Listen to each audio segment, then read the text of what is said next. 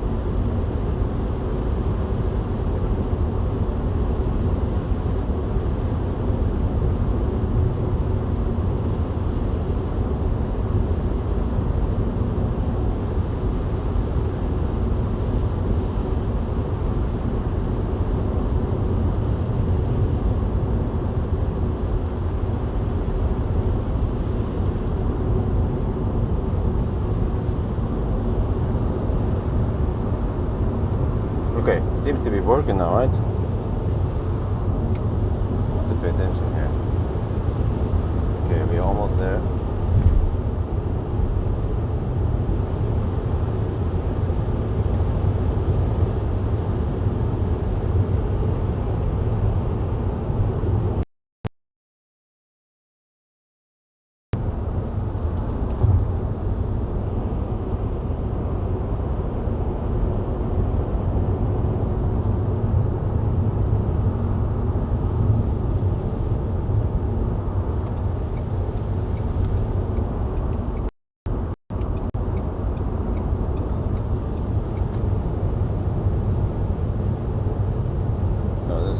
Exit.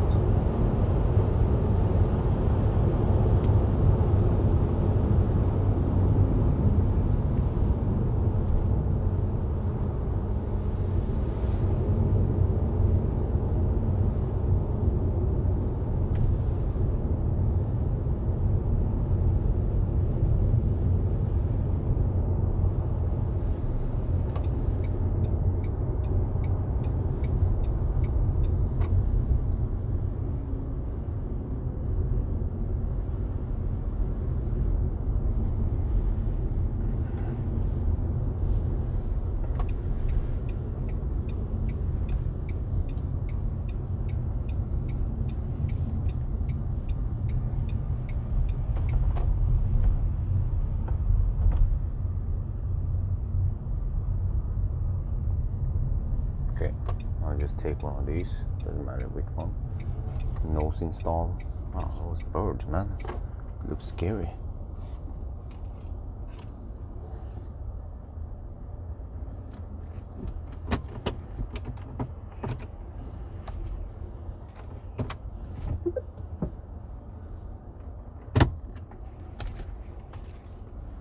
Nose install for the win.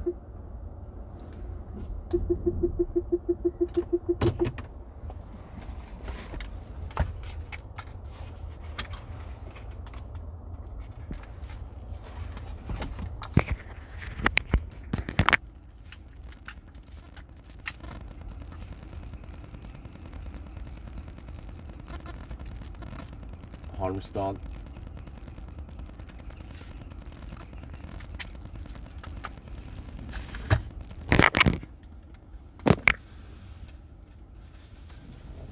What is this?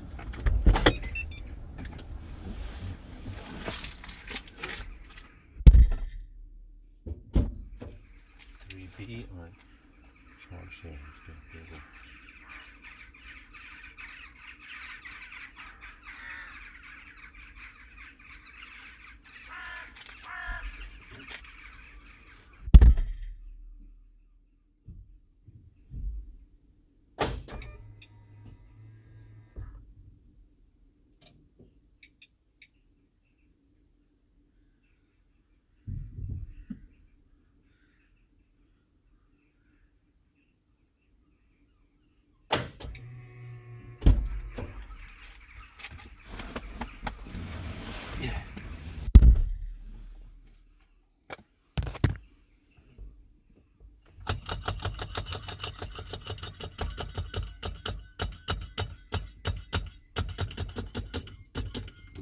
Charging failed. Shit.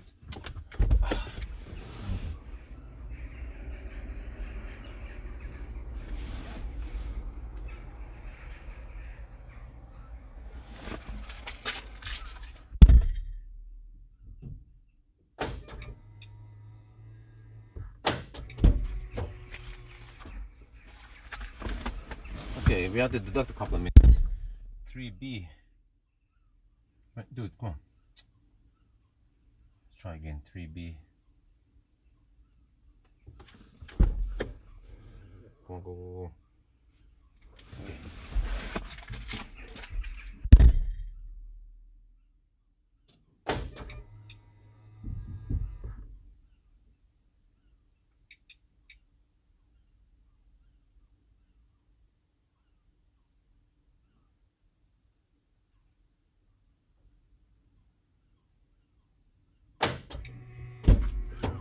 Oh, charging fail again. Shit.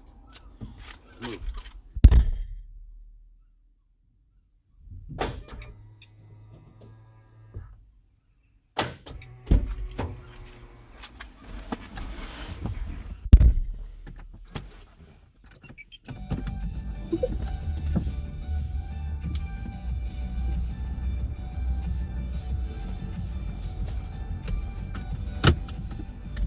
Let's try 3C, but we'll try 3C then.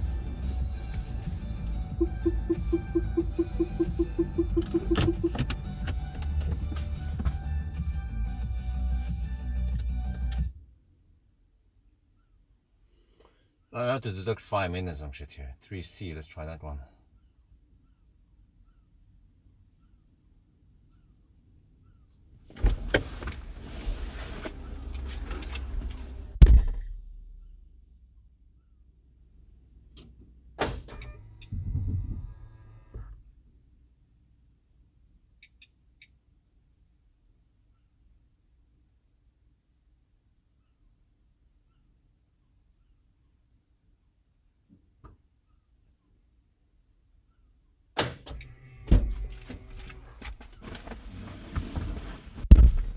Yeah, I don't know. We lost 5 minutes here.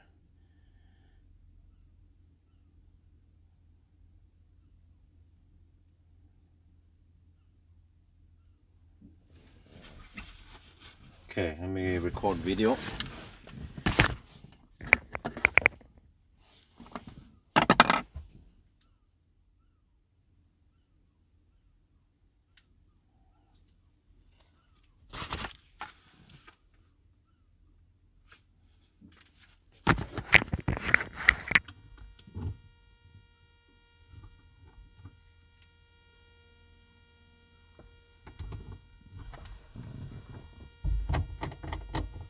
Let me say 5. Let's take it 6.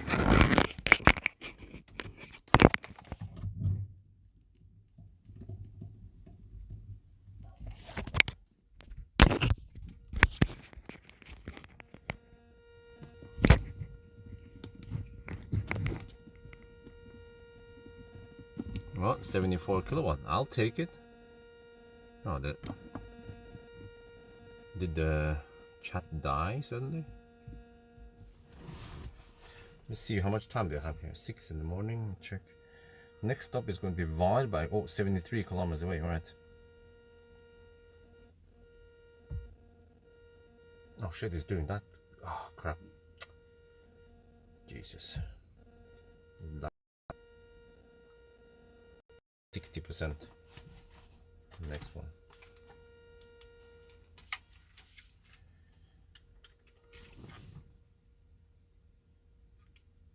We are now charging at Halmstad. This is the first time I had to deduct. I was trying to charge on that stall. Oh, sorry, there. And it failed twice. And then I just moved the car a little bit and then I'm charging here. So we are charging now. So we had to deduct 5 minutes because of some, I don't know, man.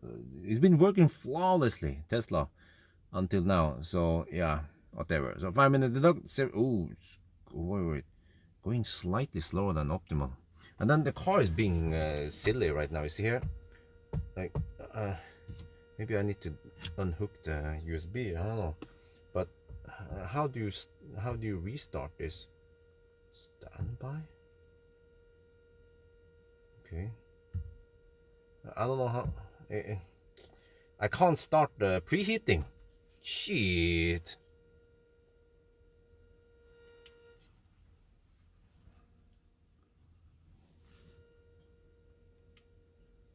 เรามาถึง Halmstad Supercharger นะครับแล้วก็อันนี้ครั้งแรกที่เราต้องหักเวลาไป5 นาทีนะครับเพราะว่าเรามีปัญหาเราลองชาร์จที่อันนั้นอ่ะ2 ครั้งแล้วมันก็เฟลแล้วก็ย้ายมานี่ปุ๊บเสียบ work ดีเลยครับแล้วก็เราได้ใช้ Supercharger หลายครั้งวันนี้ไม่มีปัญหาเลยครั้งแรกที่มีปัญหานะครับนั่นน่ะแล้วตอนนี้มันไม่รู้ทำไมมันชาร์จช้าหน่อยนะ73 กิโลวัตต์มันน่าจะเป็น75หรือว่า80มันก็ขึ้นอยู่กับอารมณ์ของรถมั้งแต่ว่าโอเคมีปัญหานิดหน่อยนะเราจะเปิดเครื่องอุ่นนะแต่ว่ามันแฮงเนี่ยมันเรากดมันก็บางทีมันเป็นอย่างนี้นะกับคันนี้อ่ะก็ไม่ได้เปิดเครื่องอุ่น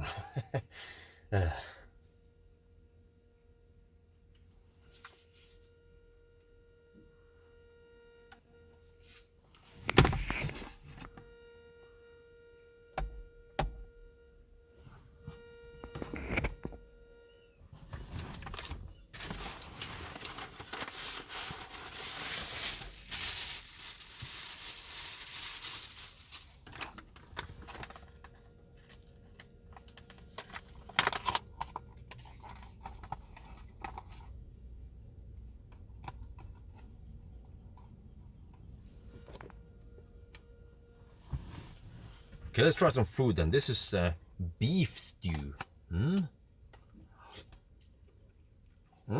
Well, not too bad. It's been cooking since the previous charger.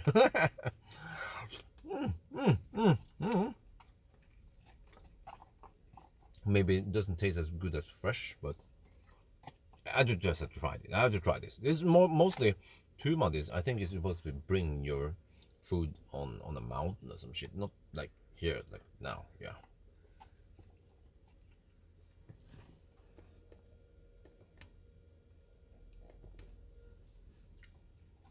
Okay, เราจะลองอาหารเนี่ยนะที่เราได้ต้มอันนี้ตั้งแต่charger เมื่อกี้นี่มันก็ใช้ได้มันไม่ใช่อร่อยมากนะเพราะมันก็เหมือนมาม่าครับใช่ไหมประมาณนั้นแหละ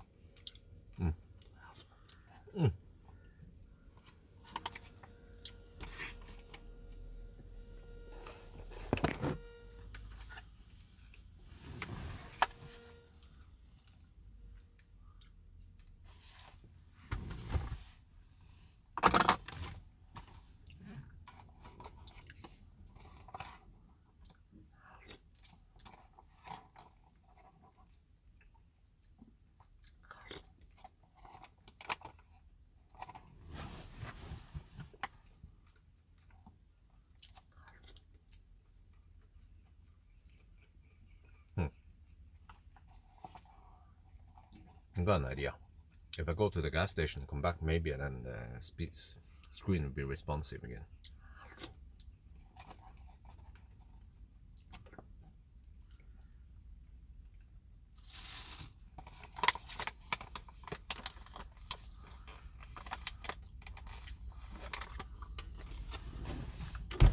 I'll be back.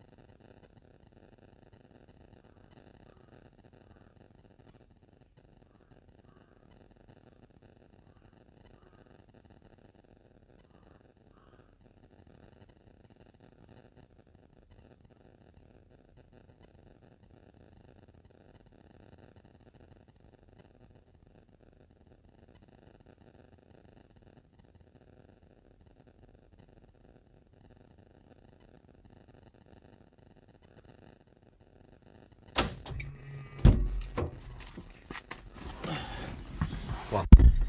See if we can get some response from that screen this time. Wait, no, shit, it's still unresponsive. How the heck am I supposed to use that shit?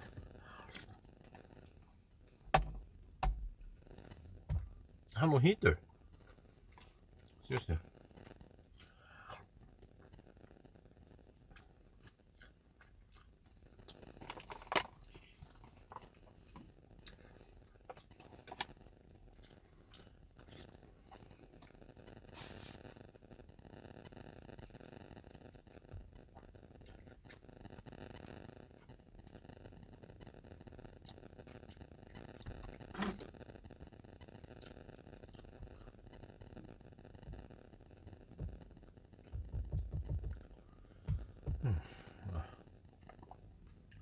Man.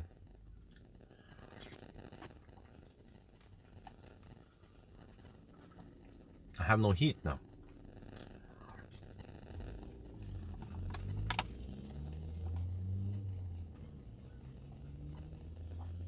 It was again 60% I need, right?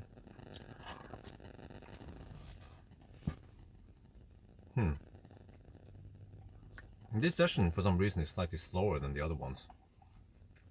It's kind of battery moody.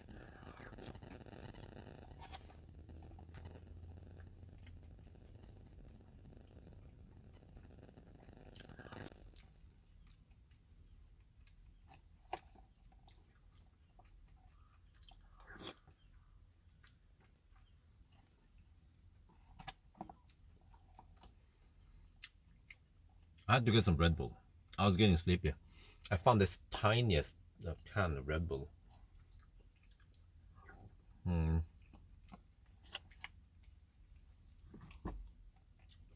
Let's see, how small is it? 250 milliliter. Okay, that's good enough.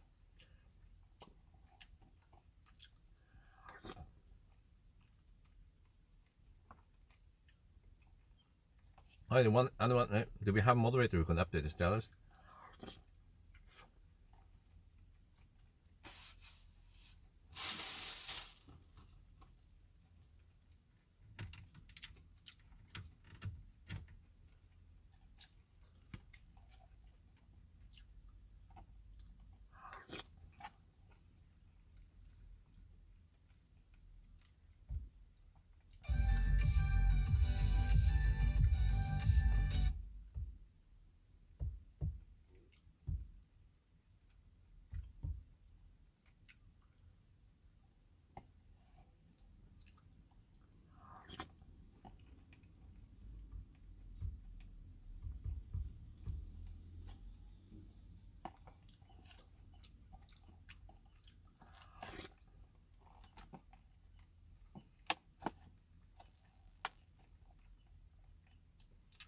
Okay, I need 60%, right? I have 41 now. Yeah.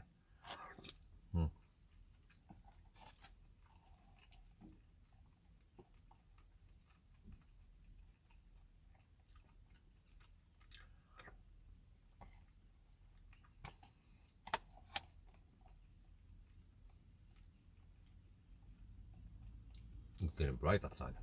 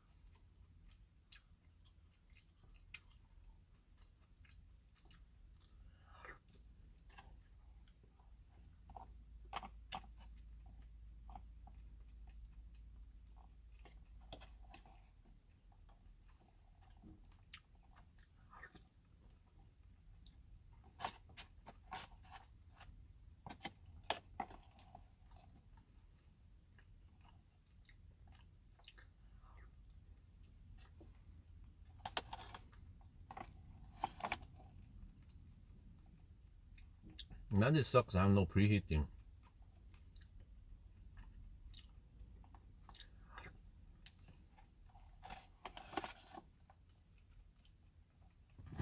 And also, this place has no trash bin. That also sucks. Plenty of supercharger stores, but no trash bins nearby. What's up with that?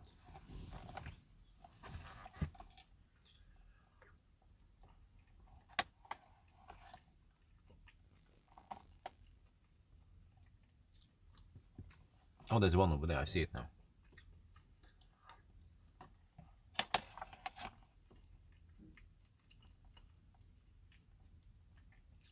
We're about to hit the 8-hour mark.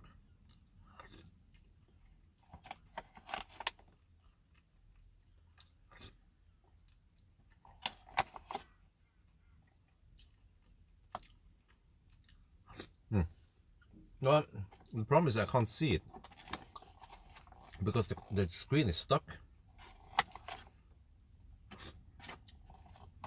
Oh, I can see it here. Well, can I? Yeah, consumption 330, distance 585.0.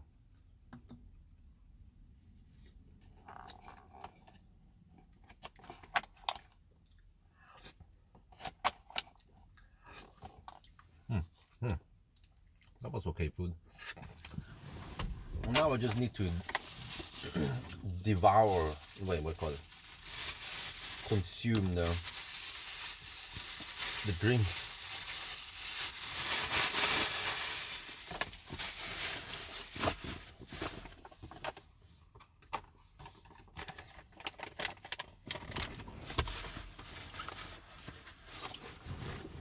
Before we leave. Not ideal, but I just felt so tired. So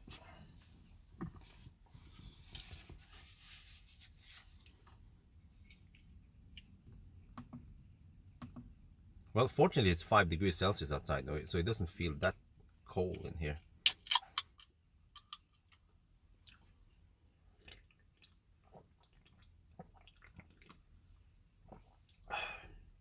Okay, so I need 60%, wasn't it? Yeah. We'll look at my calculation again. I estimated I need to spend 54%. Yeah, so we have a 6% margin, and we can hammer it.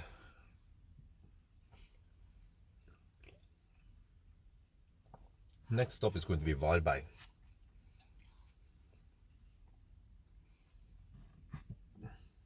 And then Varberg Spekkerud.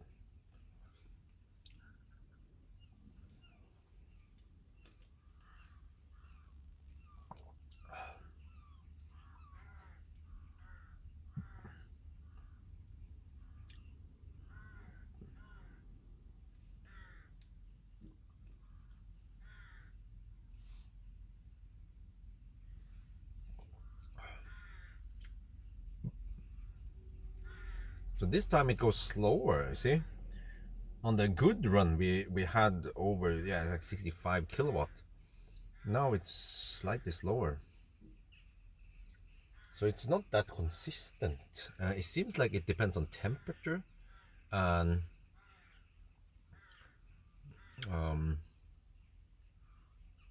yeah. And then the car does not actively heat up the battery. Wow, we have only 31 people watching now. I guess not many Europeans are up on a Sunday morning. You just have to get past Göteborg before it gets too late, right?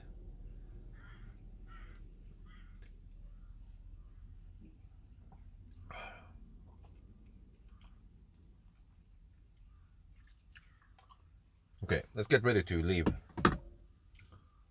Flip mode. Camera.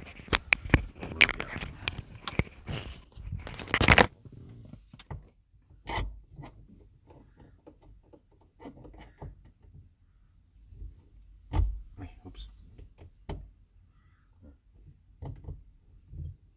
Wonder what I'm gonna do today when I get home.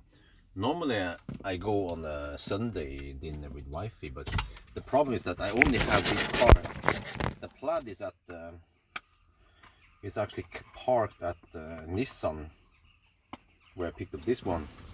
So it means that I want to go somewhere with Wi-Fi. I have Isofix mount point for this car, but there's only 2 seats in front. So yeah, that is the problem.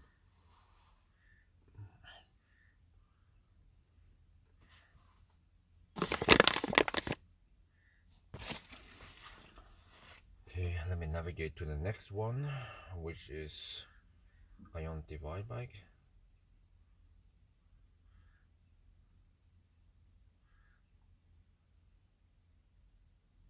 $73 kilometers away. Oh, okay, looks good.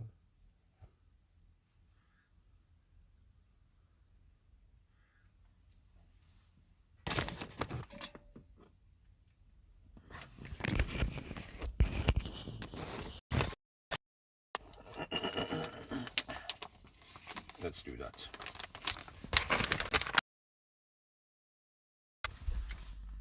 Wait, 80%, 73, 81. Oh, wait. Do we have enough?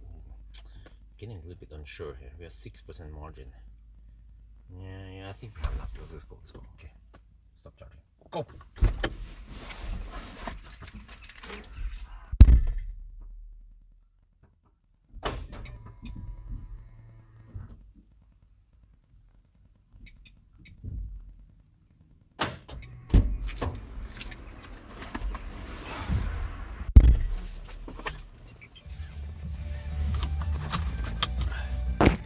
Okay. Let's see, reverse.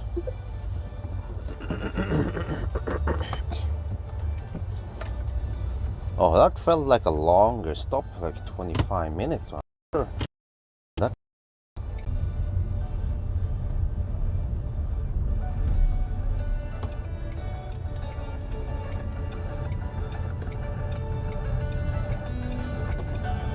Okay, I can see the list at least now.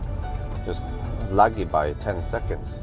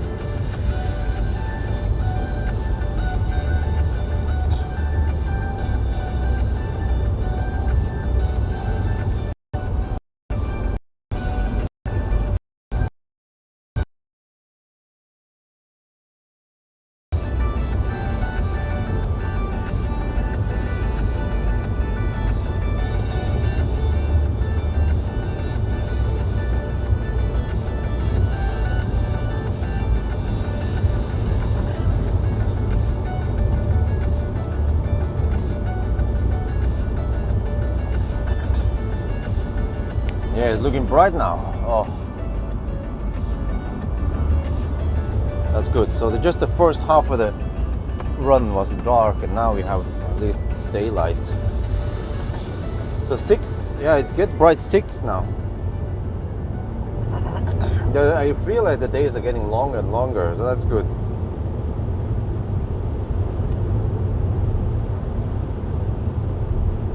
So, you know, when I went to Thailand, I should have stayed in Thailand until around 15th of March.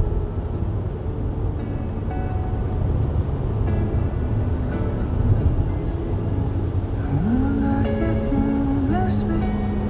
It's been a long year. Winter has snow, summer has shown, but I ain't forgotten the sweet taste of chocolate. Taste on your lips when we had our last kiss. So here's my love letter, entrusted to the weather. I crossed the winds and flew through the clouds. Yeah, when I still never do what you want with it, you can't sound it back. Keep it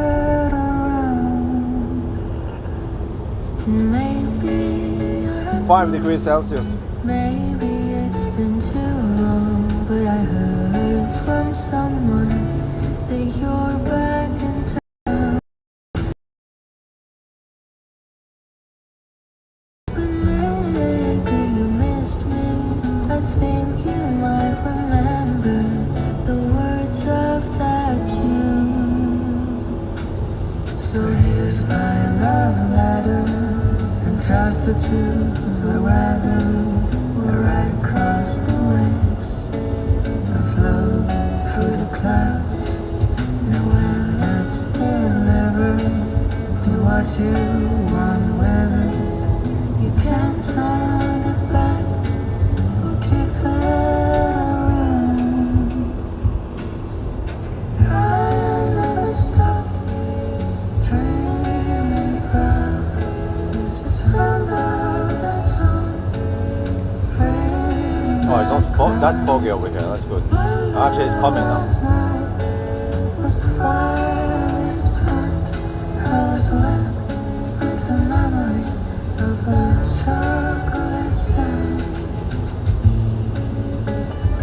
Ooh, the chocolate scent.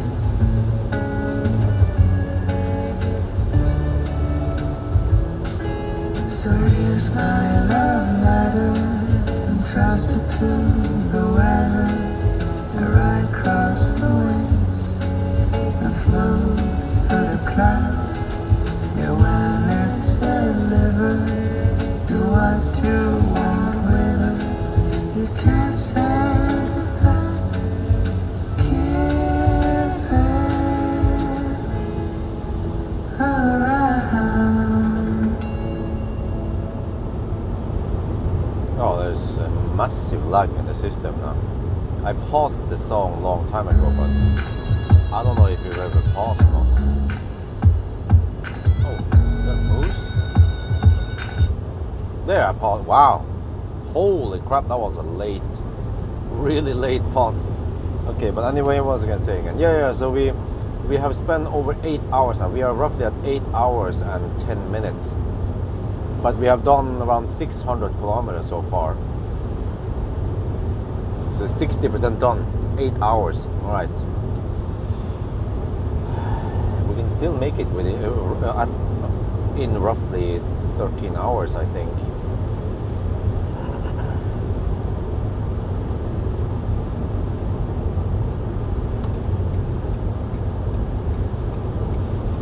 Seems like the wind noise is good on this car, but the road noise is not that great. So now that we have slight tailwind and the road surface is fairly smooth, and we don't hear too much noise. This is the 120 zone, the fastest. And also, I think it is an advantage that this car has tiny, skinny tires. 205 width. That's one of the skinniest tires I've tested recently. Most cars, they have 250 or 235 or bigger.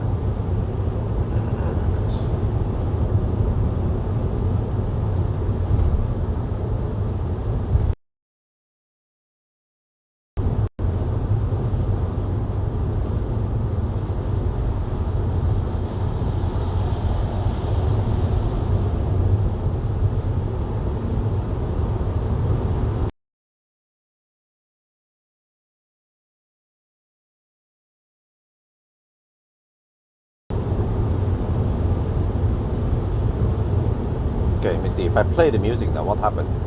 Click, and then wait for the lag. The ride is fairly comfy for a van, yes. So I clicked to start music a while ago.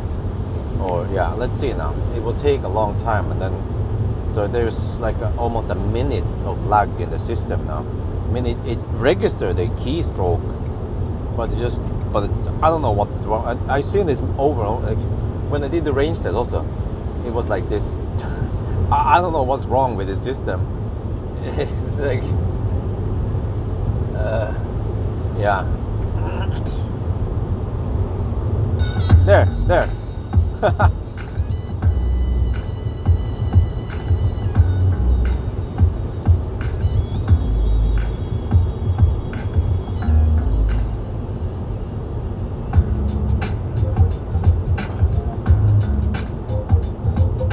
maybe a 286 processor.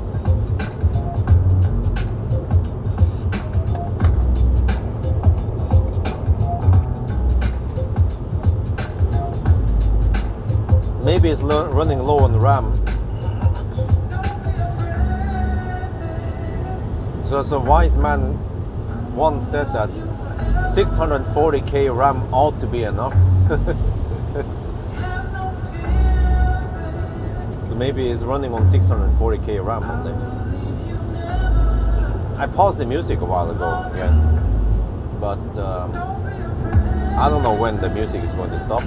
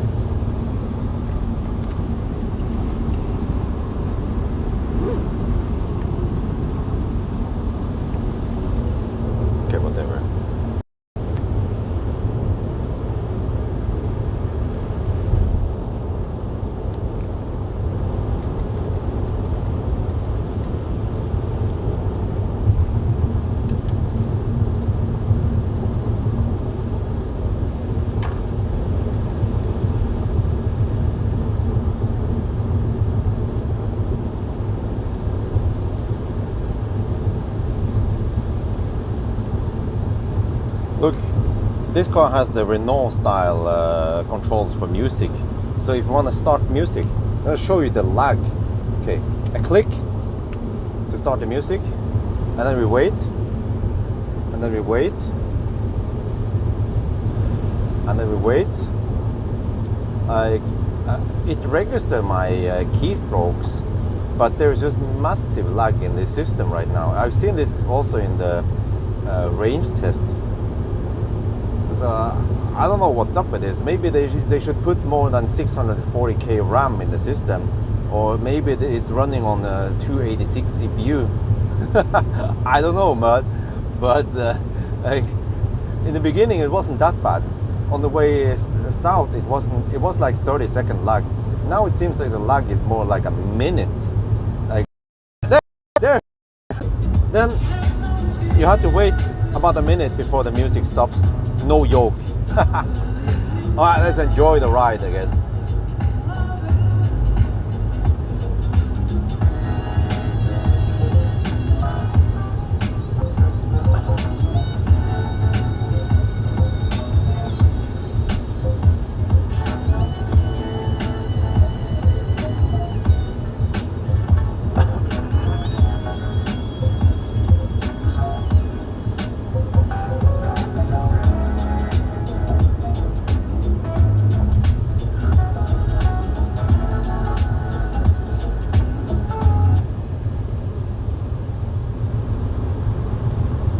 เนี่ยคันนี้นะครับมันมีปุ่มเหมือนนะเปลี่ยนเพลงนะครับแล้วก็ถ้าเราลองเปิดเพลงนะเดี๋ยวจะดูนะกดนี้นะครับ2ปุ่มมันจะเปิดเพลงแต่ว่าตอนนี้อ่ะเครื่องนี่นะมันหลักยาวมากนะครับเมื่อกี้ตอนเรากำลังขับไปทาง10 วินาทีเปิดเพลงหรือว่าปิดเพลงก็สัก30 วินาทีมันก็จะreact แต่มันก็ช้ามากนะตอนนี้มันเหมือนว่ามันแบบ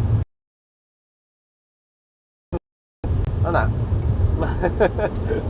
มันสะสมแล้วก็กลายเป็นไม่รู้ว่า1 นาทีแล้วมั้งเนี่ย600 สุดๆเลยนะครับ แล้วก็ถ้าเราจะปิดเพลงนะครับเนี่ยแล้วก็ปิดแล้วนะส่งคีย์สโตรกไปแล้วครับแต่ว่าอีกสัก1 นาทีมันจะปิดเพลง ใช่ไหมแล้วเราจะ enjoy the drive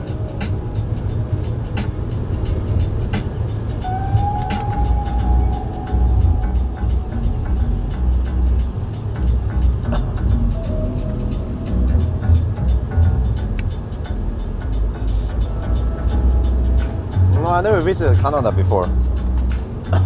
You mean the country that I think is Alaska, right?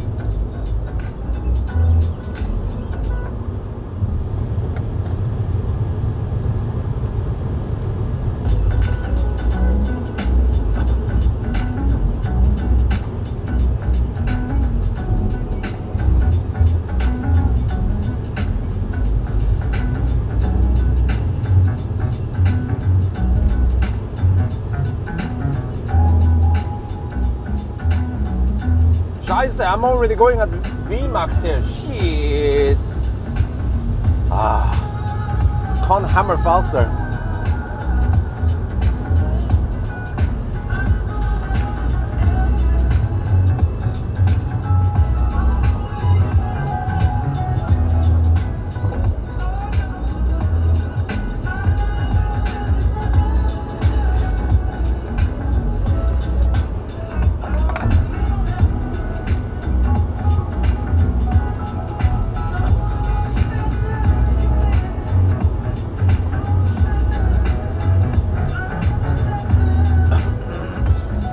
Click next. Well, we are in Sweden, so I assume that the Swedes, they own the roads.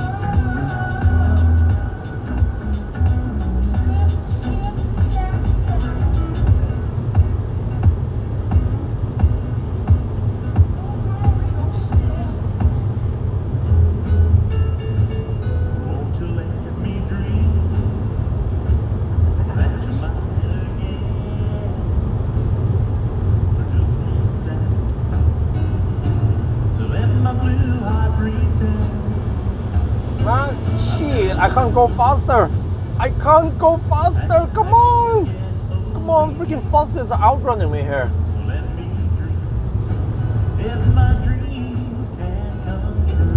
Why did they set this low artificial maximum speed? Could at least set it 10 kilometers per hour higher. Elvis has left the building. Yeah. Hell yeah.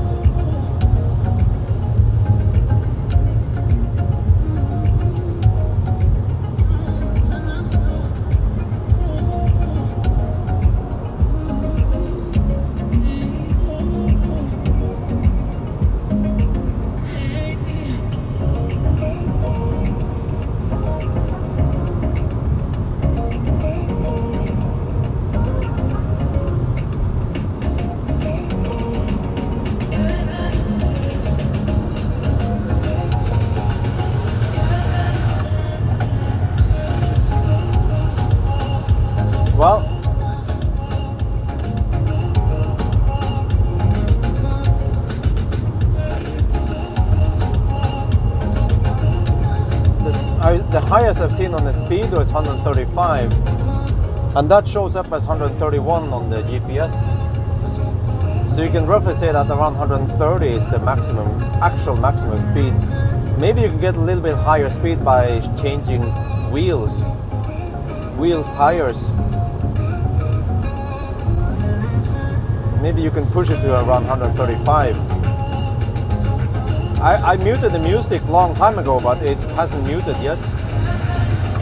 Man, the system is getting ridiculous right now. How laggy it is. Not sure how I'm going to unlag it.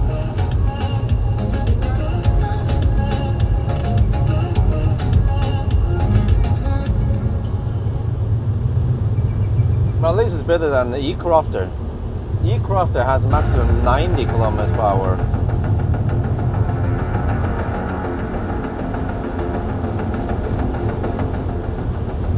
Wait, did I mute it? I lowered the suddenly the sound lowered a little bit. There, I muted it. Damn! Freaking 1 minute lag for the win.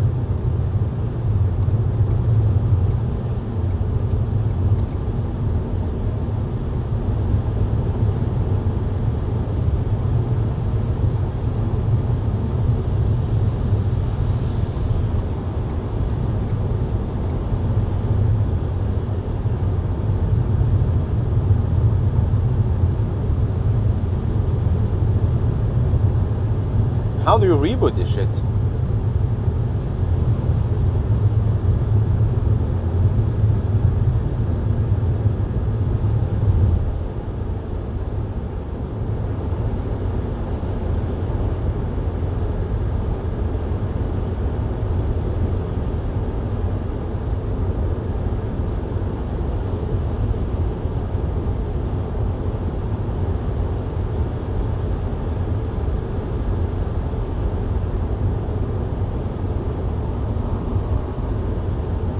Gonna go deep again at Y-Bike, maybe 5% or 3%. There you can, there you guys can see the charting screen. Good old Y-Bike. Let me see, I'm not hungry. I guess I'll go to the restroom. Yeah, this is gonna be a slightly longer stop. Hopefully I get a good speed here, because I kind of need it. I think I might go for around 75%. It's going to be the longest session ever, but I have to calculate also how much I need. Since we are passing through Göteborg, then the consumption will be a bit lower. So I might have to count roughly 310 or maybe 300 consumption. Yeah, maybe 300 with a little bit of margin.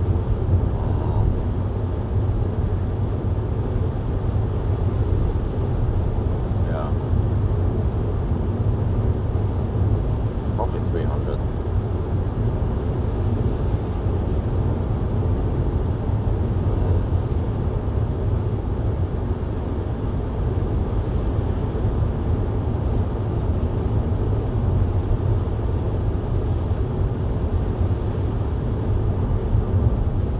No sunny weather today.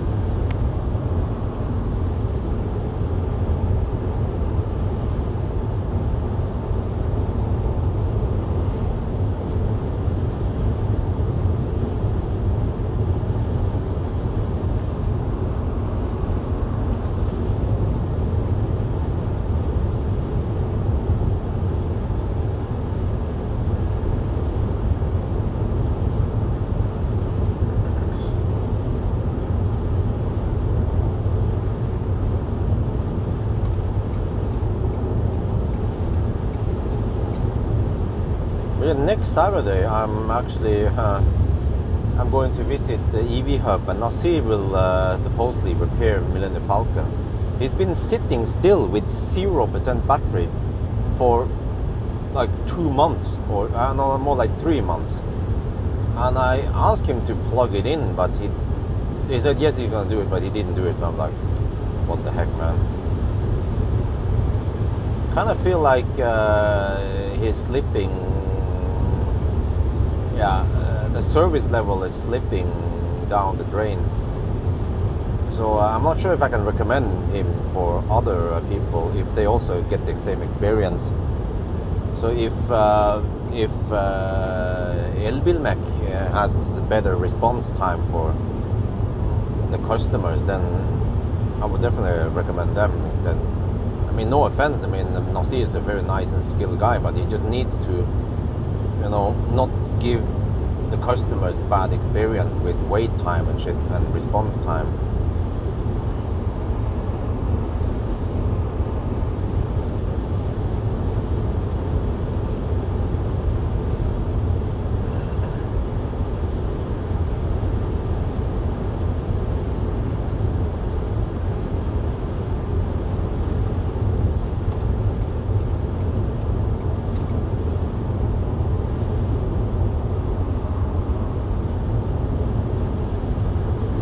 With this kind of hammering, we should get good speed, right? It's all about the temperature and the battery.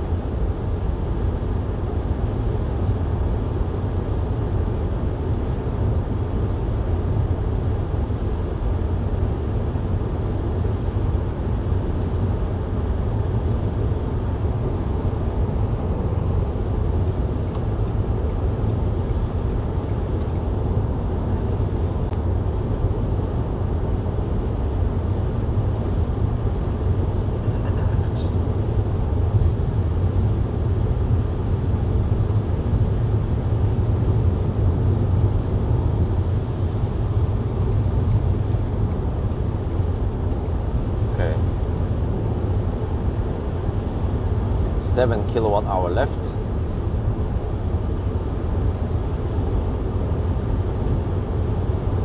We're getting close. 12 kilometers away from Wildbike. And it's raining a little bit.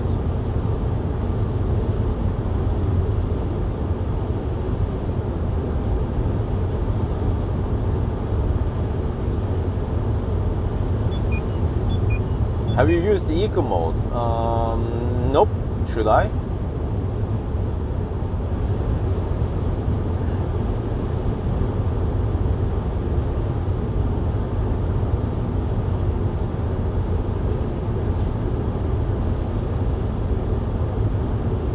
I don't have to worry about radar because my top speed is too low anyway.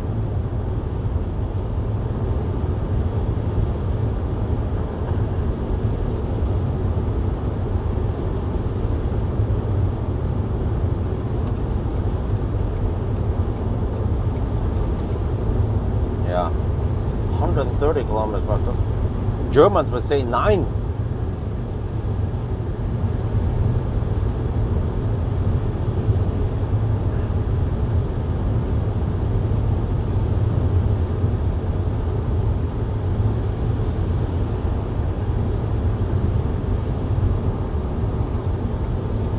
This time we should go deep, maybe 5% deep. Ideally I need to go like 1 or 2% deep.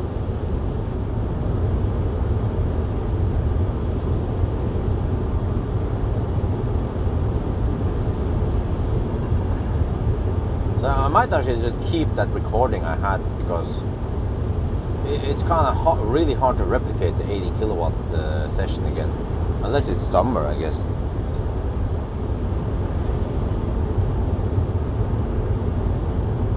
No. If you set the cruise control at, for example, 150, like let me see how high it goes. The cruise control for some reason goes to 200 kilometers per hour. Yeah, you can set the cruise control to 200 kilometers per hour, but the speedometer goes to 135 maximum. But then it hovers mostly at 134. Yeah, sometimes it goes to 135.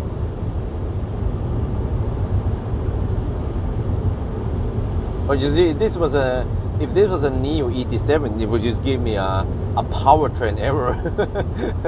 And then some smart people out there in the comment section, they claim that, no, Bjorn, you got the powertrain error because you tried to go over the speed limit. The car was protecting you, and yeah. So if you tried to go over the speed limit, and that's why you got the powertrain error. I'm like, stop assuming stuff. I did get the powertrain error when I tried to go at the speed limit also. The first time I experienced it near Kungsbacka. So yeah.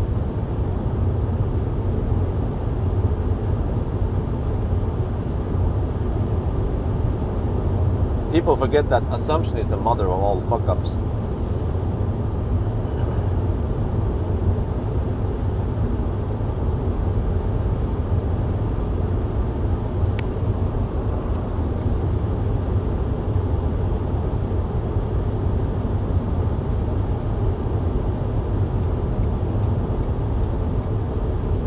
Achtung, Achtung! Oh, what was that? The second warning or some shit. Probably at 5%. Yeah.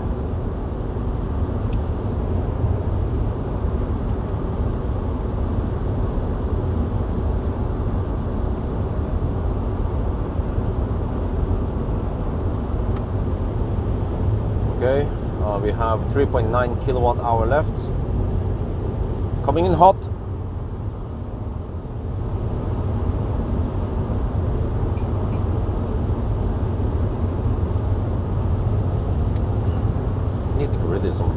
Need to get rid of some bottles here and cans. 3.7 kilowatt hour left. No indicated range left. Yeah, that is a good sign. It means that we will hopefully get a nice and fast charging session now.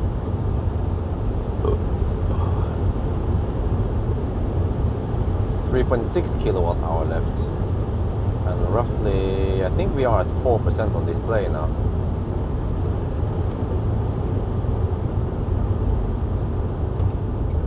Then I estimated we will arrive at 6%, so okay. Spend a little bit more than I expected, but still within margin.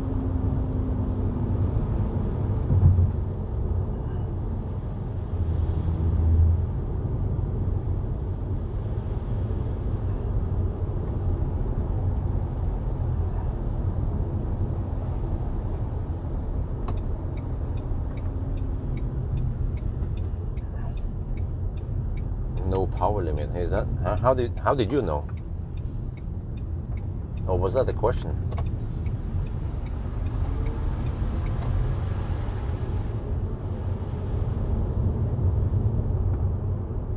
I actually realized that the Varberg is a slight detour.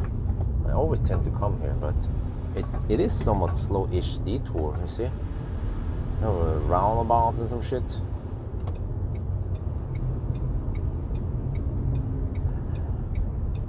But I guess the reason why I come here is because they have Ionity, and many cars need Ionity to get the maximum speed. Okay, Varberg, here we come. Ionity, oh yeah, give me that premium juice. Let's see, I guess I should go like this, and then poke on that side like this.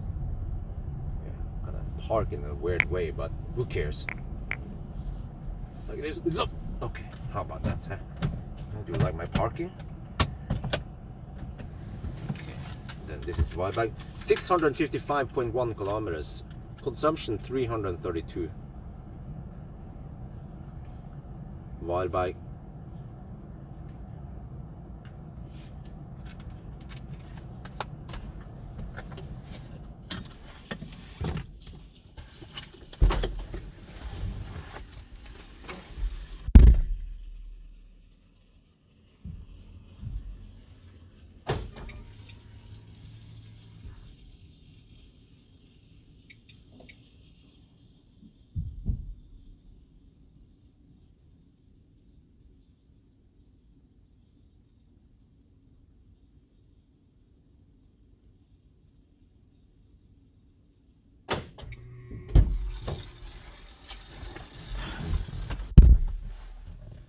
see. I guess I can show you guys. We try to home in on the with the shaft. Well, actually, it's better to go further. A better angle. Okay. Hopefully the handshake goes. It seems like this car doesn't require you to hold for the handshake. Wait, dude, what the heck happened there? The fucks. This dude, are you serious? Just the car. I mean, the charger is rebooted. I saw American Megatrends. Well, we are charging. Okay, well, we are charging. I saw the BIOS, American Megatrends. I mean, it's booting, but okay.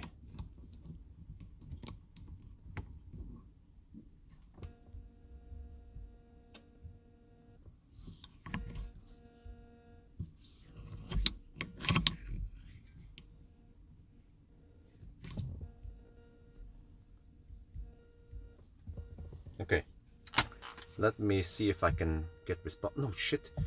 Oh, now it works. No, yeah, 6:35. Okay, I'm gonna set it at 7.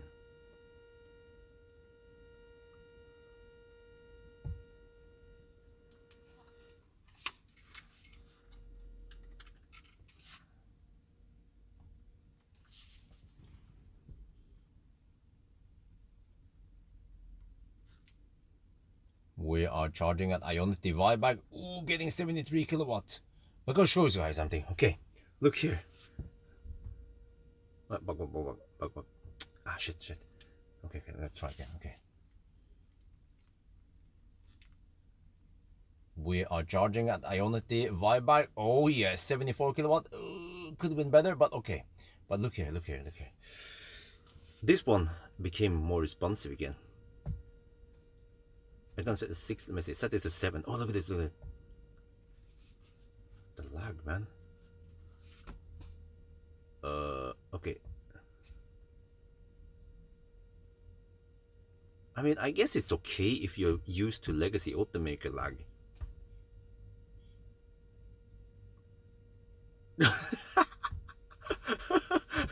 I mean, as long as I get the work done, then I ain't complaining.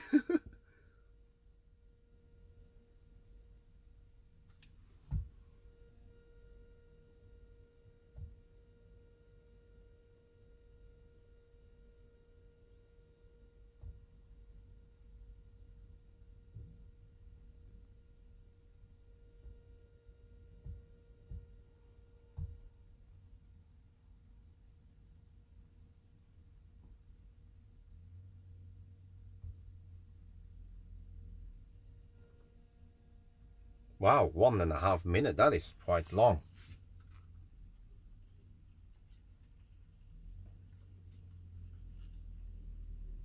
เรามาถึง Ionity Void ไปนะครับแล้วก็73กิโลมันช้ากว่าปกตินะเราไม่ได้80กิโลแล้วเนี่ยโอเคใช่มันแต่ว่าเนี่ยแค่จะให้ดูแรงนะตอนนี้นะครับจอนี้มันเวิร์กนะมันเริ่มเวิร์กนะแต่ว่าโอเค60เราจะตั้งให้มันเป็น7 โมงนะครับกดแล้วก็รอ edit แล้วก็รอโคตรช้าเลยเนี่ยโอ้โหปัตโต้โอ้โหsave go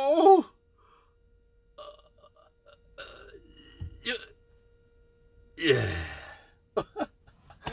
เอ้ยแฮนี่บ่เฮ้ย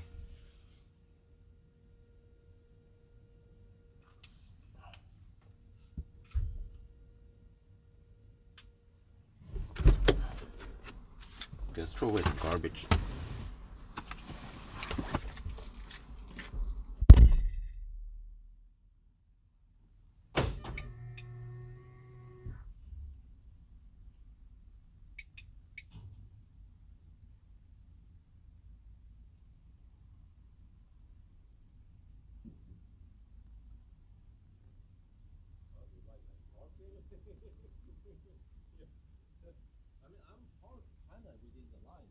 only one wheel, two wheels are within that. This is 50.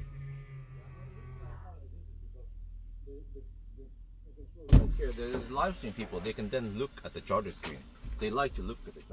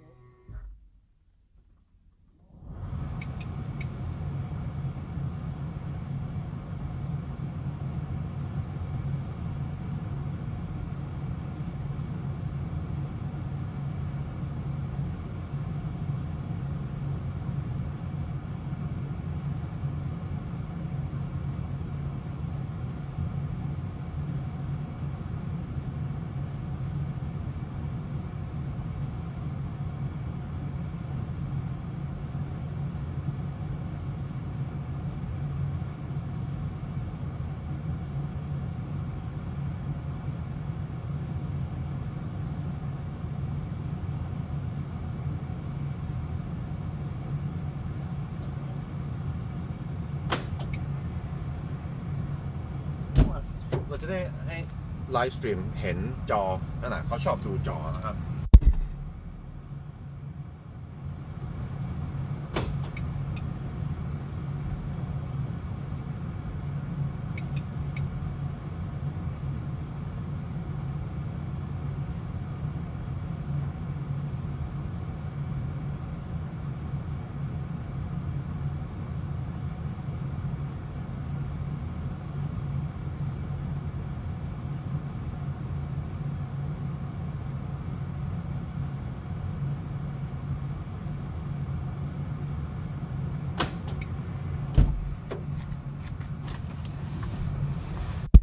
Ooh, the heat is on.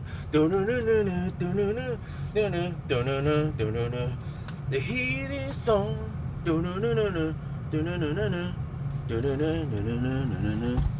On the street. Okay. Okay, let me see. Next stop is going to be Speculate. Speculate. That one is kind of far away.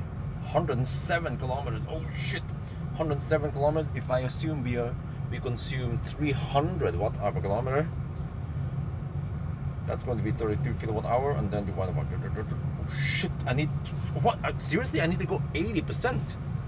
What? Do we have any other options here? Shit, I think we don't. Well, I could hammer over to Kungsbacka.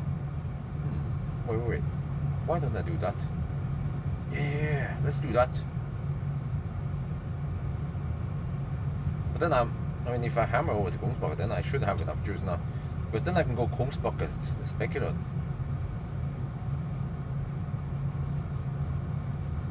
Let me check here. But how close is Kungsbacka? That's 40 kilometers. 40 times 320 divided by 43 kilowatt-hour. Okay, I need to spend 30%. So if I go for, let's say, 35%, then I could hammer over to Kungsbacka. Yeah, and then I guess Circle K should be open over there. Yeah, maybe I'll just do that instead. Because otherwise it'll be charging semi-slow. Yeah, why don't we just make it 15 charging stops? Yeah. Kungsbacka, 35%. Then I kind of want to pee over here. Do I have time to pee? Yeah, I think so. If I just hurry now, let's go. I'll be back.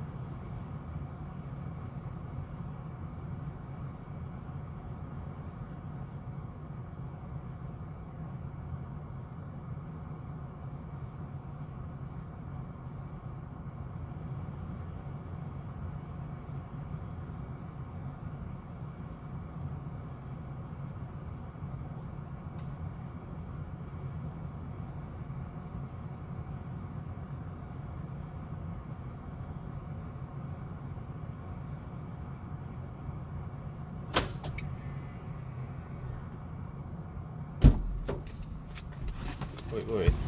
Let me think here. Kungsbacka, Högstorp, how far is that?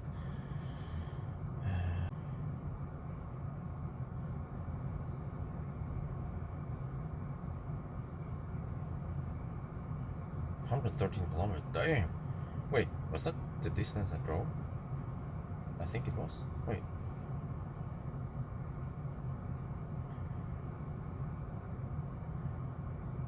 If I go Kungsbacka, and then let me see. Högstorp. I don't know about Högstorp.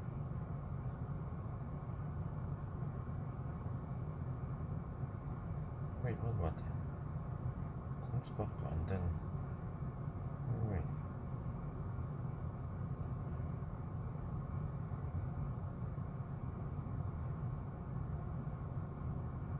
Kungsbacka and then Ljungskile.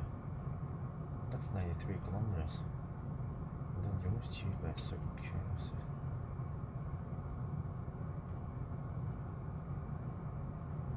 That's 93 also. Oh, maybe that's better. Kungsbacka and then Ljungskile and then Strömstad. But that means I should leave now. Yeah. Okay, we changed plans. I think Kungsbacka and then Ljungskile and then Strömstad. Yeah, okay. Okay, we should leave now. Get ready to leave. Otherwise, it's going to be kind of weird. Everything. Well, wait. I was planning on stopping at the Spekeröd. Wait. Yeah, and then Högstorp, and then yeah, that's kind of weird. Spekeröd. Yeah, no, that's not the. Yeah, it's weird anyway. Either way now, unless we actually stay here long enough. No, but that's gonna be crazy long, man. From here to Spekeröd, 107 kilometers. And I don't know how much I spend, but it's probably a lot. Yeah, that's the problem. 107 kilometers times, best case 280. Best case I need to go 75%. Trying to figure out what is the best deal here. But maybe I just go Kungsbacka. Sounds safe. Ish. Kungsbacka and then yeah.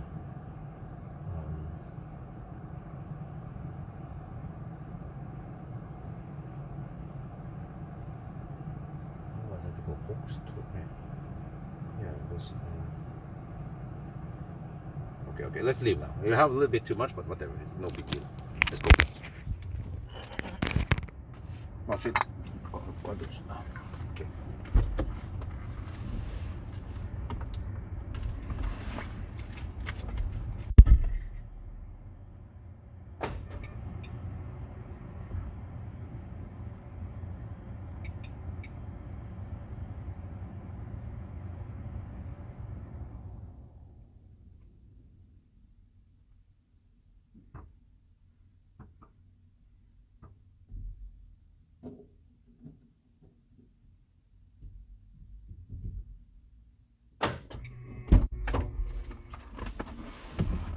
Okay, we're going for Kungsbacka now.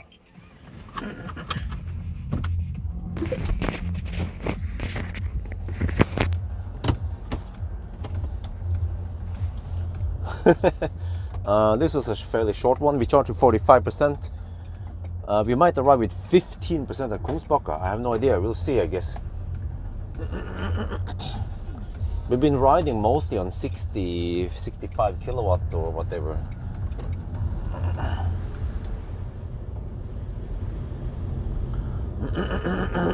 No, don't tell me that. I can't enter this one now. Shit. Yeah, it's laggy. I can't enter the trip. Wait, actually, you have to press and wait, I guess. Yeah, I have to wait 1 minute before it appears.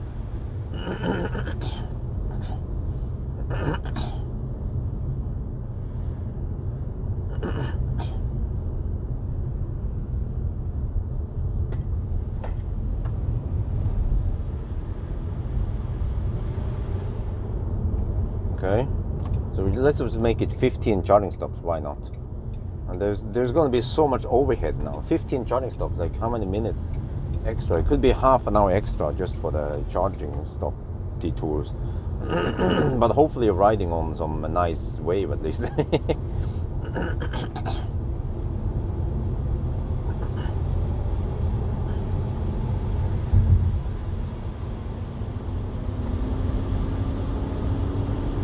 But sometimes it could pay off to charge a little bit longer. The problem is that the distance between chargers are not optimal. So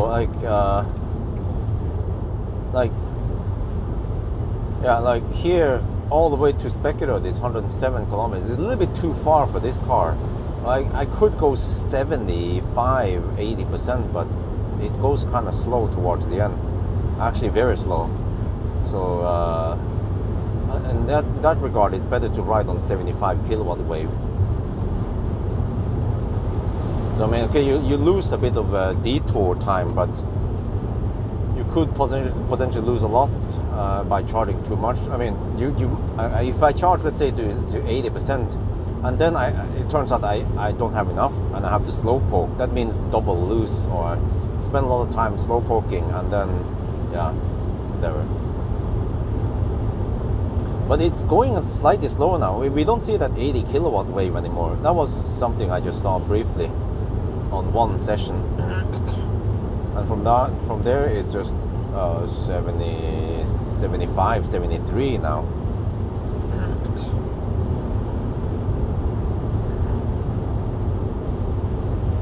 Well, wait, see. I had 7 stops until Helsingborg, and then we have Halmstad 8. We have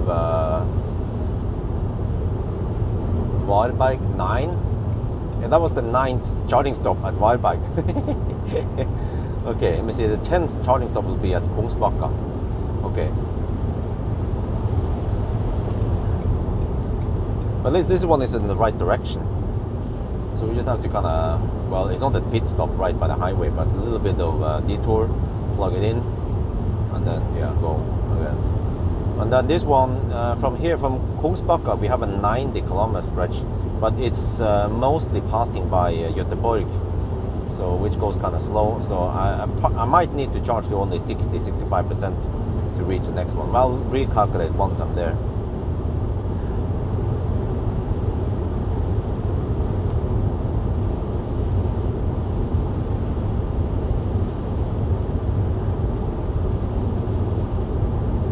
I kind of lost track of time now. Let me see. Wait, the thing is not working. Shit. Okay.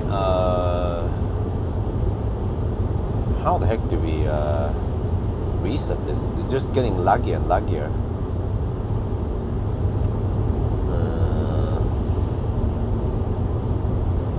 Kind of need to. Well, I can look in the instrument cluster for their stats. It would be nice to have everything in one screen. Okay, we'll see. And I need to do another recording once I arrive, I guess.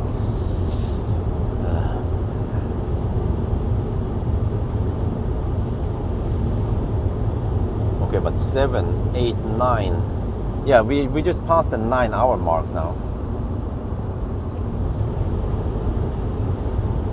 A couple of minutes ago. 9-hour mark. Oof. I mean, I wonder if this was a race between Toyota and this one. We would be kind of neck and neck, I think, right now with the Toyota.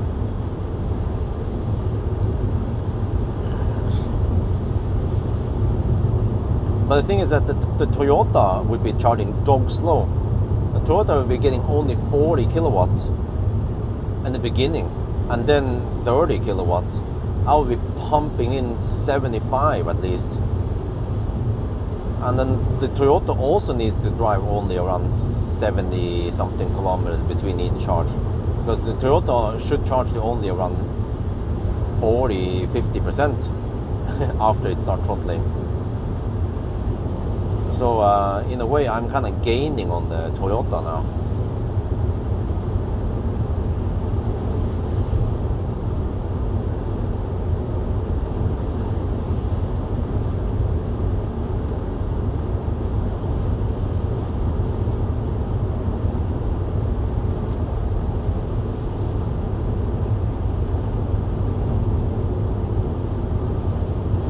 so the Toyota did it in 14 hours and 25 minutes. Wait, that's still 5.5 hours. 5 hours and yeah, roughly in 5.5 hours.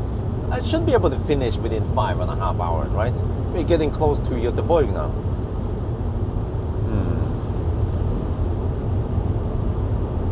Well, I'm still hoping we can do it in roughly 13 hours, which is in 4 hours. Well, we just charge now, so we can hammer it for a while. Well, a little while.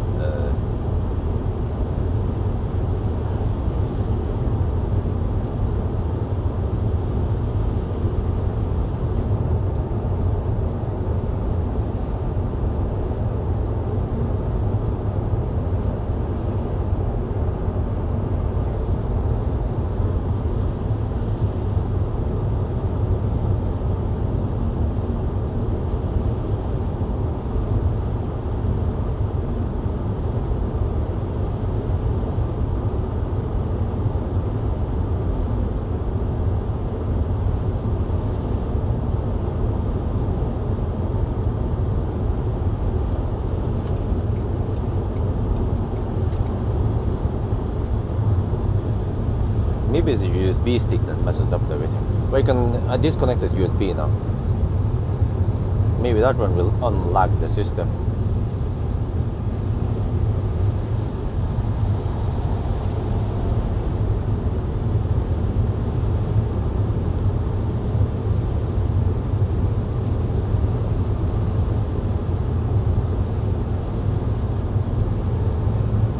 Oh, there. Yes, I actually unlocked the system by disconnecting the USB.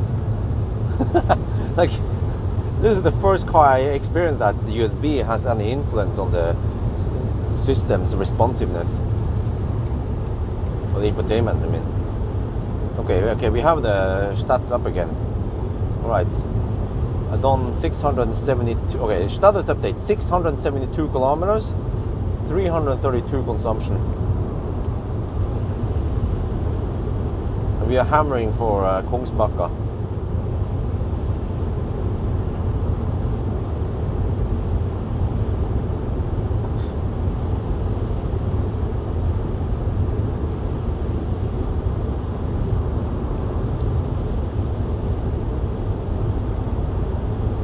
Let me see, what is the average speed so far? 75 kilometers per hour. Oh! Remember that the Toyota averaged 69 kilometers per hour. So it keeps dropping a little bit, but not that much. Stays kind of, yeah. As long as it stays above 70 kilometers per hour, then I'm safe, right? But ideally, 75 or 72 or whatever I need for 13 hours.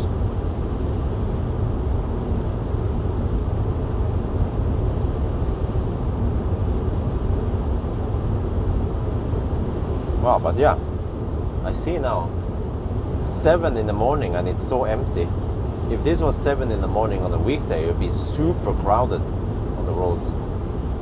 So actually Saturday night now is the best deal. Well, actually Friday night or Saturday night is the best time to do 1,000 kilometer challenge.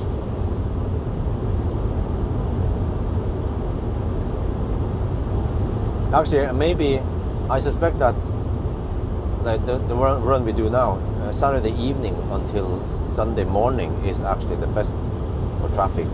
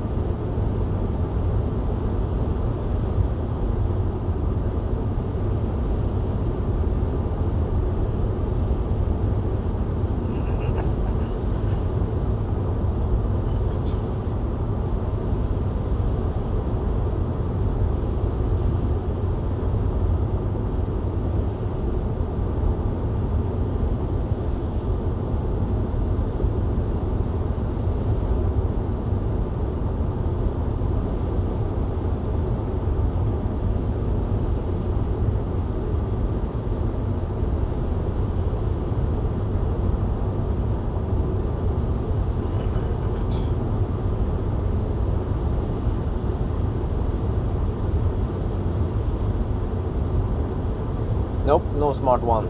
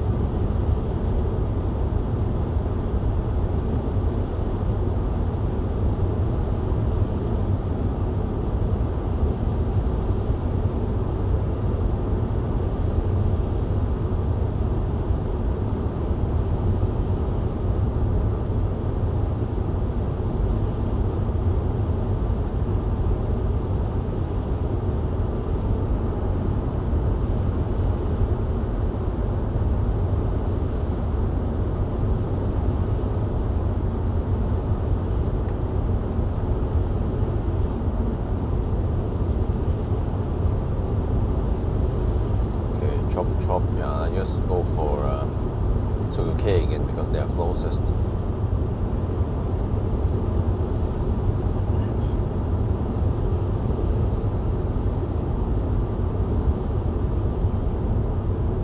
And it works with RFID. So.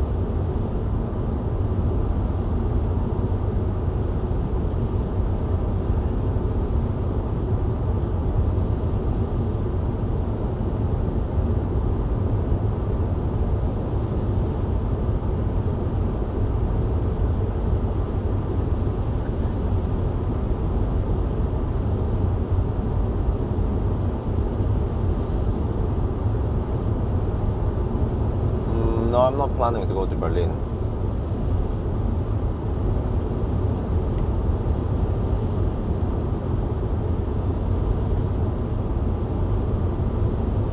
I think many of you guys haven't. You don't know that I have a baby now, 10-month baby. So I'm not that mobile. We don't want to drive too long distance, and we could fly, but we don't feel like flying also. So I guess we could wait until Isabel is at least, I don't know, more than 1 year or 2 years old before we travel far.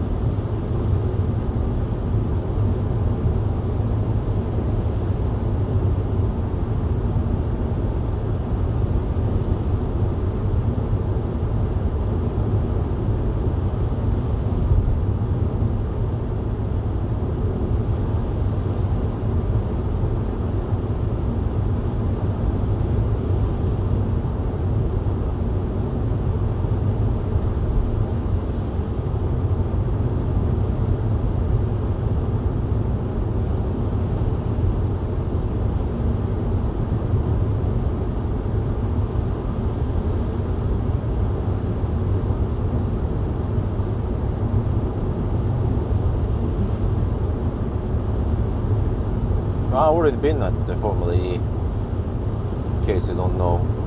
It just happened to be in Berlin also, many years ago. Maybe you missed that video.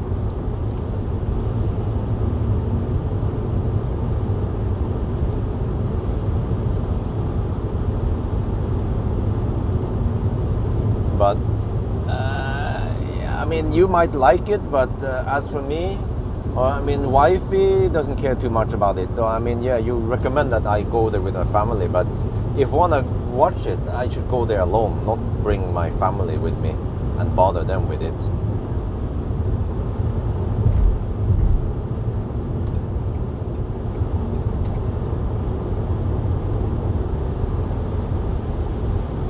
Okay, we go Kungsbacka. That was a short run. We are down to around 15%.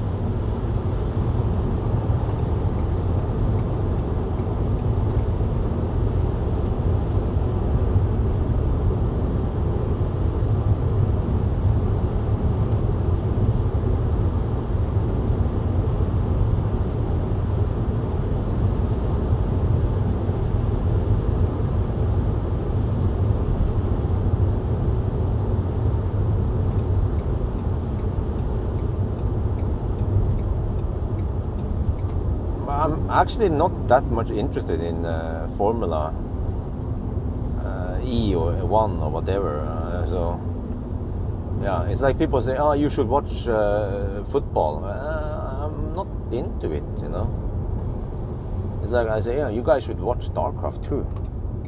You know, at one point you should bring your family and watch StarCraft 2. I'll be, well, if you're not into that kind of gaming, then why bother, right?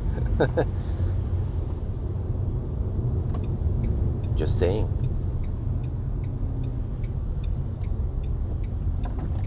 It might be very interesting for you, but it might not be interesting for others. Oh, Circle K hasn't opened yet? Gee. Good thing I went to the P station at the other Circle K. Okay, let me see. So I'm just gonna do this, kind of, and then this, and then zip. Okay, zip.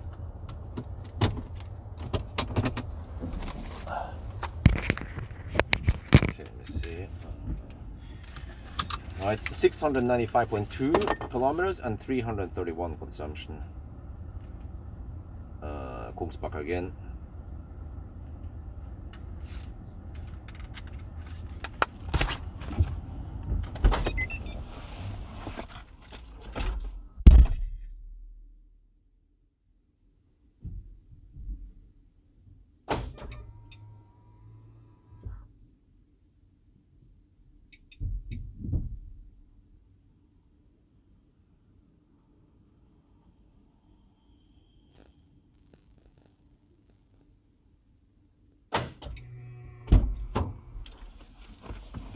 See. Wait, what do you mean connect the cable? I did connect the cable.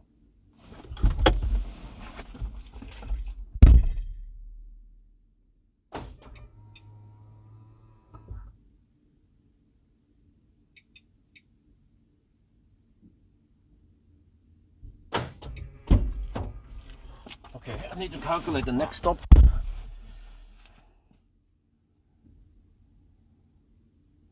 We're getting 74 kilowatts. Okay, hang on. I'm a little bit busy. Yeah, battery temperature, but I need to find out how much I need on the next stop. Okay, let me see. From here, the plan is to go to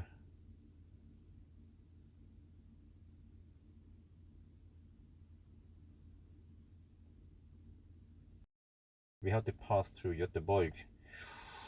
Okay, what can I guess then? 300 consumption maybe. 94 times 300. Okay, divided by 43. Oh damn! I need 70%. Okay, 70% there is. Wait. So I estimate I might need to spend 65-66%. Okay, that's probably worst case, and then I have a little margin. Okay.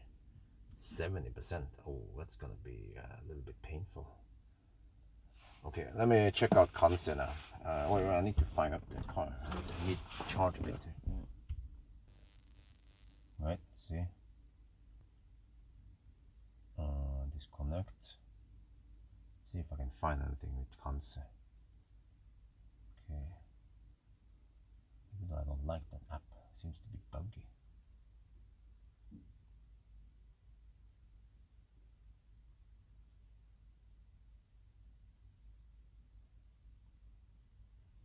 Charging, well, let's see. Oh really? 40 degrees in the battery pack. Wait, is it too hot now? Damn! 40 degrees. I wonder if it's rapid gating. Let's shoot some video about this.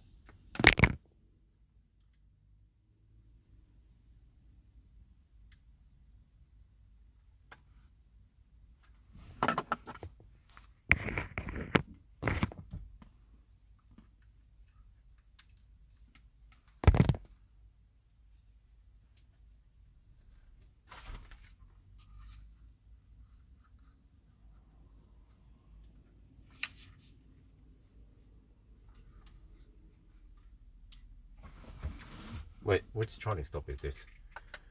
Helsingborg was 7, Halmstad was 8, Varberg 9. This is the 10th charging stop. Okay, 10 at Chop Chop. Okay. Yeah, this is 10th charging stop. Okay.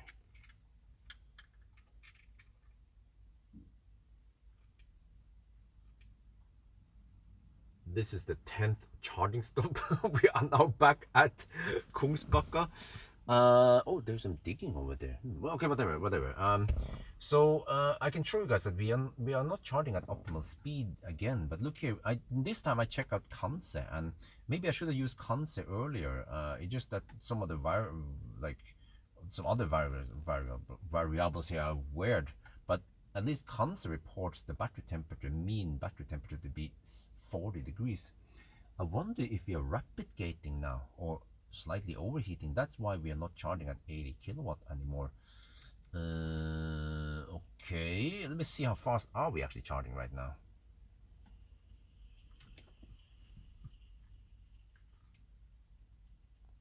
This is the charge ครั้งที่ 10 นะครับ ผมก็ตัดสินใจจะจอดที่นี่นะโอเคแต่ว่าโอเคอันนั้นนะเราใช้อีกแอปหนึ่งชื่อ Concept เป็นสำหรับโซวีนะครับแล้วก็อันนี้นะเราไม่ได้สังเกตก่อนนี้นะว่าโอเค variable อย่างอื่นมันแปลกๆนะมันโชว์อะไรแปลกๆแต่ว่าอันนี้อ่ะมันก็มีประโยชน์นะคือมันบอกว่า battery temp มันเป็น 39.8 เมื่อกี้เป็น40กว่าองศานะครับผมไม่รู้ว่ามันตอนนี้แบตเตอรี่มัน overheat หรือว่าอะไรอ่ะฮะรู้สึกว่ามันช้ากว่าเราไม่ได้80แล้วอ่ะเราไม่ได้80กิโลวัตต์ผมก็ไม่รู้มันเย็นไปหรือว่าร้อนไปก็ไม่แน่ใจนะ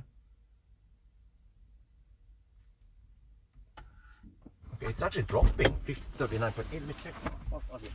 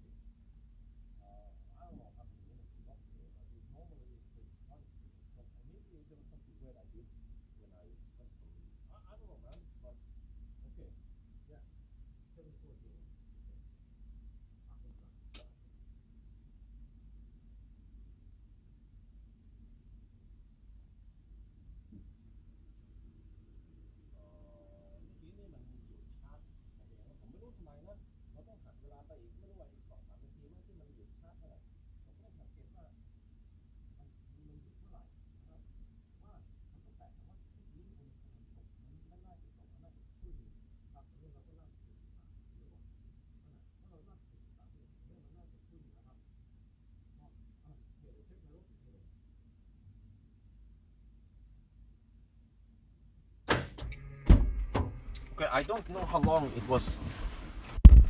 long it stopped, since the car doesn't show me clearly that it has stopped charging.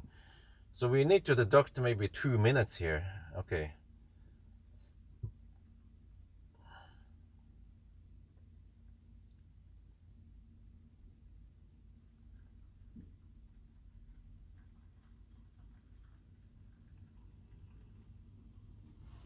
Buggy charging, I'm not sure.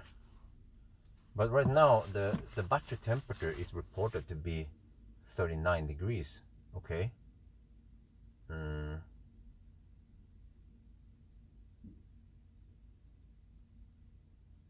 Okay.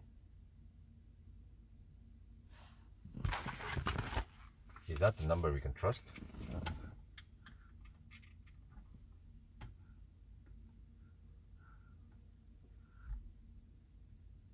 Yeah, it's going up now.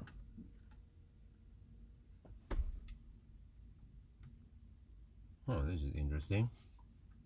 We are charging. You can see here that the state of charge is going up. But the battery stays at 39. Oh, maybe it's cooling.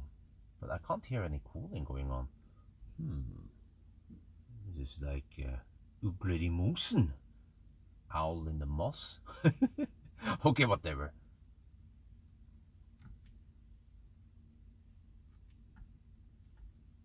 อันนี้มันแปลกนะคือตอนนี้นะครับเรากำลังชาร์จเนี่ยเราเห็นว่าเปอร์เซ็นต์มันขึ้นนะครับแต่ว่าอุณหภูมิมันก็อยู่ที่39องศามันน่าจะขึ้นแต่ว่าถ้ามันมี cooling เราก็น่าจะได้ยินแต่ว่าผมไม่ได้ยิน cooling อะไรแบตเตอรี่นั่นนะในรถนี่นะอันนี้แปลกหน่อยนะช่างมัน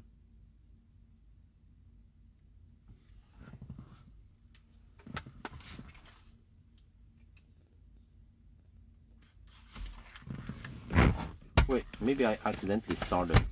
I started the car, and that kind of triggered it. But okay, it's supposed to be 39 degrees. Suppose okay, whatever. And get back to car scan and see if I get any info there. And oh yeah, I need to fire up the heater again. Set it to 745 maybe. Okay.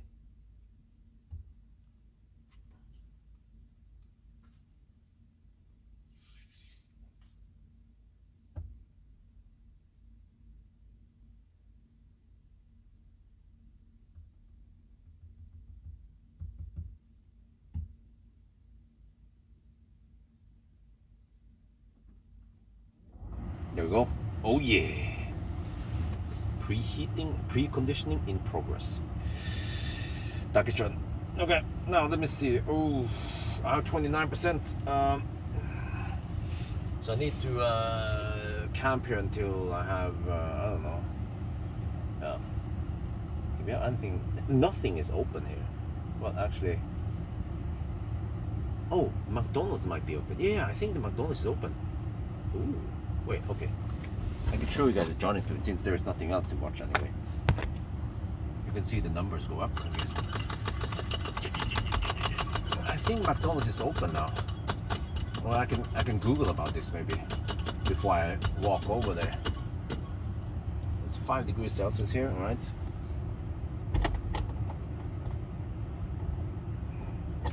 Well, there is actually an engine, you see here. Start engine. Stop. That's what it says. Start engine, stop. Okay. Whatever that means.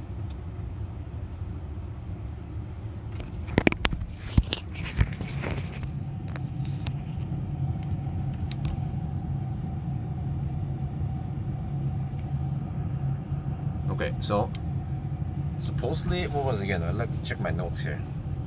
We need to charge to something like 70%.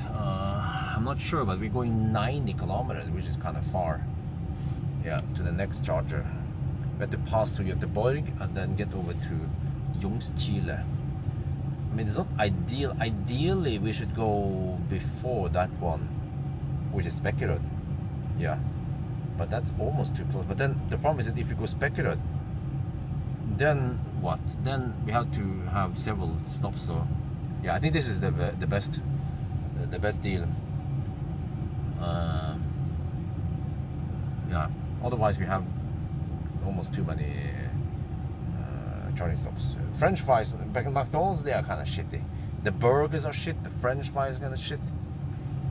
Like some local gas station usually has better French fries.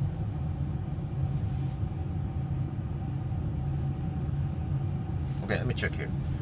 Is McDonald's open right now?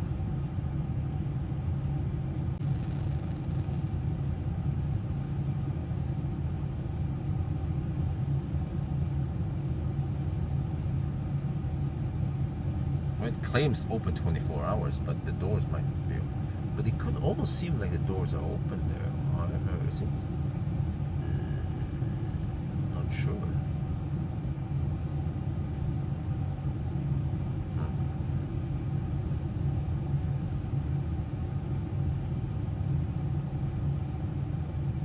Okay, 93 kilometers. That sounds like far, man. Chile. Yeah, if I go for no, the problem is if I go Specular, that's 70 kilometers only. Let me see. Ajonti Specular, 69 kilometers. Okay, but then how the heck do I go from Specular to? I can go Specular home. No, Specular. Yeah, that was my original plan. Specular, Hogstorp, and then Strömstad. Yeah, whatever.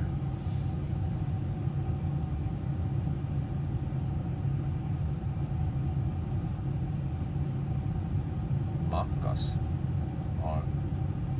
are McDonald's. You mean McDonald's are okay. 24/7.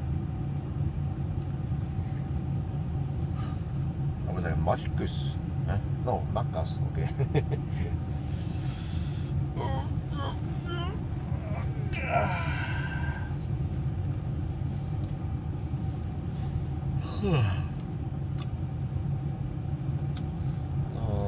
Står vi det her blomstrer da? 40%. Well, it goes relatively fast. Wait, can we see how many kilowatt we charge? This is what kind of sucks with the hypercharger. I have to go and press the button. It doesn't always show on the screen how many kilowatt you're receiving. So I need to go check the kilowatt now.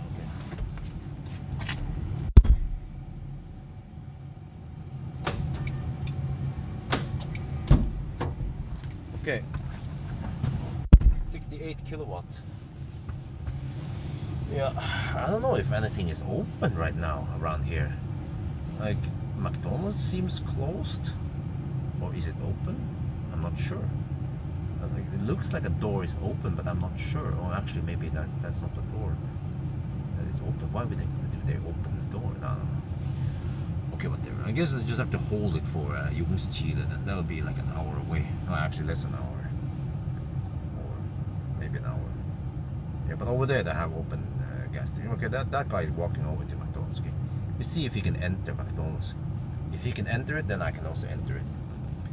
But they're building something there. I see some construction work over there. I suspect they might be adding more chargers.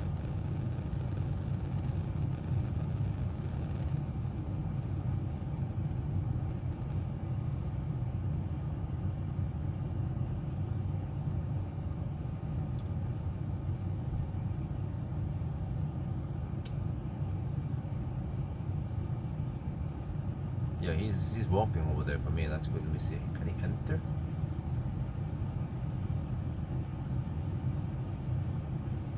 Wait, he went inside. Wait, he went inside the McDonald's. That means it's open. Yeah, he's inside.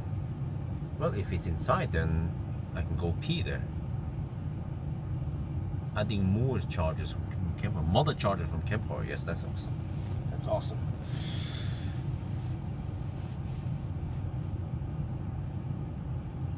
Okay, I guess I'll run into the gas. I mean, run into McDonald's.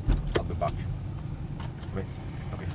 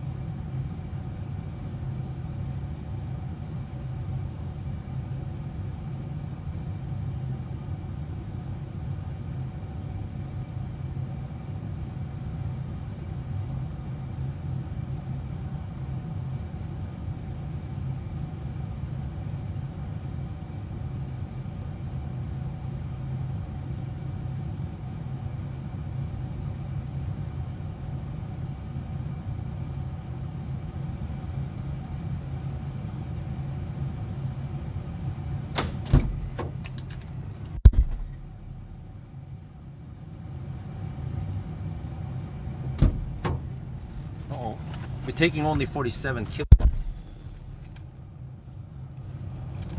But we're at 61% now.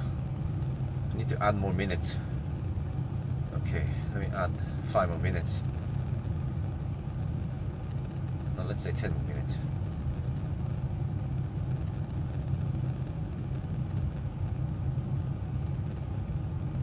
Save. Okay, still preheating.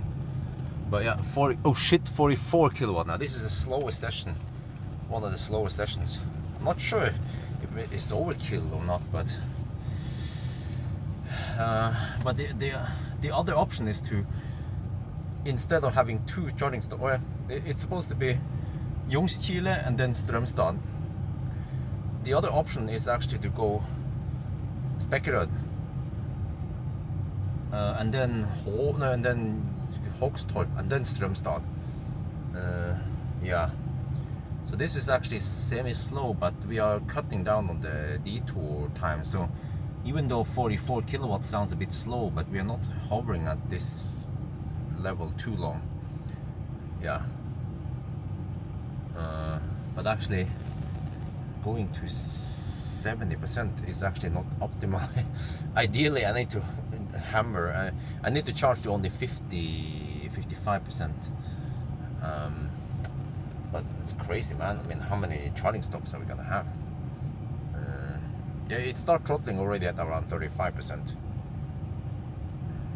So yeah, okay, 70% and then should be enough.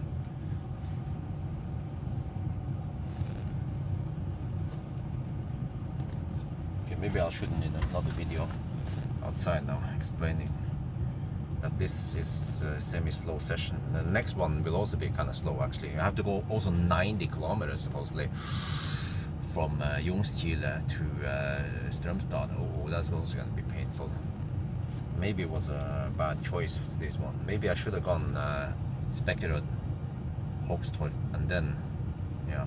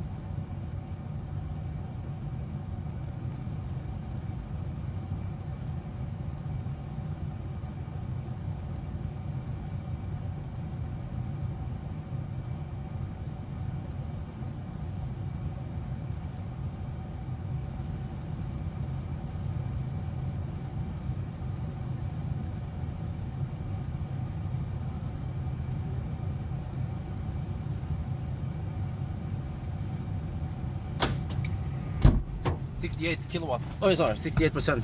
But it's now taking only 40 kilowatt. We're gonna get ready to leave now at 70%. Yeah.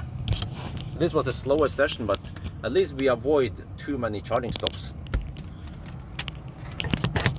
Oh, I'm not looking forward to the next one, because the next one is actually going to be even slower, maybe, or I'm not sure. We'll see. Yeah. Okay, 68%, almost there. This was around 25-minute stop, seems like.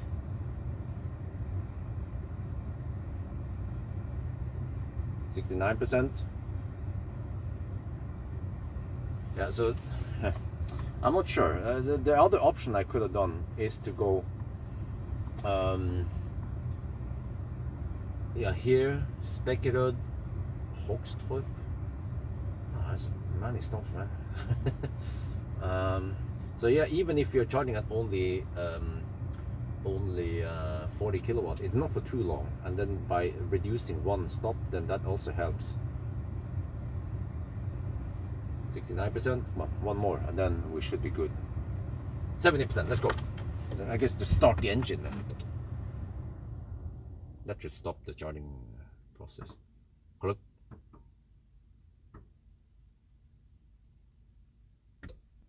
Come on. Not sure if that stopped the charging session or not.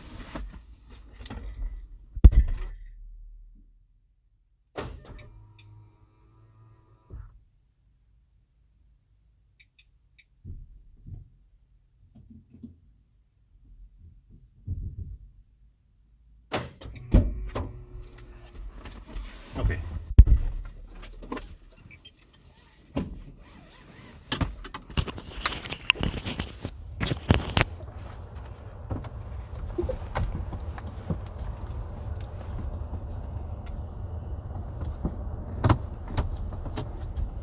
Go, go, go.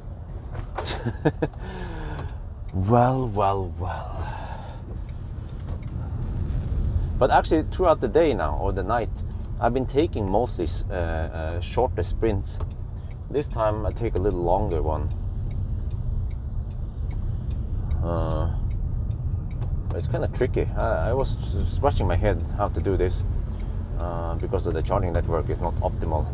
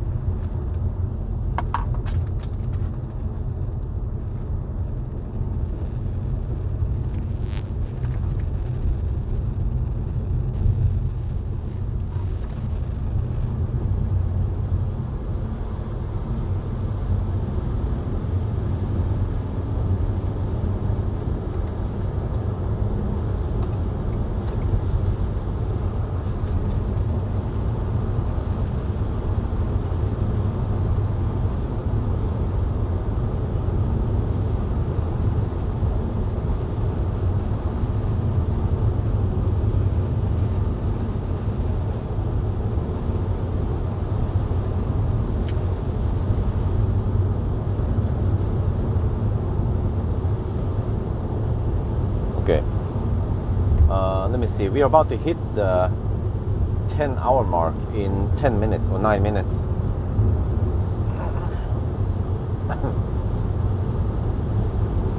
But that means we have covered over 700 kilometers, plus that we have charged up quite a lot.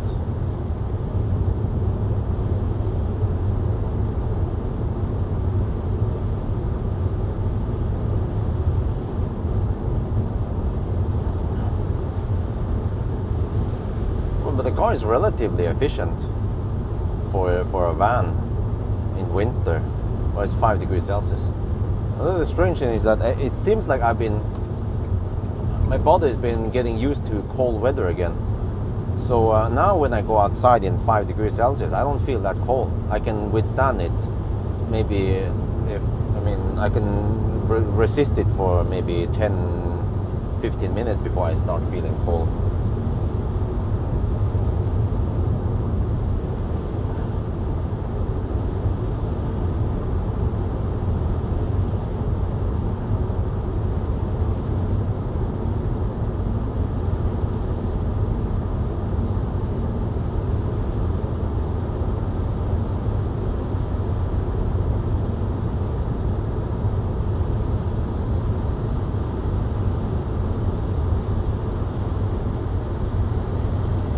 Awkward when you slide, when you overtake so slowly.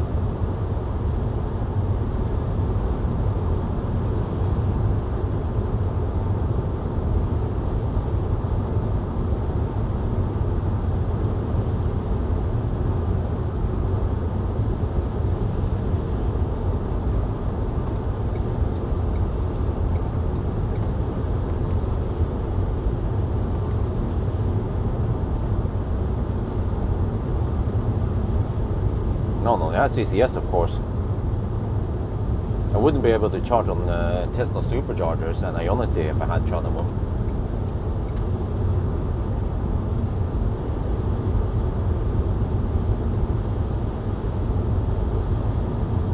This is based on Zoe tech.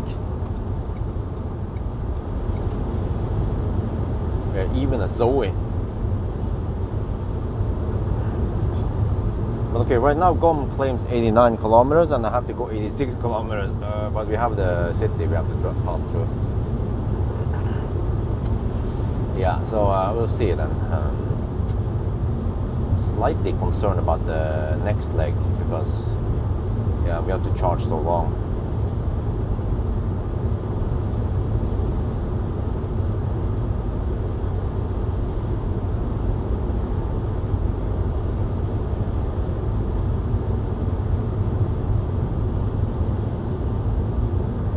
But yeah, at least by doing this, I avoid going to the same chargers. Yeah. Except for Strømstad, yeah. But at least I avoid most of them. So we go for different chargers. Because it tends to get kind of boring if we go to the same place over and over again.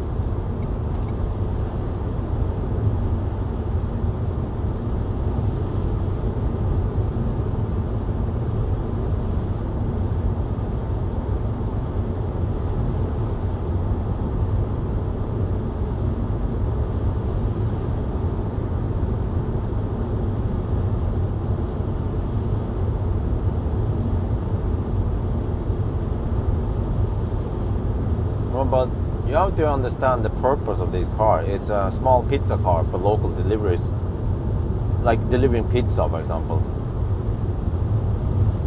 And you're not gonna travel too far to deliver pizza anyway, or some kind of last mile delivery, local distribution. No problems at all. Yeah, mostly the same charging speed. We're getting consistent 73 to 75, and then we had some lucky ones with 80 kilowatts. That was wonderful. I should have checked the battery temperature, by the way, to figure out if the battery was too hot or cold, but we'll get an idea once we get over to the next one now, because now the battery should chill down a bit. Yeah, exactly. The name Townstar, kind of gives you the hint.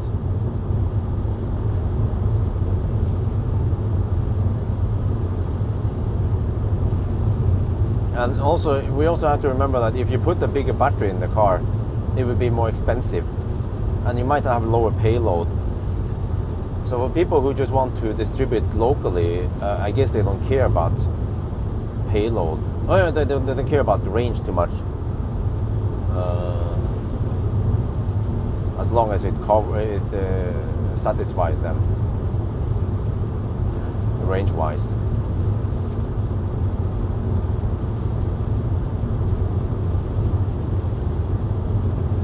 And actually, this one, since it has 22 kilowatt AC onboard AC charger, you could actually install 22 kilowatt AC, and you get relatively cheap and fast charging at your depot or whatever. So it's like a fat Zoe. It's a fat Zoe.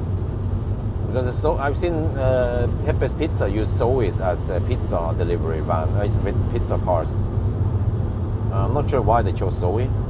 Maybe because they were inexpensive and they can charge fast on AC.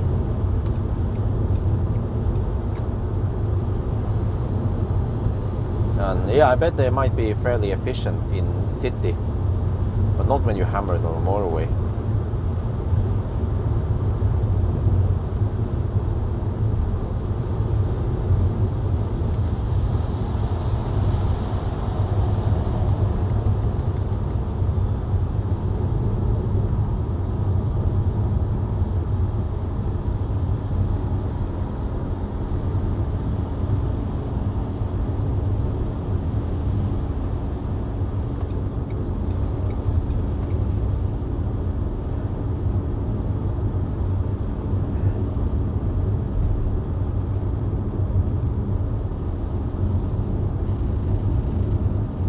haven't opened up the new IKEA yet.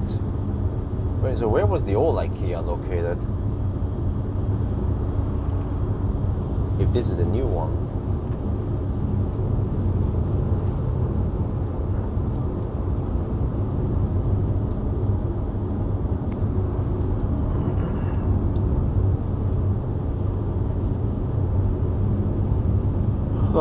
Okay.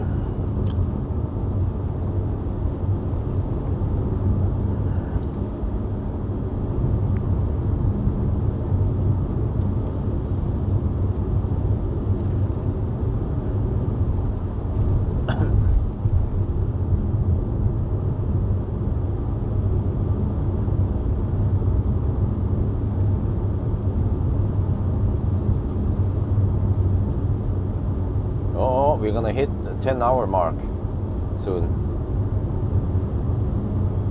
We'll do a little, well, it's not, I mean, ideally we want to count everything right before we plug in when the battery is low. Now we have 57% battery. There, 10-hour mark, 713 kilometers and 330 consumption. Yeah.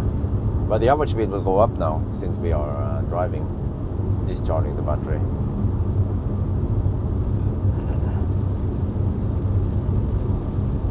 I think it's still looking pretty good. 10 hours to reach this point. I don't remember where the Toyota was after 10 hours. There's a guy entering the motor. Okay, I think he's supposed to.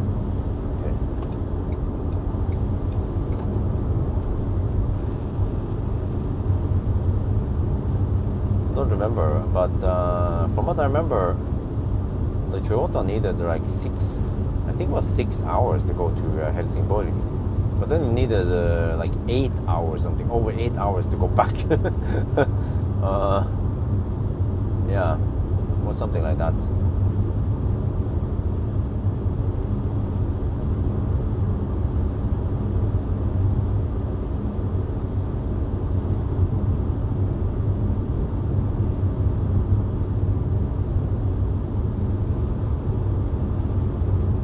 Some Sunday morning traffic now, but hopefully we can ninja past everything before most of them wake up. Oh, these Swedes are hammering it.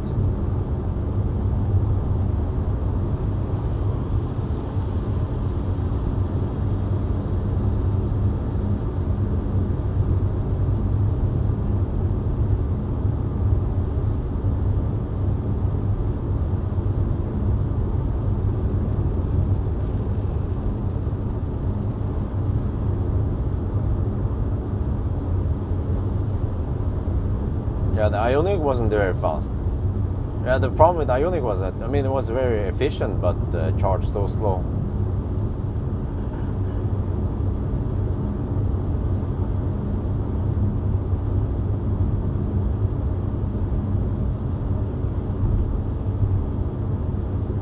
Oh, I need to finish this before I get too tired, and then I need to take a quick nap, if I'm allowed to do so. I actually have no idea what I need to do once I'm back home. It would be great if I can just get like 1-2 hour nap, or even 1 hour nap would be great. Then I can try to hang out with my family.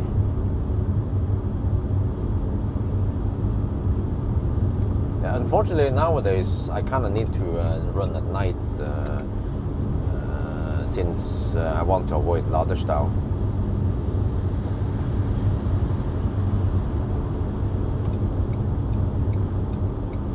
Maybe there's a better way to do this. Yeah. Not sure how.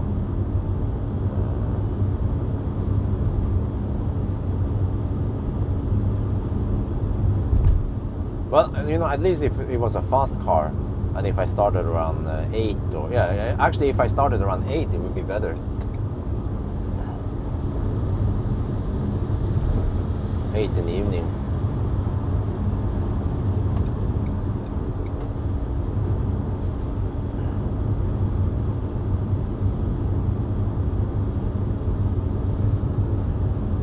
And if it was a fast car, 8, then I'll finish 6 in the morning. Yeah, I would have been home by now. Then it would be too tiring to do a night run.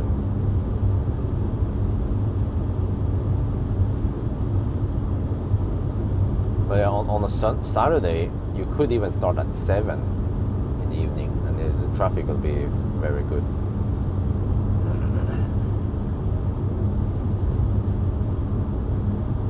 Because these kind of night runs, they are a little bit tiring in the long run. Like, sometimes I have to pop a Red Bull or some shit, or I don't know. I don't feel like I want to do this. Actually, it was going fine back before when I did day runs. Yeah, I would always start 10 on a Saturday, right? And then I would 9 on a Saturday evening. So that was it was working great until the electricity prices went up and more and more Swedes got the EVs, and then suddenly I would have more Laderstau I had to deal with, and then I ended up spending longer time finishing the trip, and it was extra hassle to deduct everything.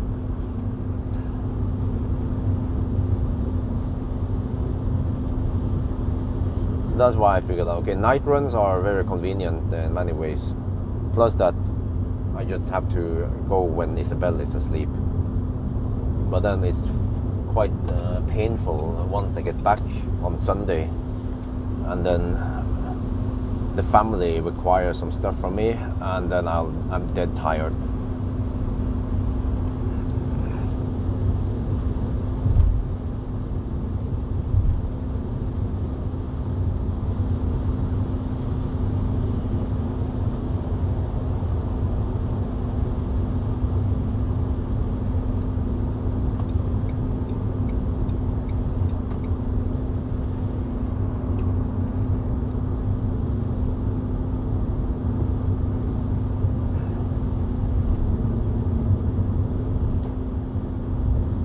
And I can see on the video footage that when I'm driving in the daytime, there will be some more interesting landscape going on. At night, everything just looks dark and you don't see anything, except for some of the city shots.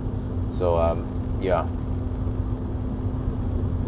somehow I need to try to get back to the day runs, or at least mix day, night, evening, something.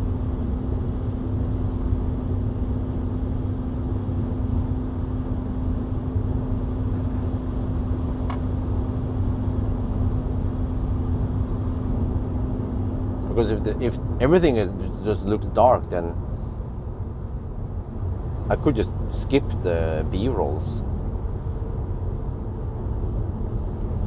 almost, but it kind of gives the sense that we are traveling. Yeah.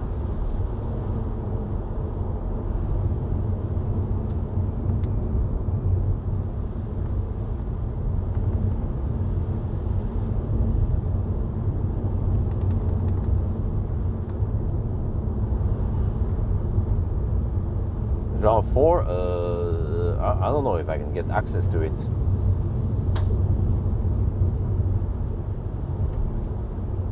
Oh, is the other side almost done now?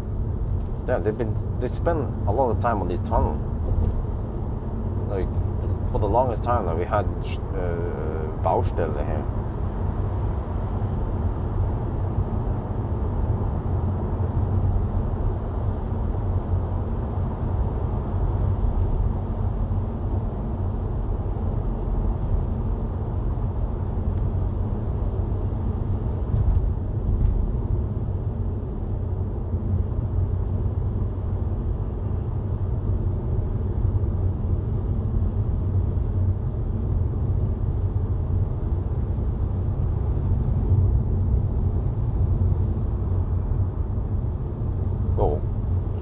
Don't tell me that I charge way too much now. No. I have 24.3 kilowatt hour left and 62 kilometers to go. I mean, 62, that's not that. I need to burn around 20 kilowatt hour. Okay, I will arrive at 4 kilowatt hour. All right, that's good.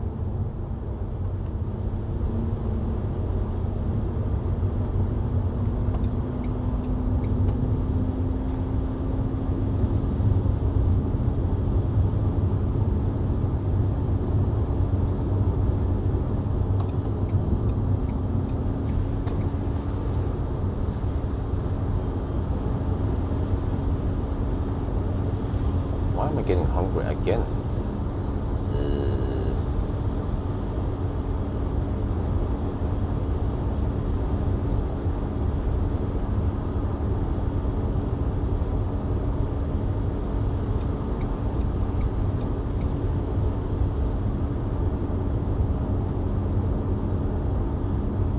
Start at noon.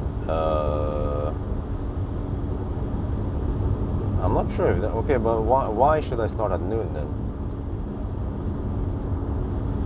Because if I start at noon, then I will usually finish around 10 in the evening, or yeah, if it's a 10-hour run.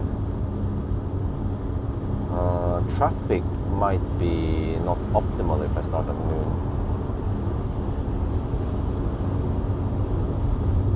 And then the problem is that if I start at noon, then okay, we get some day stuff, but also some evening stuff. So the whole 10 in the morning was already a good one. Or even, I could even start 6 in the morning.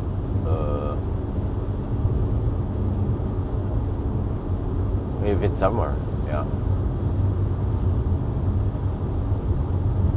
But I mainly shifted the challenge so I can avoid Ladersdown. Like I said, the problem is that lots of Swedes, they locally charge instead of charging at home, because the electricity price was so high, so they wasted time going to Ionity to hang out there and charge cheaper. Start at midnight, finish at midnight, huh?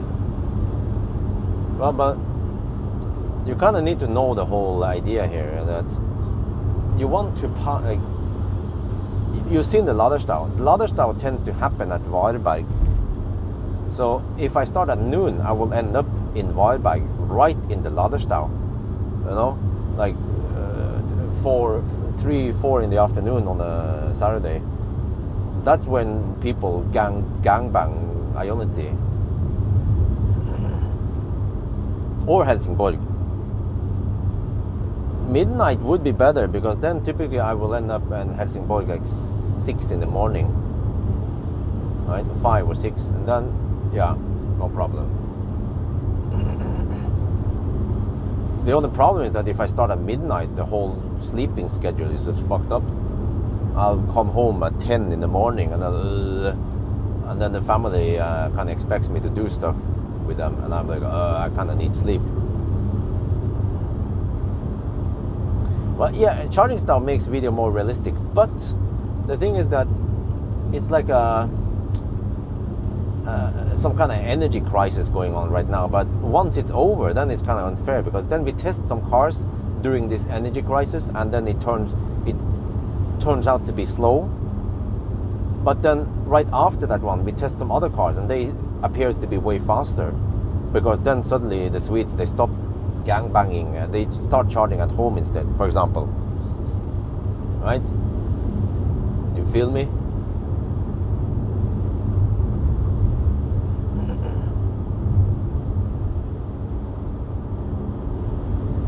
Splitting doesn't work because of stellar charge, huh? Well, what's splitting?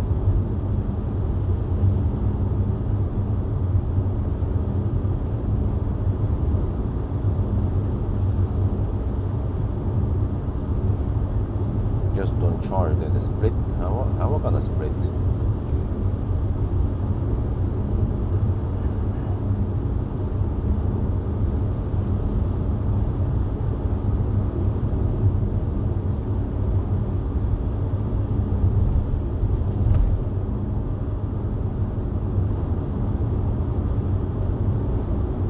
Super chat donations are shown in the Streamlabs log. Maybe they can be shown in the donation bar too. Oh, I'm not sure about that one. Well, that guy's hammering it. Okay, I can also hammer now. Higher speed limit, come.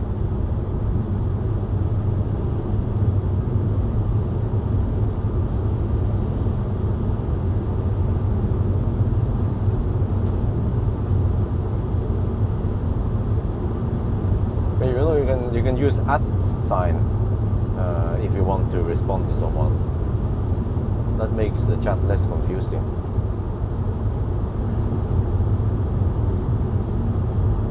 navigation bar.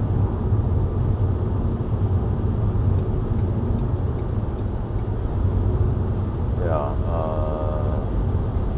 not sure how that stuff works.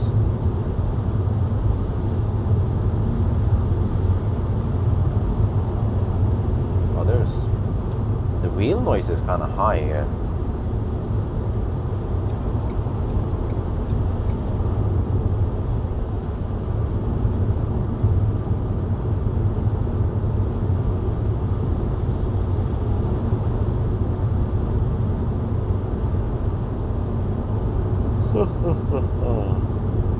No, must finish before I get too tired.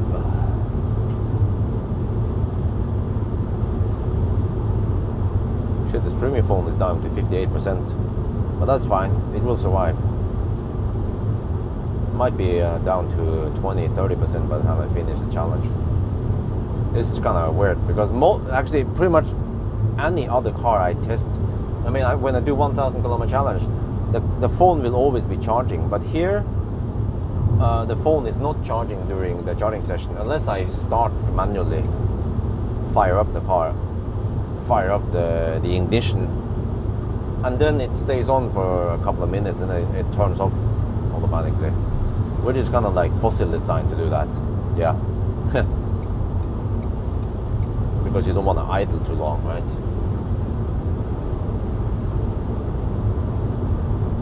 The struggle to find chargers makes the challenge more interesting. Well, yes, but I mean, how to explain this? The problem is that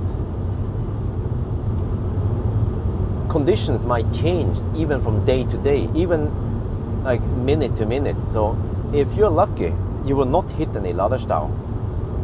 But if you're unlucky, you hit laderstau, lots of it. So then one car, even the same car, if I tested 2 different days, I might get like an hour difference, right? When you have that kind of inconsistency, then what is the point of the test then? You kind of need to control the variables, but you also have to look at what kind of variables do you have. For example, Colgate, I normally never deduct for Colgate because that is a disadvantage with that car. But laderstau is something random that is out of your control, and it's based on luck. And yeah.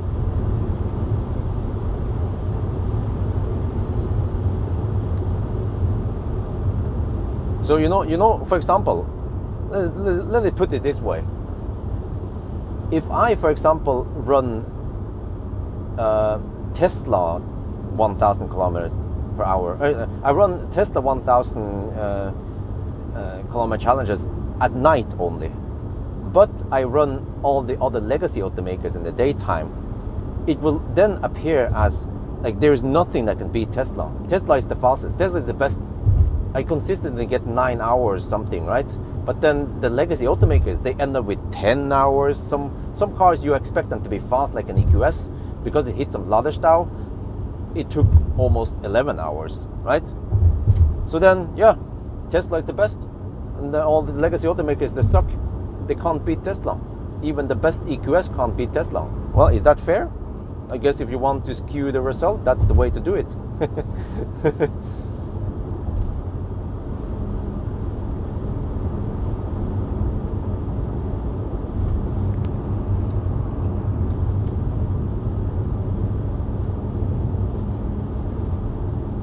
Because I've seen over and over again that night runs are super consistent.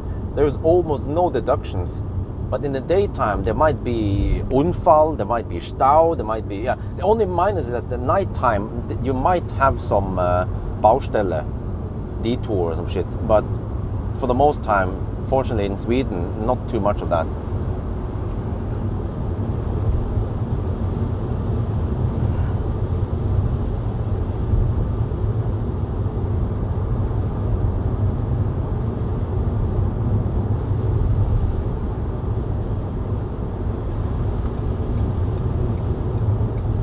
But you see, in the old days, when we had very few people charging at Ionity, I never ever had any problem with laderstau. even if I did the day run, I would not have Ladersdown. So at least the charging stops were very consistent. But after more and more Swedes got EVs, and because of the high electricity price, then yeah, then it is that it is today.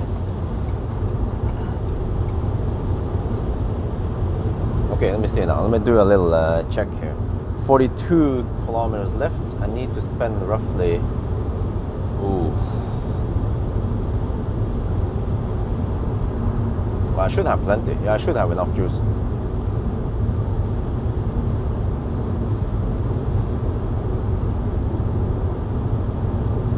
Yeah, some people also mentioned that I should have the actual time versus the corrected time, but it doesn't make any sense because the actual time varies so much.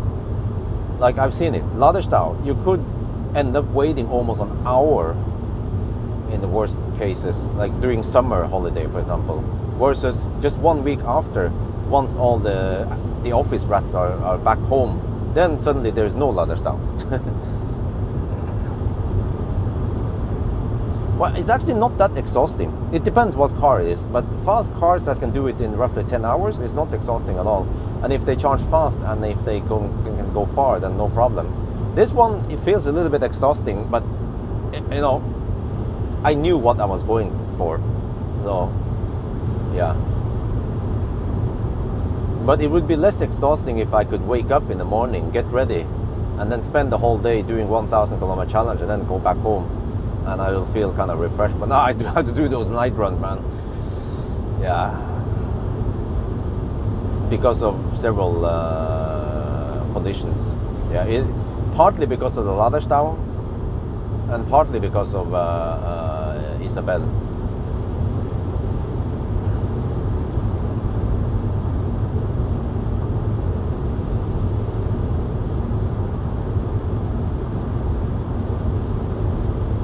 Separate video to test state of charger. Huh?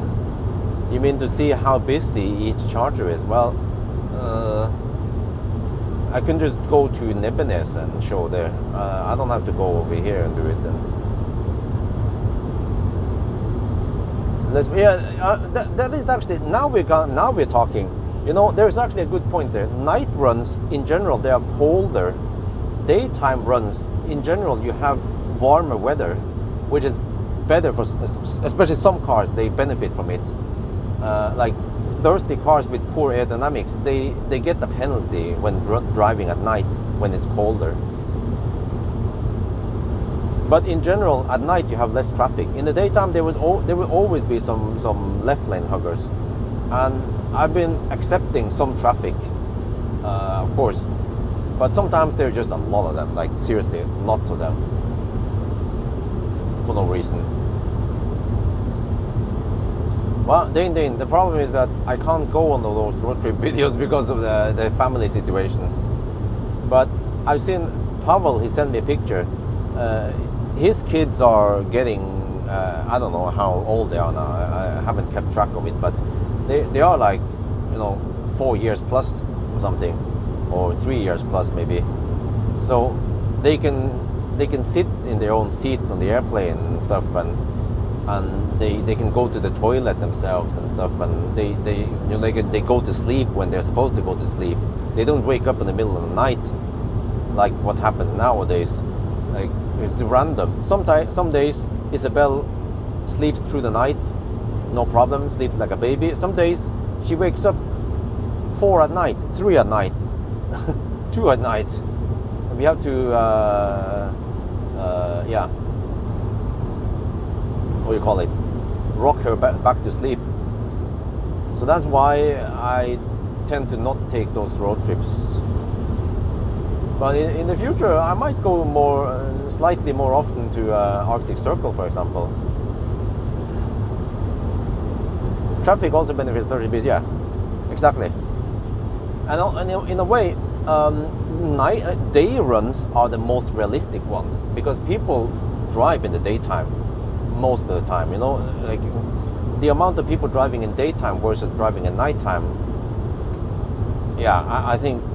So it would be great if I can go back to day runs, because they are more realistic for traffic, for weather, for everything, and it's more convenient for me because now I keep running into closed places. Everything is just shut down, gas station or whatever. So there's nothing to do there other than hang out at the charger and pee in the bush.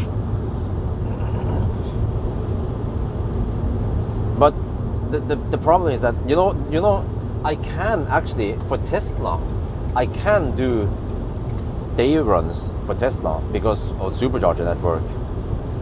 But most other cars, the way it works today is that there's usually lots of random Ladestau or there are other problems.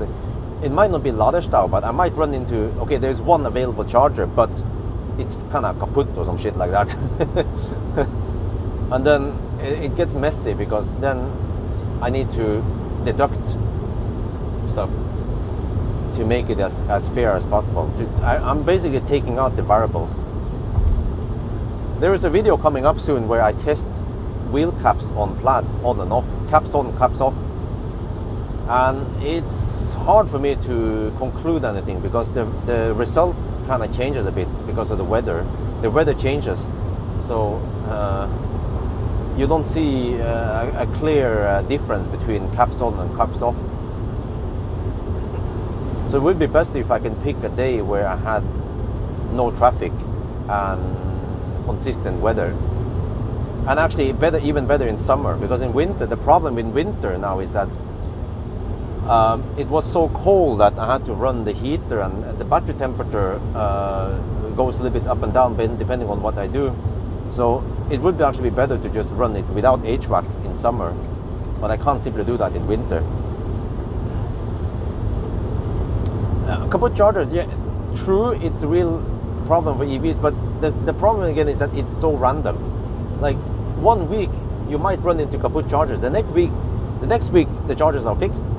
So then it's unfair for one car that ran into the kaput chargers and another car did not run into the kaput chargers.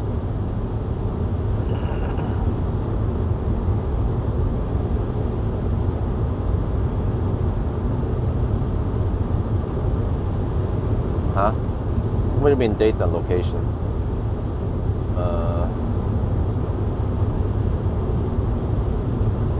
I'm not sure what you mean.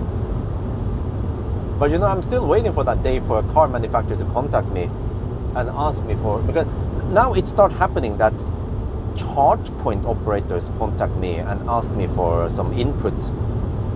I mean, they probably also have their own input, of course, but at least like ask me for advice or opinions, and they will of course gather with their own opinions and then consider before they make that final decision about things. And I wish one day a car manufacturer would contact me and say, yeah, you know, we are developing a new ID9 or some shit, and we want to get your input on things about, yeah, lots of things, like how they design the car, about aerodynamics, about heat scavenging, about features, software, everything, right? And then I will say, no, you should have this, you should have that, and then it's up to them whether they want to implement it or not. So be some kind of advisor, but of course I want to give the best advice, not just like based on my personal preference or some shit like that. Like you should not have buttons. Just remove all the buttons. That one, I don't want to mess with that, because some people want buttons, some people don't want buttons. But at least like a preheating feature before you fast charge, that one, everyone wants it. There's no one who doesn't want it, right? Free consultation? Of course not. They need to pay. And I will just build them as a company.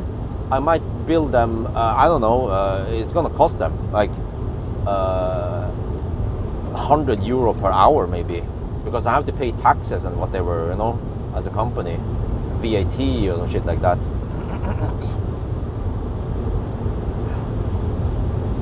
And that is just pocket money for a car manufacturer.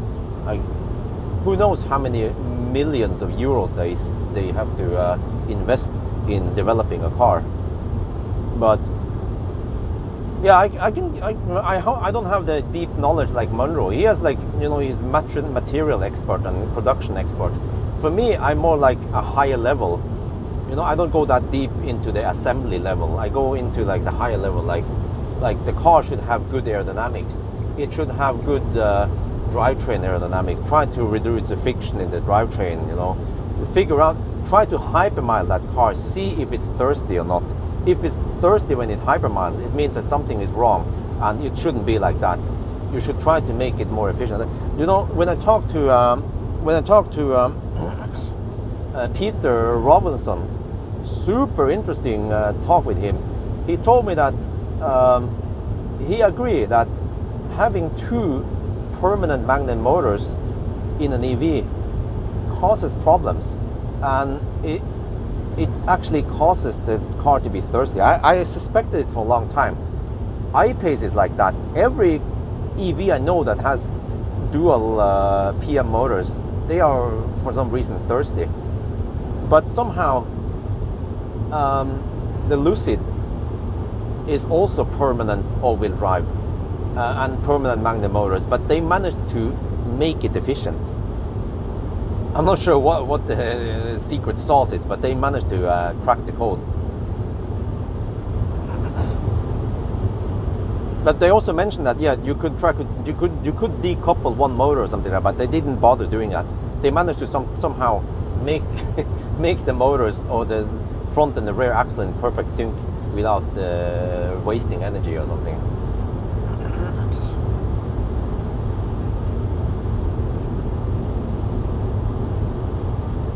I mean, I think I already made a video a long time ago when I explained how to, like, in my opinion, what the perfect EV would look like. Like, yeah, we'll have this feature, that feature, some kind of keep climate on feature, you know, like even like, you don't have to have a power on button. Even Sandy claims that you don't need that power, that start stop button. You get rid of cost, complexity, weight, whatever, you know, parts. Just skip that one. Just do it like Tesla, do it like Neo. You enter the car powers on.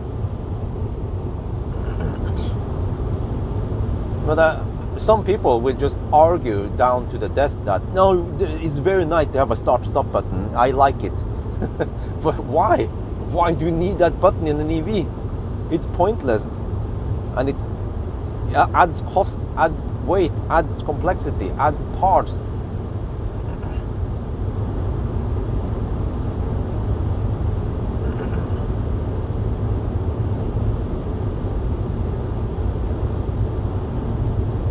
Okay, how am I doing energy-wise here? Yeah, I think we are good. Okay, we're good.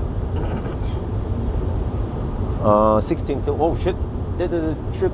Seems like I actually charged a little bit too much. Uh-oh.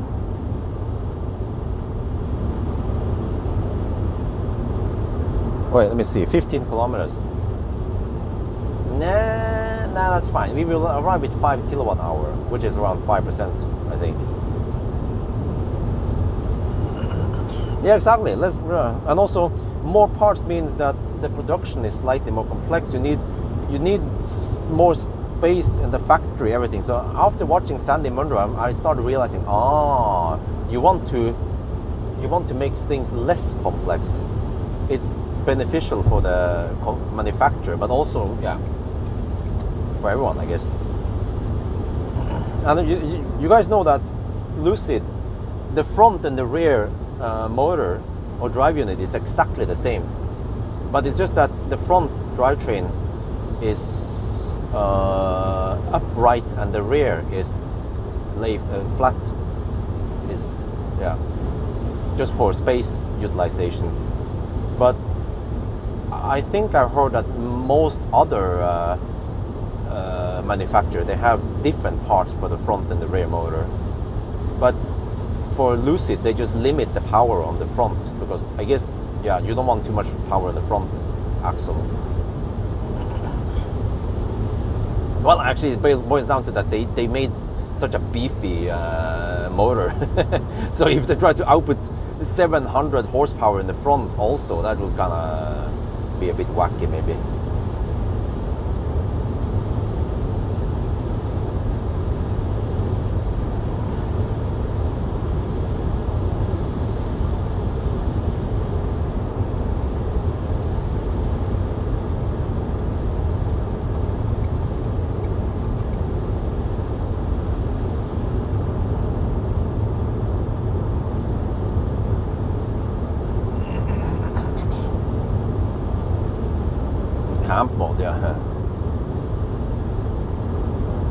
Okay, how are we cooking now? 11 kilometers to go, 27 kilometers gone, right? Or let me see, 8 kilowatt hour left, 8.3 now, okay.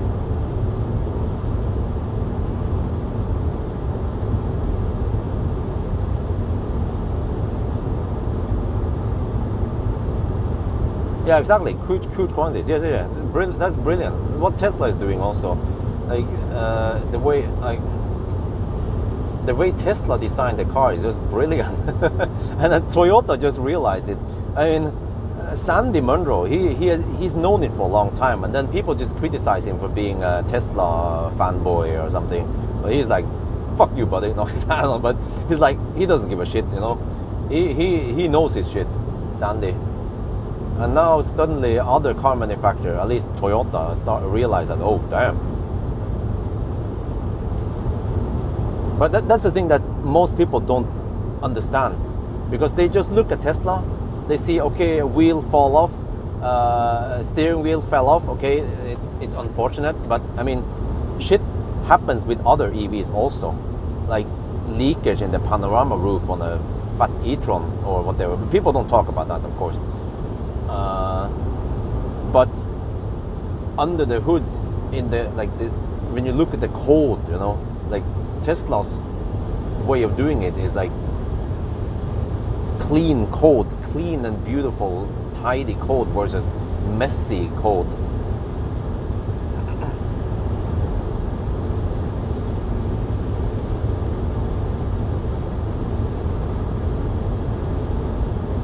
Cheaper? Why would it be cheaper to use start-stop button? It's just software, you know. You already have all the sensors. You have the sensor for door open. Okay, door open, it's unlocked. Fire up the HVAC and fire up the main screen.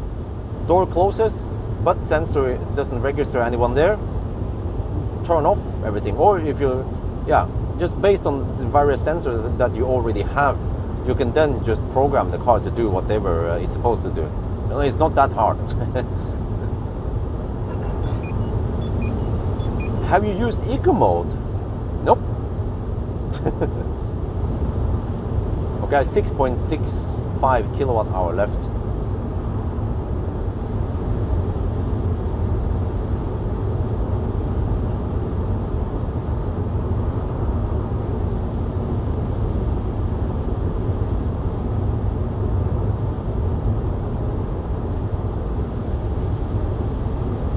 Start button puts strain on 12 battery, huh? Really? Why would they do that?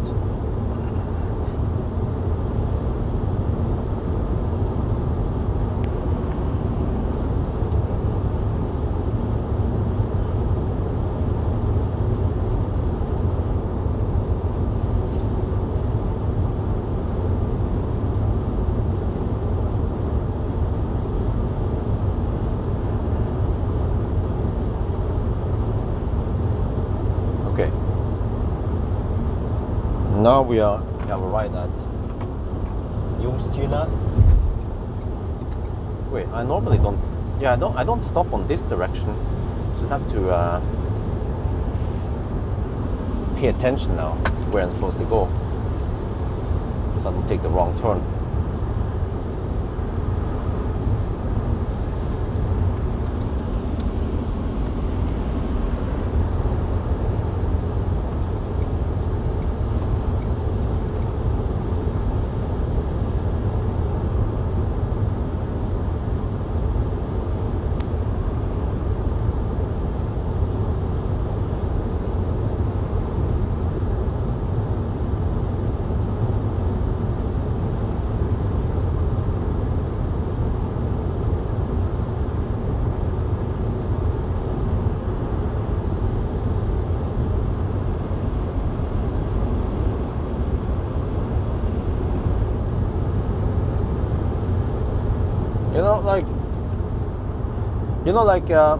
In my bank, I set up. They call it autogiro.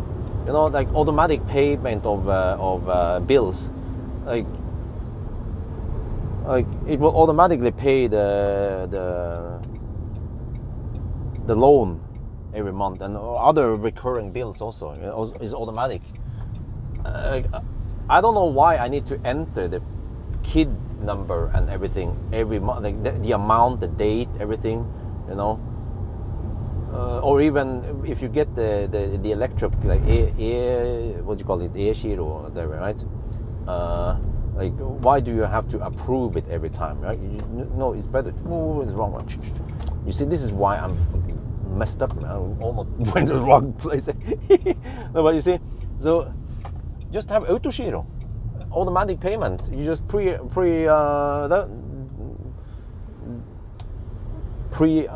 you call it? Accept it, and that's it, and then it goes automatically. You know, once you get used to it, then yeah. And the same thing is that once you open the door, you just automatically want the car to fire up the systems. Why do you have to press some buttons, right? Okay, let me see. I'm just gonna go for this one.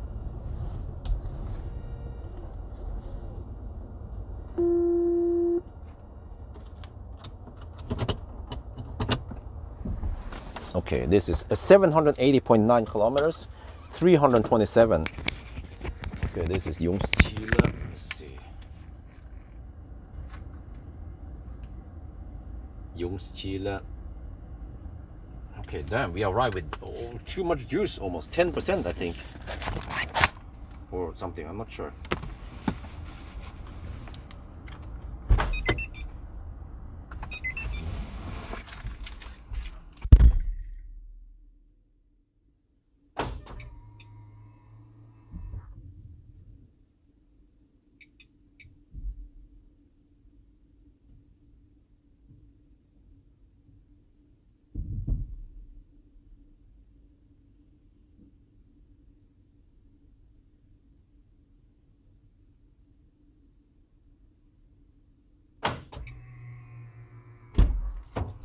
I'm not sure if I need to hold the plug, or hopefully not.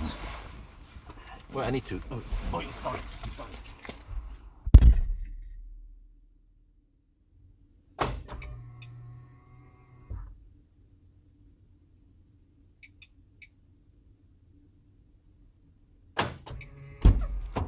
Okay, now I want to check out battery temperature.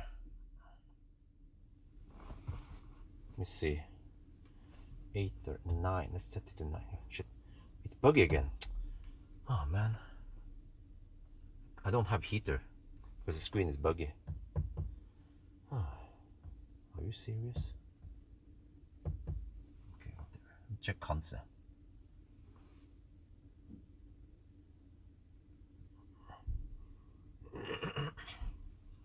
Charging.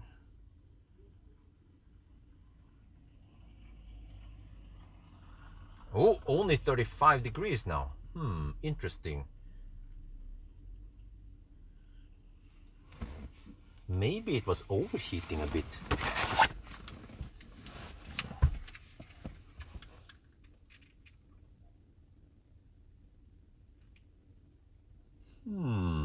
Interesting. Now we are at the Chem power charger here at Ljungskile. And you see, let me zoom in here. Now the battery is at only 34.6 degrees. And I can show you here, just zoom in here. We are now charging at 76 kilowatt. I wonder when the battery was at 40 degrees if it was actually rapid gating.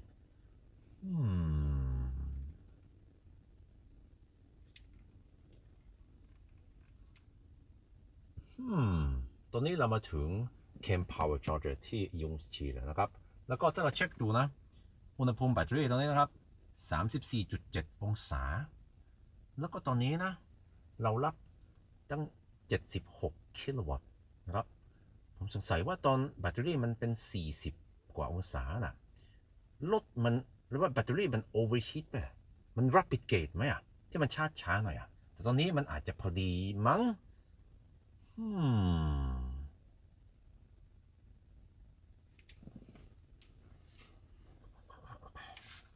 Okay, but alright with 10%, so that is not ideal. But okay, let me see. Next stop, SOP, Ljungskile to Strømstad. Ionity, Strømstad. There, Strømstad. Okay, check. Oh, 93 kilometers with non. Okay, 93 kilometers. Next one should be check wind here. I'm not sure how much I need. Oh, we have tailwind now, right? Oh yeah, we have lots of tailwind. Oh, that's sweet. That is sweet. Okay, if I assume that we will get something like 310 maybe. Okay.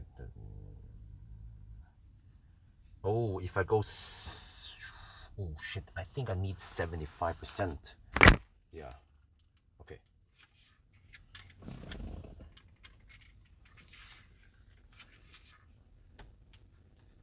Oh yeah, let me prepare the food. I have one last food. The last food. Oh, I can fire to 8. Let's set to 9.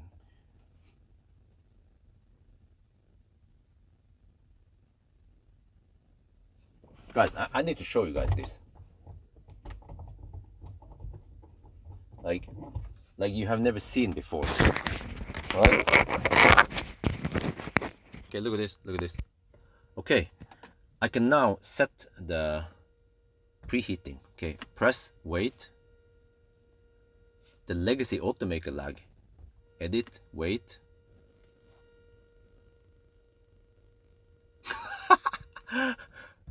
Press, wait, did I press it? You saw that I pressed it, right? You heard it? Did I pressed it, yes. Okay, set it to 8, no, 9. 9. Wait, or, yeah, 9. Okay, save. It's so damn slow. Holy shit. Maybe you guys should have, maybe this car should have more than 640k RAM. Yeah, how about that? Oh shit.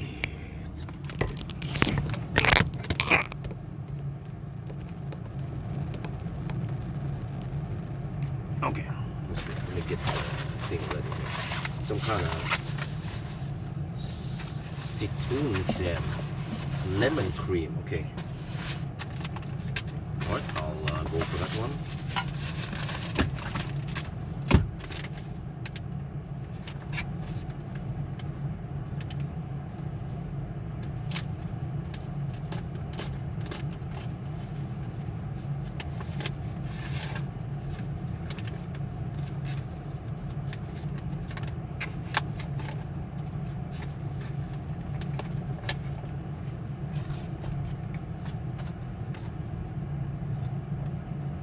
It doesn't say where I'm supposed to.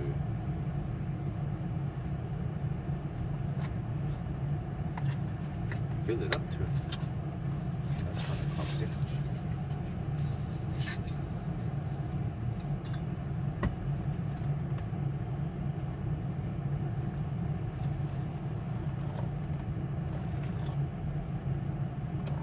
Okay, just add a little bit.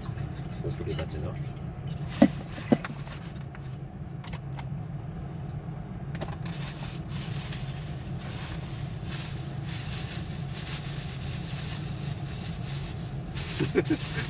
I have no idea why it's so damn laggy.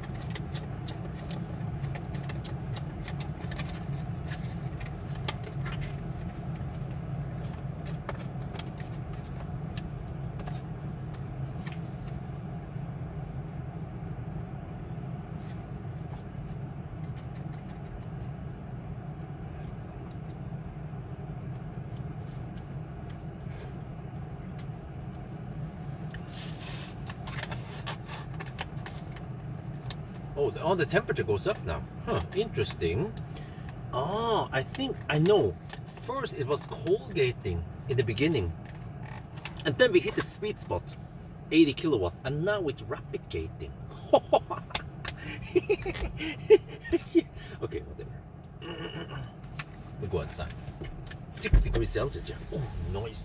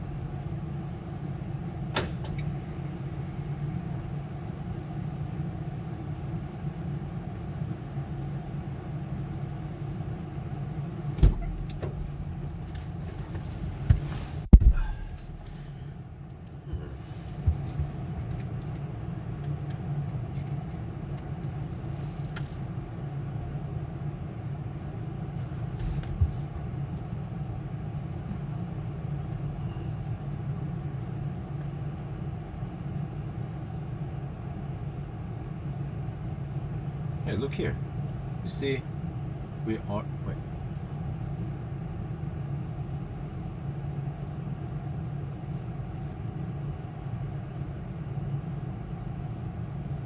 Hey, look here. We are now at 38%, taking step. Wow, this looks faster than before. I mean, one of the faster runs. But if you look here, the battery temperature goes slowly up now. It's 38 degrees. You know what? I wonder what happened when at the start of the challenge, I think the battery was cold gating. Yeah, I remember I looked at this before we started. In Oslo, it was 17 degrees Celsius. So I wonder if in the beginning it cold gated, and then halfway in there we hit the 80 kilowatt sweet spot, and then beyond that point we hammered so hard that it actually rapid gated. But now we are back to kind of perfect temperature because we don't drive too fast anymore. Maybe that's the case here.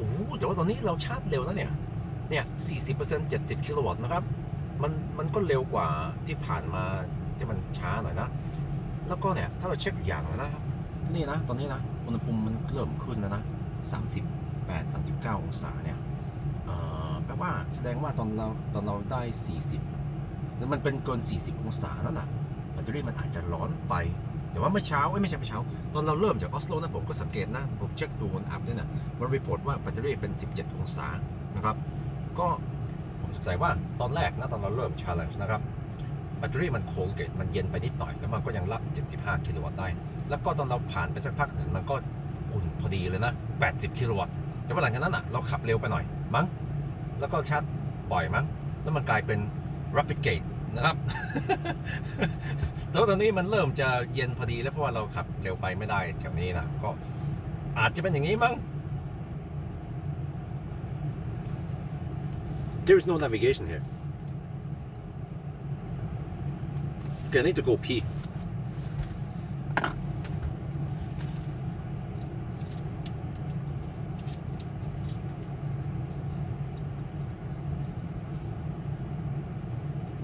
be back.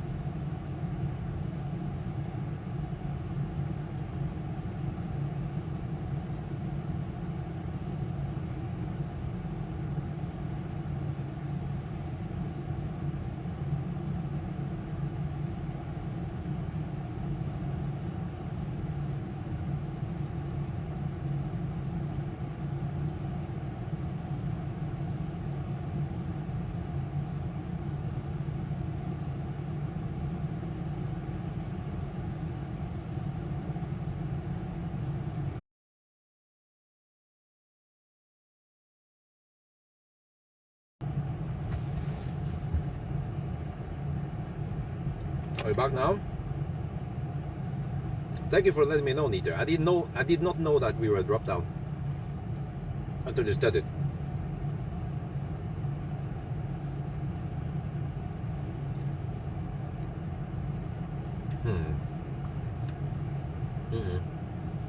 We're charging at 43 kilowatt now.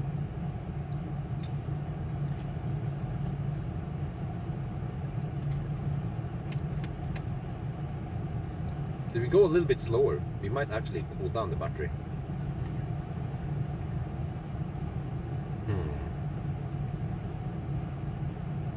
Yeah, the battery is at 42 degrees Celsius, which might not be optimal.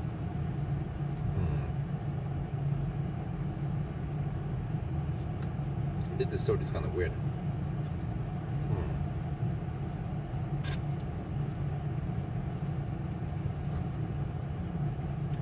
I think I'll save the rest for later. It's kind of weird, sour and creamy and whatever. I'll eat at the next stop because we're gonna leave soon. Okay, 41 kilowatt now. Yeah, I now suspect rapid game. Man, too bad I didn't look at the concept. Yeah, it was a good call to check out concept. I should have checked out concept, checked the battery temperature earlier.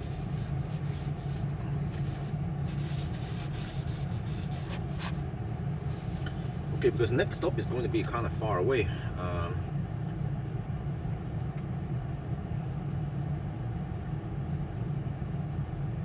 93 kilometers away. Okay, let's go for it. 67%.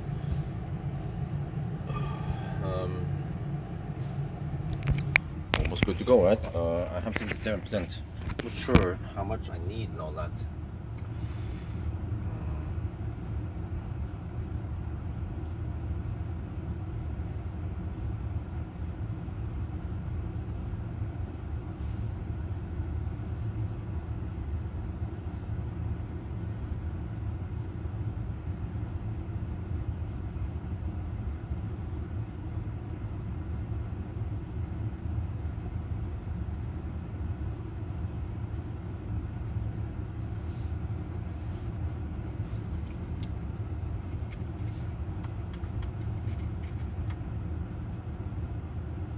Wait, 70%, was that the minimum? Oh shit.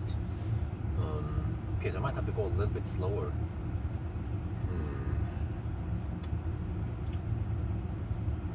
Let me check something here. I have to get over to car scanner. I need to check how many kilowatt hour I have. I need to check the budget. It's 93 kilometers, right? Let's see. Yeah, 93 kilometers, okay. Get the numbers here. So, dashboard, okay. I have 31, yeah, best case I have 31 kilowatt hour. No, wait, 30 kilowatt hour. 30 kilowatt hour divided by 93 kilometers. That's a budget of 322. Oh, yeah, I think we can barely make it there with almost no juice left. Or I should go for a little bit extra and then, yeah.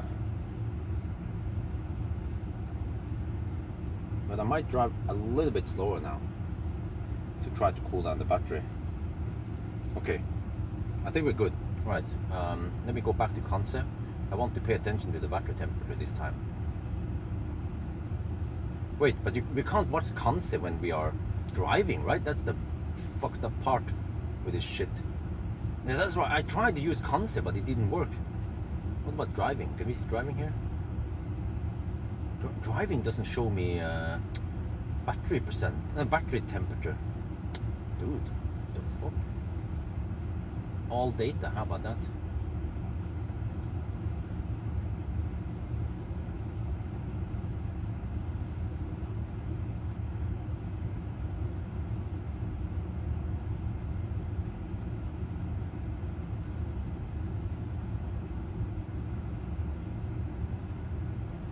Okay. Temperature heat map, what the heck is this? Oh, interesting. Huh? What the heck?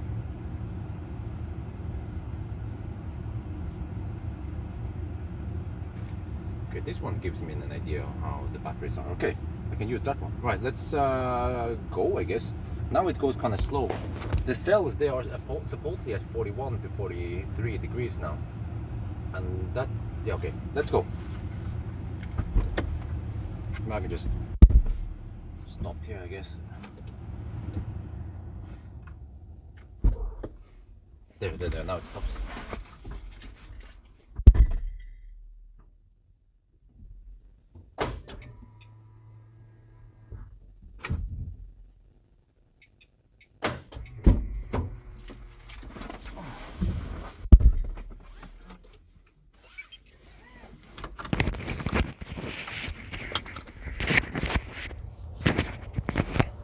Okay,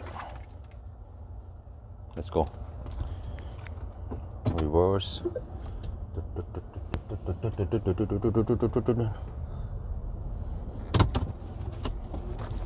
B mode, B3. Always use the B3 with the highest region.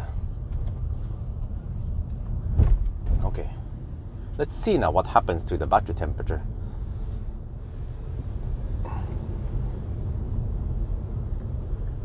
So it's at 41 to 43 degrees. Supposedly, this is like a representation of the cells here. Uddevalla, here we come.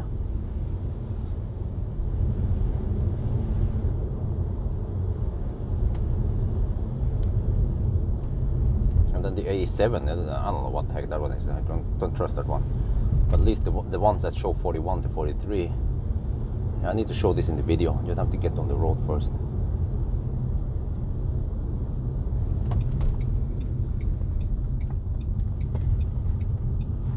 We have 2 more charging stops supposedly.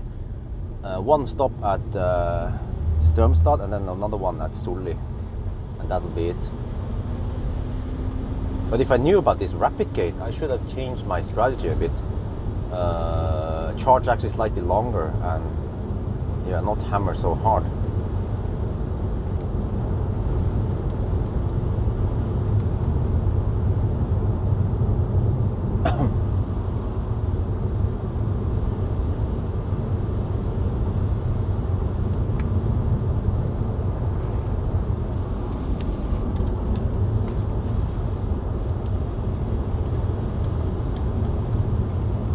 Well, are we live or not?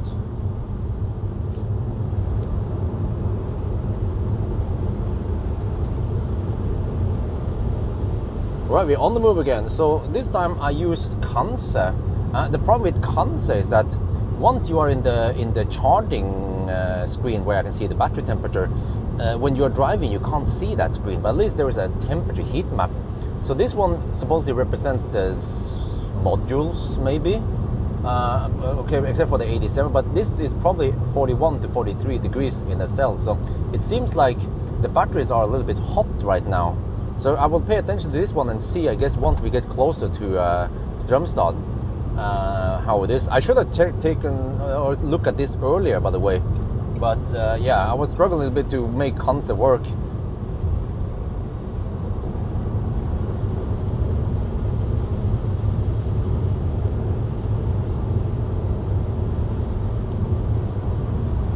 Alright ตอนนี้เราเริ่มขับแล้วนะครับแล้วก็เนี่ย ตอนนี้นะครับเราจะดูคอนเซ็ปต์ตอนแรกเราใช้คอร์สกันตั้งนานนะครับแต่ว่าปัญหากับคอนเซ็ปต์คือตอนเราขับเราดูจอ charging screen ไม่ได้นะครับ นั่นแหละแต่ว่าผมก็เจอจอนี้มันเป็น temperature heat map นะครับแล้วก็มันก็จะบอกว่าคงไม่รู้มันเป็นโมดูลหรือว่าอะไรไม่รู้นั่นเนี่ย40มันเป็นองศาคงจะเป็นองศา41ถึง43องศาแล้วก็87นี่ไม่รู้ไม่ต้องแคร์หรอกแต่ว่าเดี๋ยวเราจะลองดูว่าอุณหภูมินี่มันจะตกเยอะแค่ไหนตอนเราเริ่มขับรถนะครับมันน่าจะตกถึงสัก35องศามั้งก่อนเราจะไปถึงที่ชาร์จอีกที่หนึ่งแล้วก็ผมน่าจะสังเกตอันนี้ตั้งแต่แรกนะเพราะว่าที่จริงที่ผ่านมาแบตเตอรี่มันอาจจะโอเวอร์ฮีท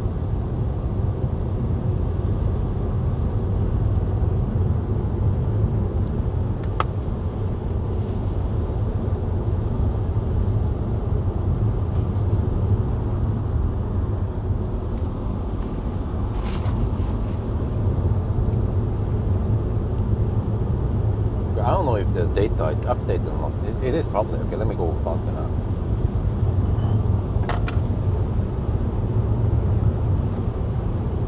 Okay, so the cells or whatever, I see like 8. Yeah, there are 8 blocks here. Maybe 8 modules, right? If that makes sense.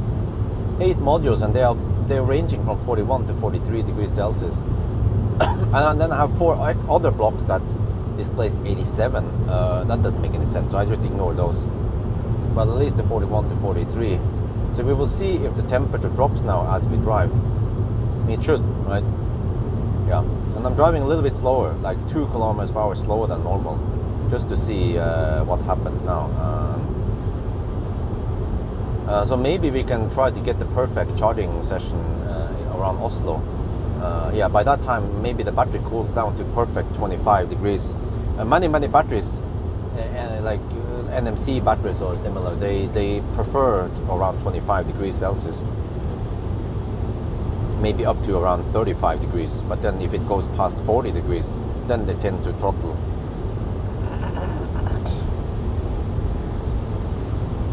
No signal, okay, 87, yeah, because all of the other ones are 87, equally 87.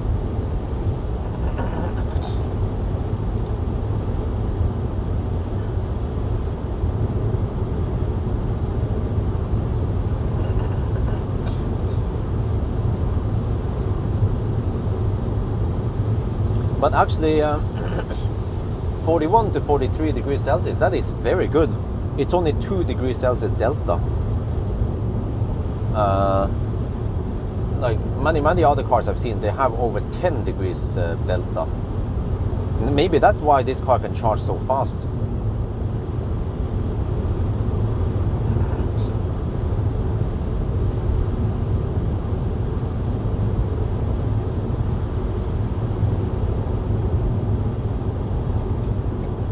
Man, we've been getting wet roads all day almost.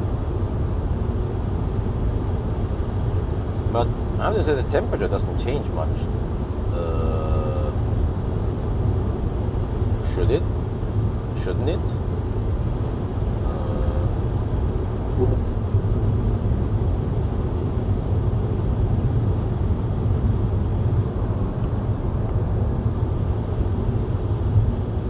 Yeah, there, 40 now. Oh, 40 on the cooler cell now. Okay. Yeah, it is updating. Alright. So maybe the trick is that I shouldn't drive too fast. Like, you need to find a sweet spot. And then, yeah.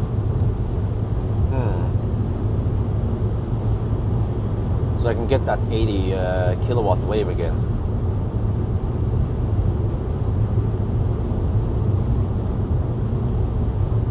Oh, wait a minute. Maybe if I use, if I precondition or use HVAC for heating the cabin, it steals the cooling for the battery. Oh man, I forgot about that classic design. All right, okay. We're gonna freeze a little bit at the next charging stop. Yeah. But it shouldn't matter too much because it's 6 degrees Celsius outside. So yeah, and the car charger is relatively fast, so we can let the car cool down a bit, the cabin. And it's a relatively small cabin also in here, so it heats up quickly.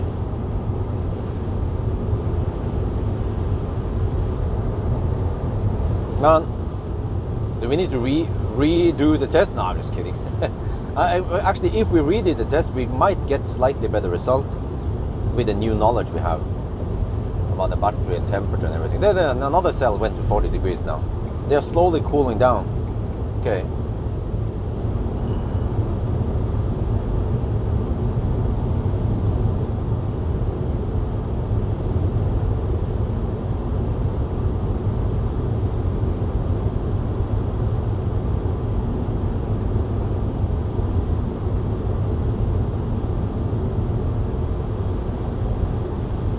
Comfort is actually really good. I have to say, for a van, this is good comfort. There.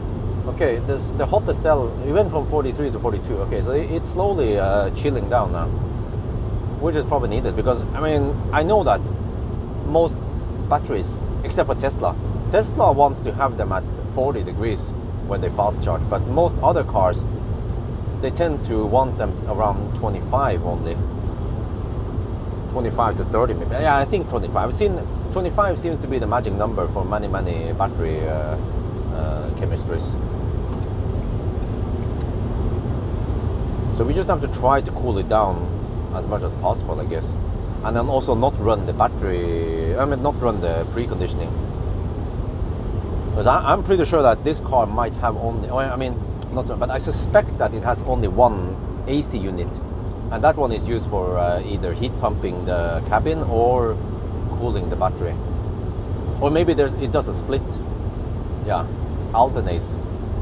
But if I don't heat the cabin at all, then it can fully cool down the battery.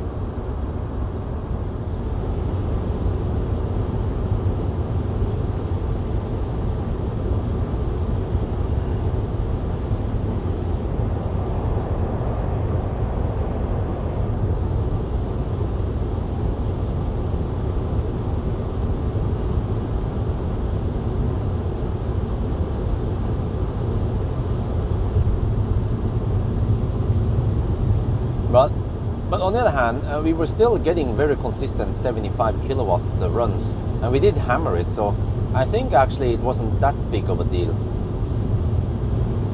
We were probably running it at very close to optimal anyway.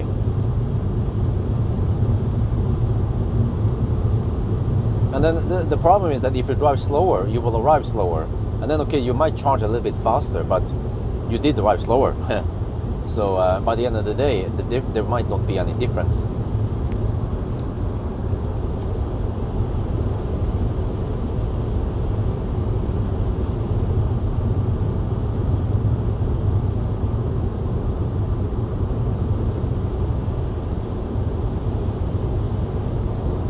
That was Hogstorp,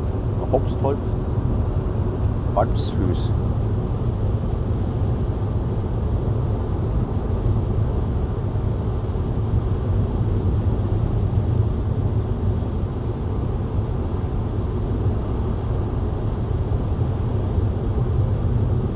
And also, by going deep, you heat up the battery more. But if we started, let me guess here, if we started with 17 degrees from Oslo, then we were close to optimal temperature at Strømstad. But not, we were still getting only 75 kilowatts. Strømstad and Hogstorp, and also Spekkerød. But it was at Kungsbakka, it was perfect. But that means, what happened after Kungsbakka? No, Kungsbakka was still not perfect. It was perfect at Varberg. No, not Varberg. It was perfect at Falkenberg. And then again, almost perfect at... I was getting 80 kilowatt at Falkenberg, and then Melbystrand 78 kilowatt. And then I hammered before I got there. I actually have no idea what the optimal temperature is supposed to be. But this time at Ljungskile, I started with 35 degrees. and I didn't get any exceptional awesome speed or anything. Felt like it was fairly fast, but not as fast as it could be.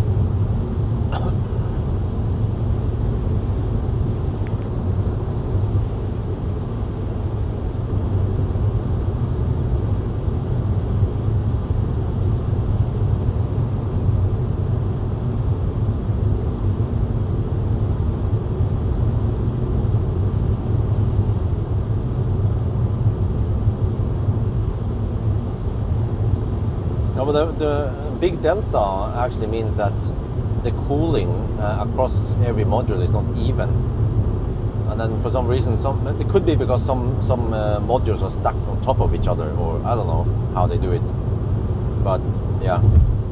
And then some modules or some sensors report cold cells versus hot cells, and ideally you want to have them as even as possible, so you don't cold gate or rapid gate on the same charging session.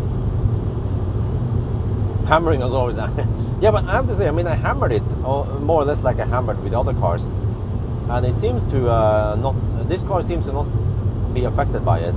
You know, I was wondering, like, hey, if I keep hammering it and keep charging, will I see any decrease in the charging speed? Well, no, I never saw any. It was consistently getting 75 kilowatt regardless, except for 2 times it went above 75 and had a flatter curve.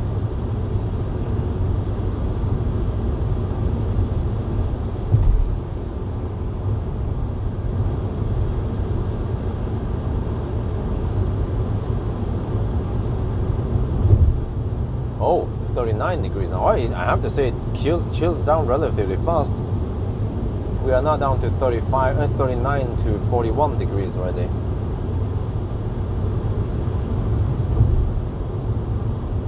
But at Kungsbacka it was 40 degrees when you plugged in. Huh, that's kind of hot. I suspect that it might be close to 40 also now when you plug in.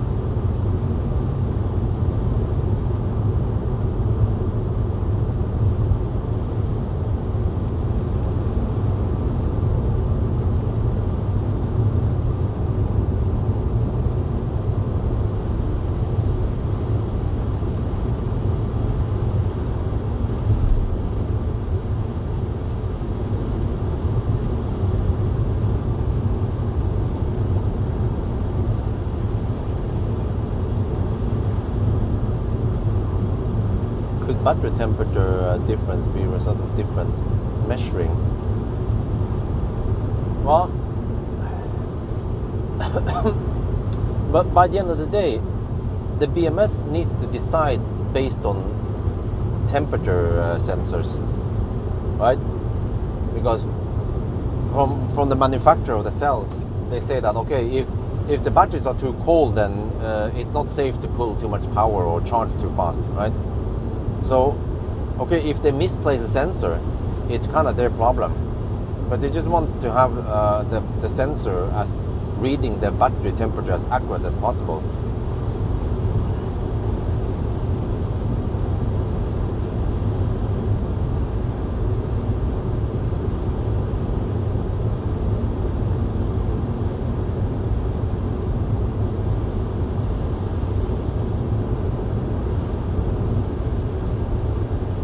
We're getting close to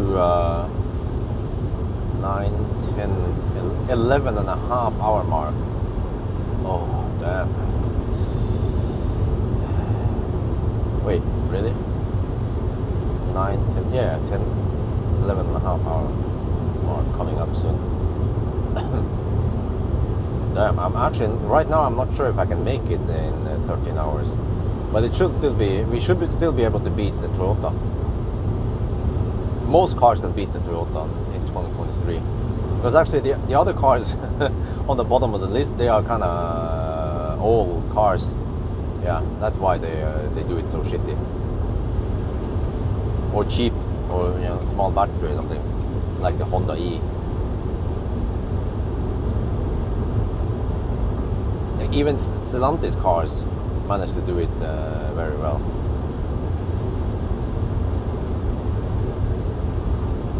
With only 50 kilowatt hour battery.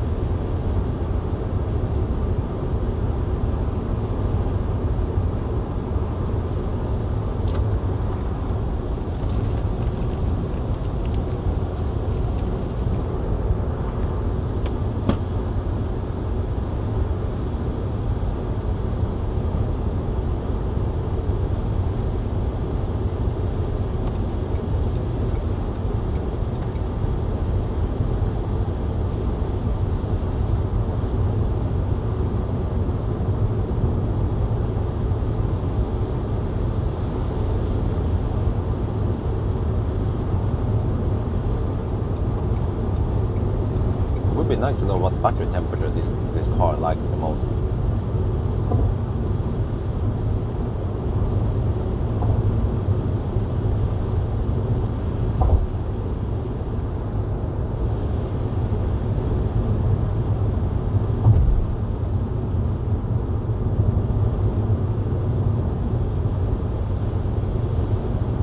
There, 11.5 hours now.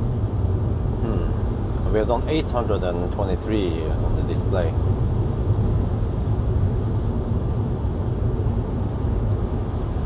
And consumption is 326.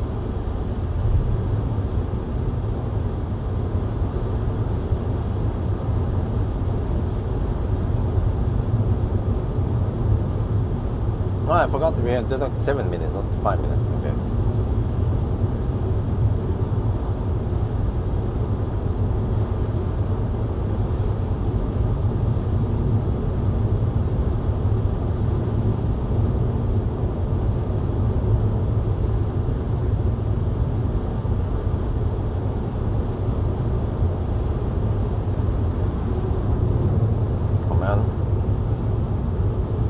Sunday drivers. But it is Sunday, so they are excused, right?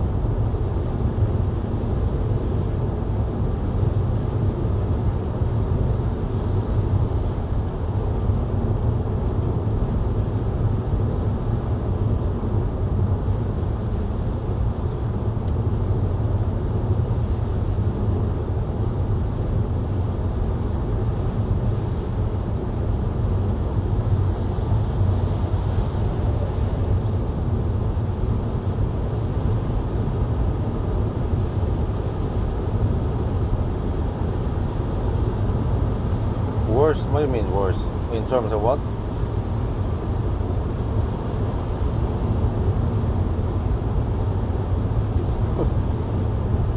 Kind of bumpy over here, man.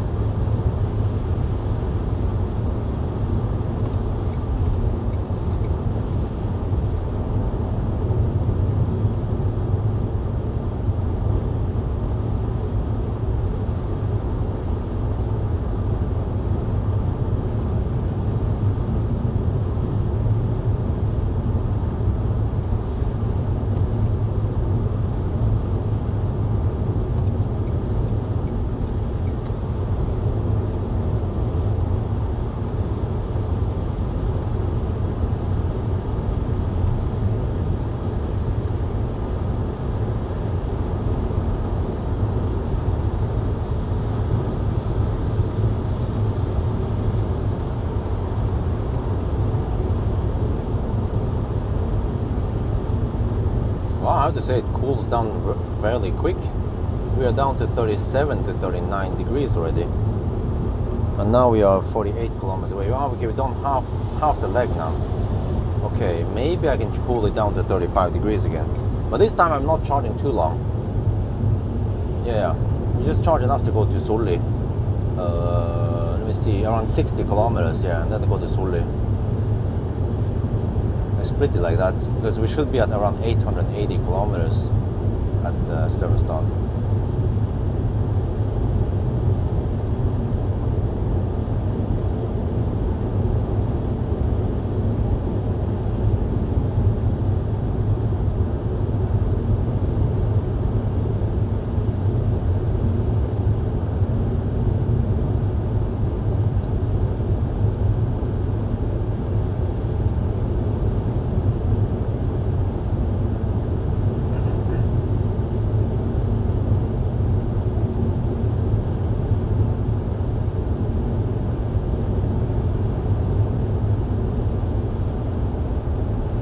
It's getting dry over here. Ooh, nice. I haven't seen this type of road in a long time.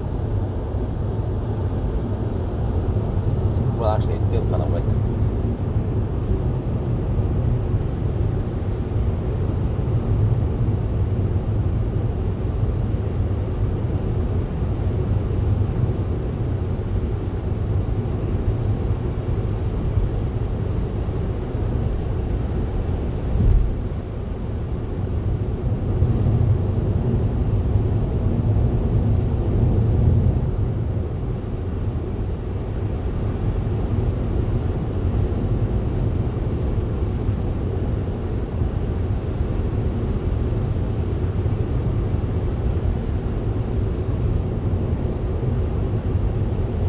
starting point is Alnabru.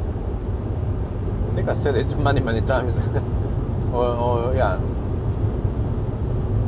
Maybe in the beginning it was Circle K Furuset many times, but it's Alnabru. So I moved location slightly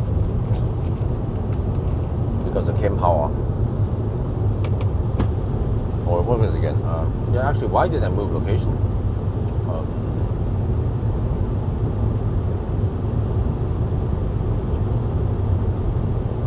Yeah, it's closer. Yeah, it's slightly less detour for me to go over there and then go back again and all that.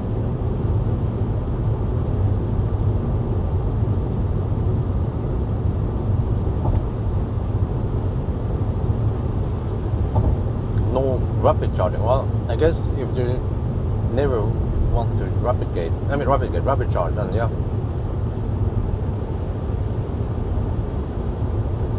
But on the other hand,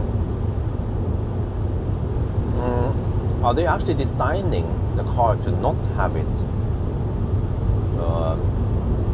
That means you might have different variants, or if there's like a software, but then there shouldn't be a CCS port, just a Type 2. Well, that's weird, man. That they have many variants, because it will cost more to offer that option.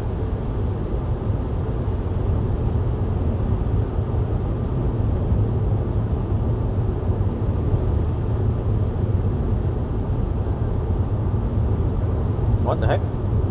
Why did the music suddenly start?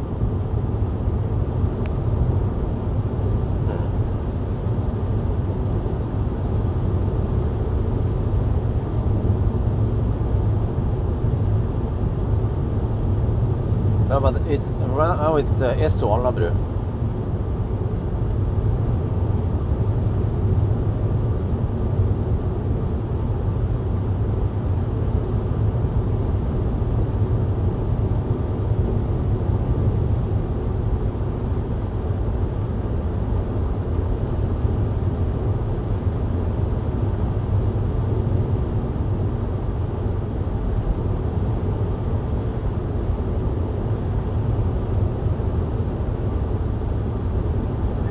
Okay, 36 to 39 degrees in the pack.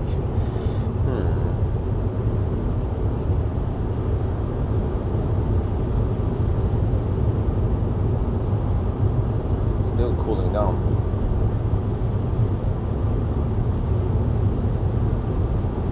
But the fact that it's cooling down could indicate that it doesn't want to be too hot, unlike a Tesla battery.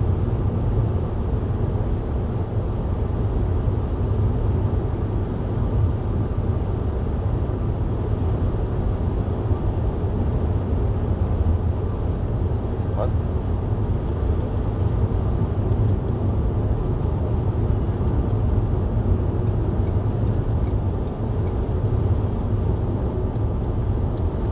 The music randomly comes on and then disappears again after 10 seconds. That is spooky, man.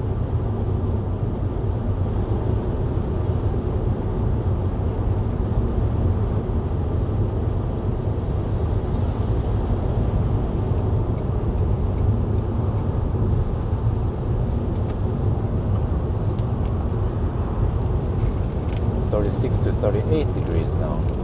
Cooling down.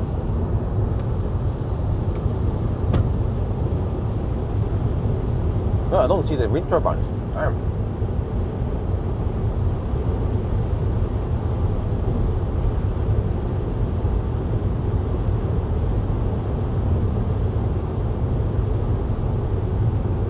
But I don't know if you guys know this. Near Mjøsa, Oslo, or over there, suddenly lots of wind turbines have appeared on the mountain. I don't know what that mountain is called, but it's on the Espa side. I think they popped up just 6 months ago.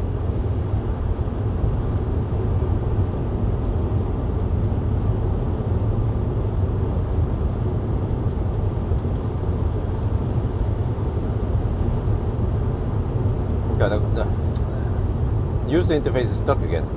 I cannot unmute. Well, let me try to mute.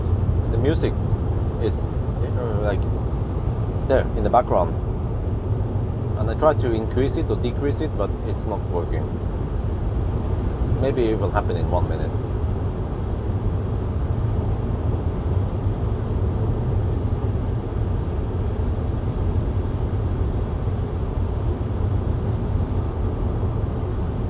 Is it quite foggy or is it quiet and foggy? Those are two different things. Quiet and quiet.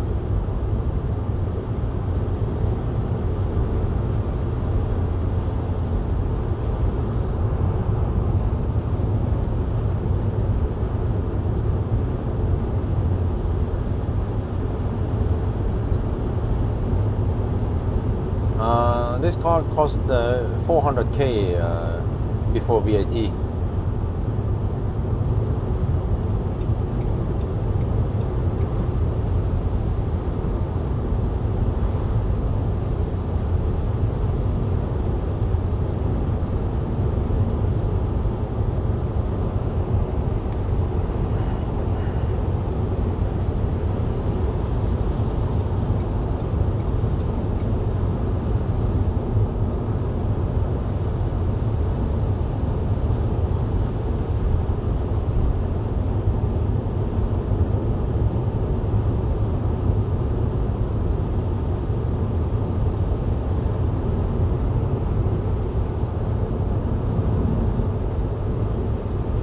This place is kinda twisty.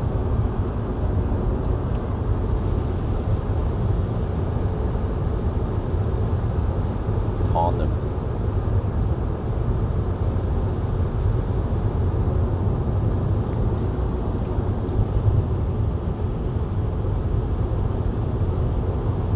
Climate menu. No, it's just not responsive. I try to click on anything, but it's not responding, so I just leave it there.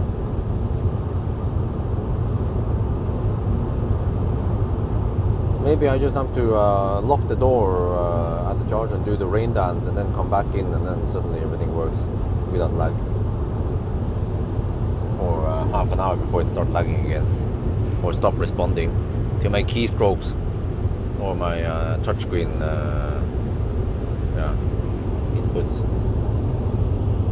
And now music is in the background. What the heck? Is there another volume control here?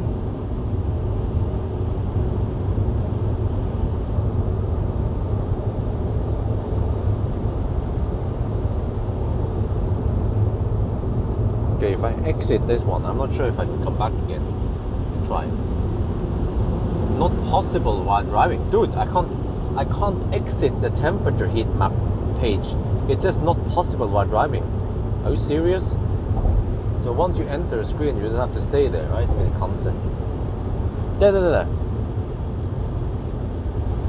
There, I'm muted. Oh, finally.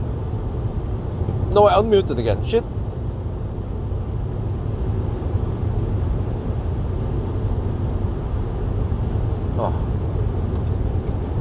Everything becomes so hard when you have 1 minute lag and you don't know exactly what you did 1 minute ago, or if you double clicked on it, if you double muted or unmuted.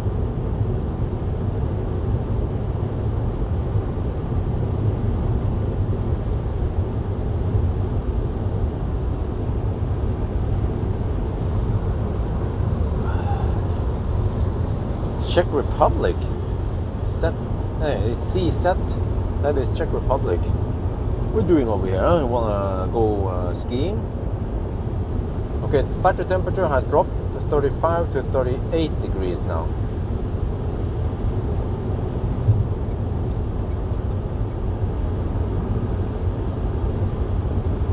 Oh, it's not 517 watt per mile. What is power? Watt hour is energy. But it's a van and it's winter outside. Winter-ish.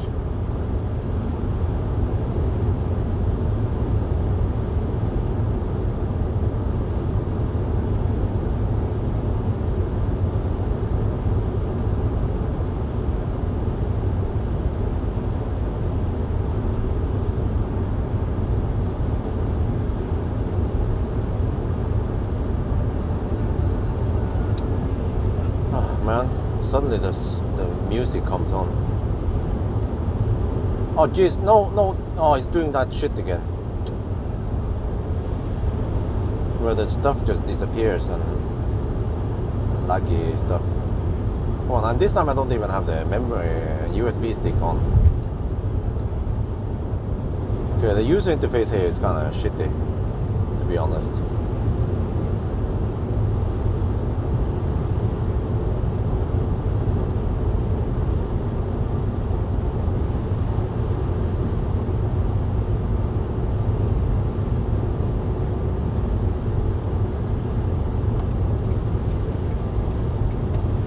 Okay, we're getting close now. 21 kilometers left. The battery temperature might go up a little bit now that we have uphills. Yeah, that's usually what happens.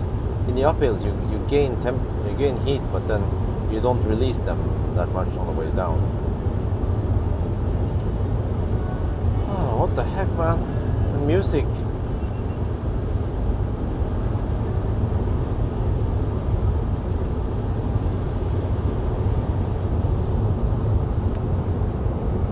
And then I can't enter the energy screen, the trip screen. It's just laggy, and it doesn't respond to my click.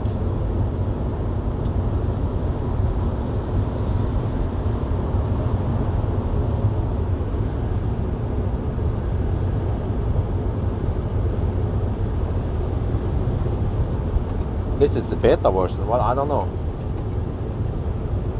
How do you know this is beta version?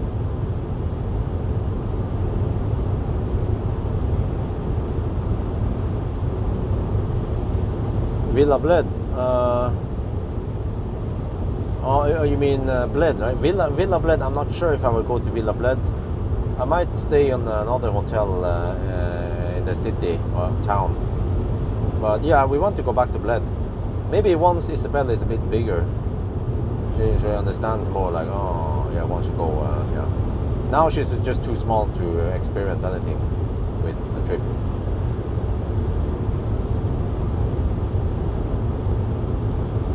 Oh yeah, I would like to see the stats right now, but it's hidden on the screen. I can't see it, so I can, yeah.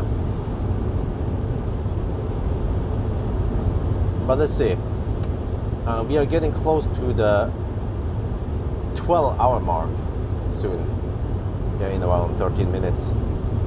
I'd like to see the distance. Okay, I need to check in the instrument cluster instead. 862. Oh, it's going to be. Yeah. Oh, okay. Oh, yeah. We will arrive at Strømstad before we hit the 12-hour mark, I think. Then we need to charge up, and then we have to charge up 2 more times, and then hammer. Okay. Any problems? Nope. No problemo.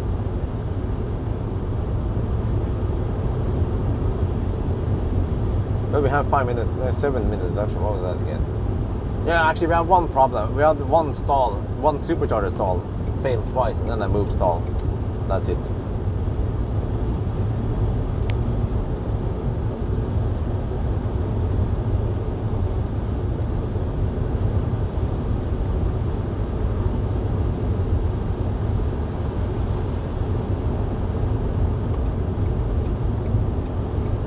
Can't be better than 1330. Okay, shit. Maybe it's just because I have too many charging stops, and I did not count charging stops in my my spreadsheet. That could be the problem, because I'm not sure if I counted charging stops or not. It might not be that advanced. So it has like a flaw. If you have very many charging stops, I mean, if you have just 5-6 charging stops, no problem. But once you have 10 extra charging stops, then suddenly they count. You have maybe 2 or 3 minutes multiplied by 10, so that's half an hour slower, or 20 minutes slower than the spreadsheet. That makes sense. No, not one stop, 2 stops, Strømstad and Solli. This car going that long distance is kind of slow.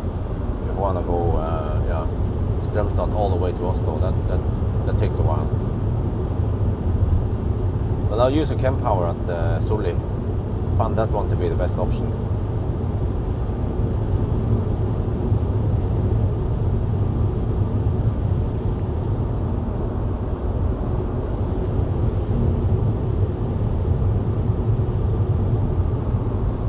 12 kilometers left. Yeah, I'm actually going kind of deep again. Have you used the eco mode? No, I haven't.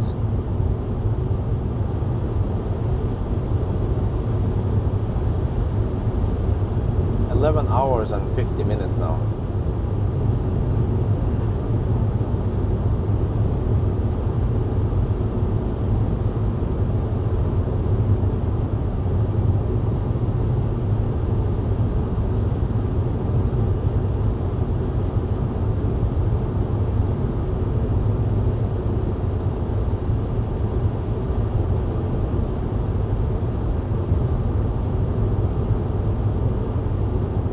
Well, there are actually plenty of left in Hungary and Sweden, but then over here we have very low traffic. Okay, battery temperature 35 to 38 degrees. I guess not ideal. Yeah, I need to check the battery temperature once we arrive at Mortensrud, I guess, because I need to kind of top up the car since I can't charge at home. But I guess, yeah, maybe I'll do a charging session to 90% at Mortensrud.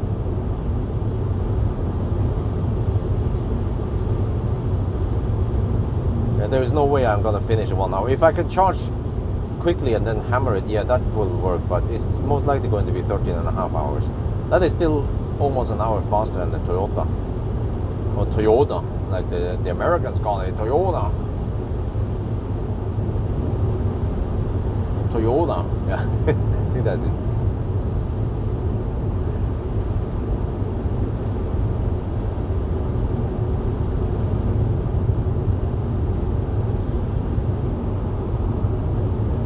Huh, 8 kilometers to go. Oh, okay.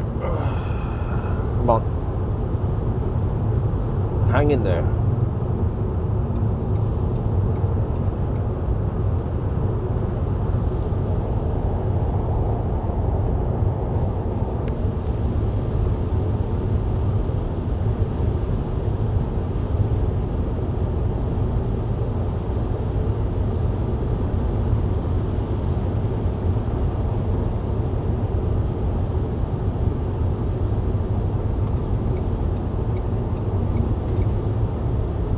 Yeah, it's comfortable.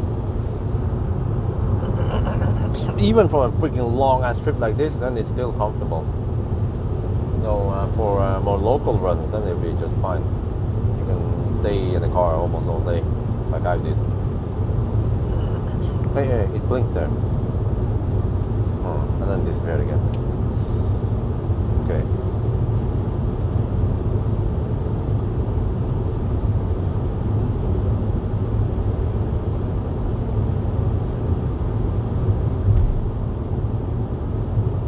Well, next weekend, I think I will go, 1,000 kilometers. I just want to see how it goes. Oh, oh, I'm back on the lid. Oh yeah, suddenly it works. Oh, okay. Come on, come on. There, yes. Right before we finish, then we are back looking at the charting, the trip screen again.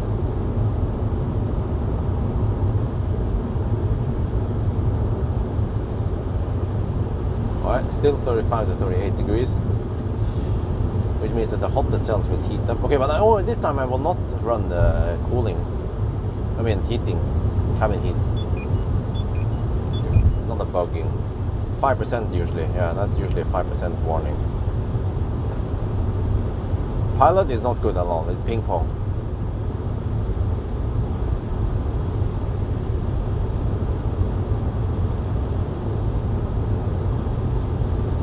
Do I get the sport pack? No, I don't get it, unfortunately.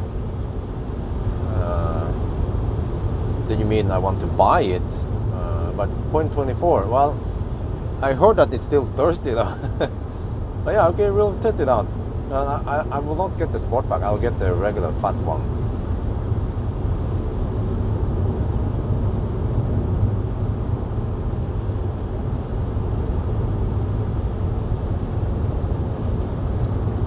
I have to figure out how much I need. I think over here we just need like 40-45%, something crazy, to go to Sully. Oh, we are going deep this time. Okay. Wait, can I just exit this shit now? Or Not possible while driving. Are you kidding me? Dude, Kamsa is annoying. Freaking annoying app, man.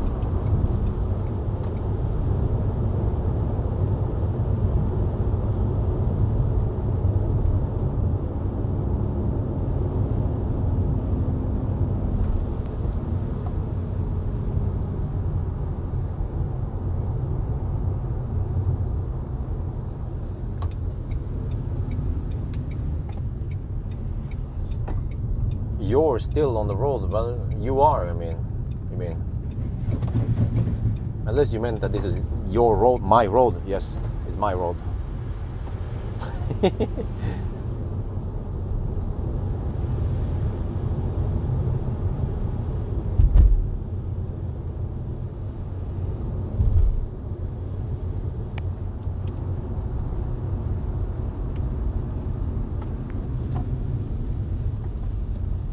Toyota has no blinker.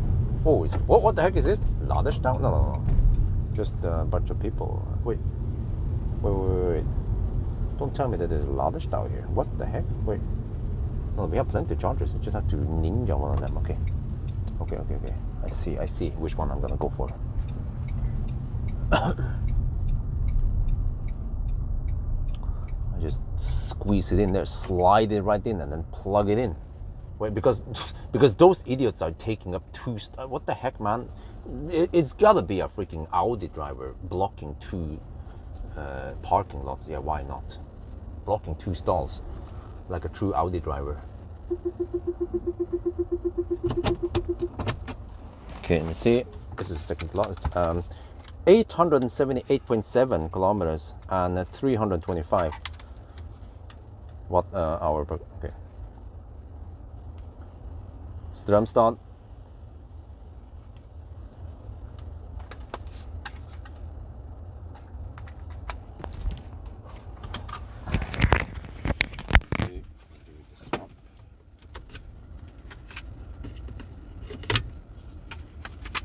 Okay, plug it in.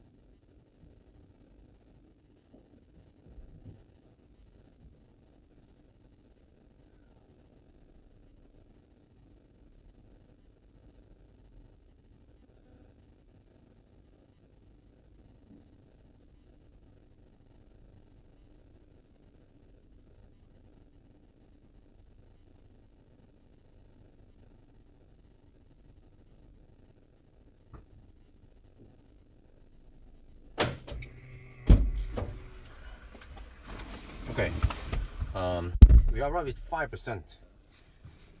Okay,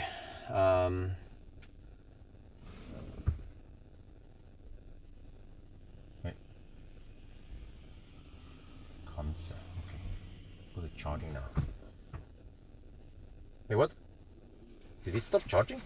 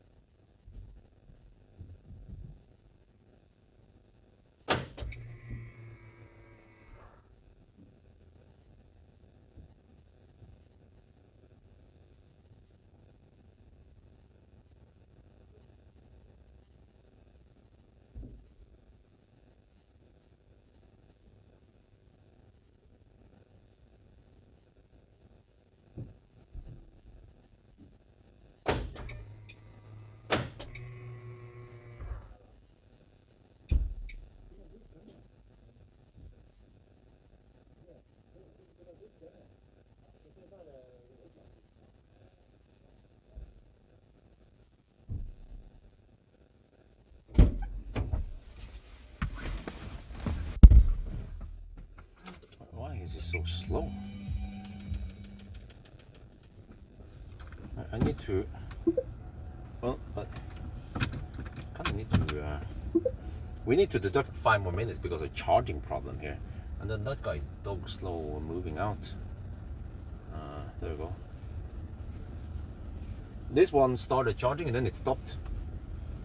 So I think I noted that we had the problem at 53 and now it's 57. Yeah, so this is roughly 5 minutes of digging around before we can start charging.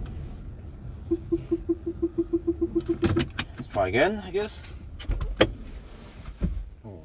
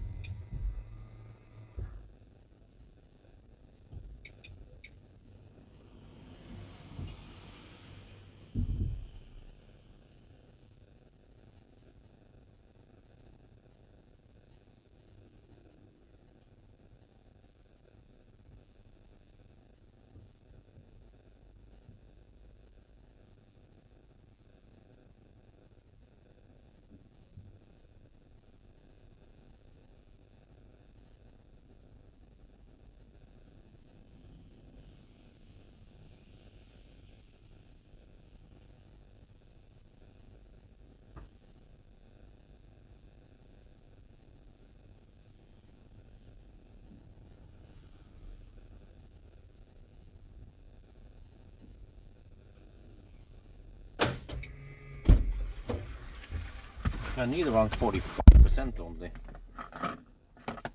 Or maybe 50, we'll see.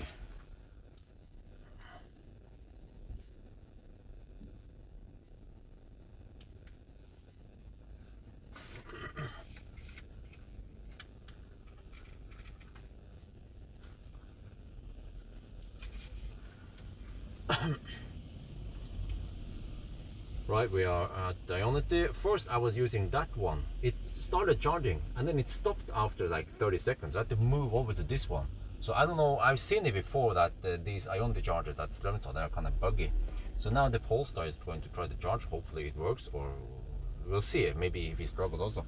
But this time we arrived with 35 degrees Celsius.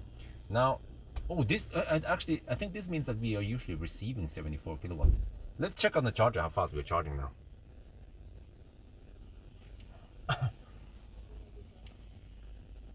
เรามาถึงสตรัมสอนนะครับแล้วก็เมื่อกี้นี่เราชาร์จที่นั่นนะแล้วก็มันชาร์จแป๊บเดียว1 นาทีหรือว่าไม่รู้ว่าแล้วมันก็หยุดชาร์จบอกว่าแล้วก็พอดีว่าคนนี้เขาย้ายออกไปเขาชาร์จเสร็จแล้วก็ย้ายมาที่นี่แต่ว่าเราต้องรอให้เขาออกมันออกช้ามากนะก็แปลว่าเราจะต้องหักอีก5 นาทีนะครับแต่ว่าโอเคตอนนี้นะตอนเราเริ่มชาร์จนะแบตเตอรี่มันเป็น20เท่าไหร่เนี่ย35 องศานะครับแล้วก็อันนี้แปลว่าเราอาจจะรับ75 กิโลวัตต์นะประมาณนี้อ่ะเดี๋ยวออกไปดูข้างนอกว่าเป็นยังไงนะครับ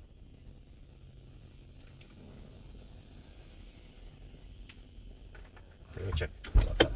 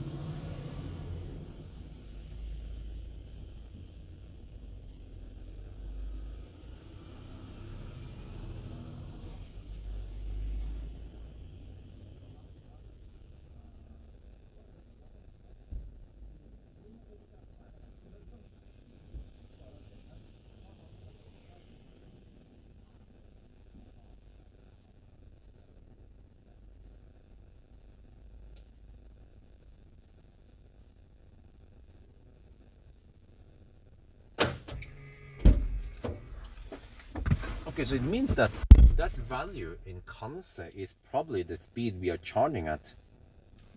Yeah. So you can kind of look at this one and get some info, except for that state of charge is kind of all over the place.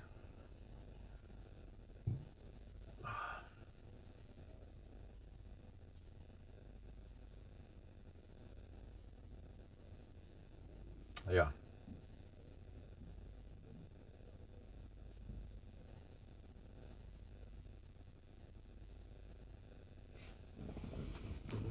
I'm not sure which one I should show you guys. But this time I'm not heating up the cabin. Let's see if the battery heats up or not.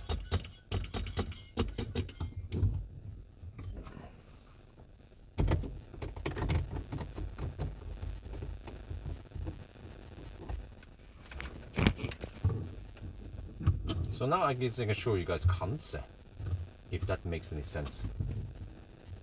You can see here, but I'm not sure if you see everything. You can kind of see like this, right? You can see that we are taking 74 kilowatt, and that we are at, well, it display shows 17%, then the Kanse report is as 19%, maybe because that's a true state of charge. Okay, I guess I'll go to the restroom and get ready. This is a short pit stop and much needed rest. Oh yeah, I need to eat more of that stuff. Okay, restroom first.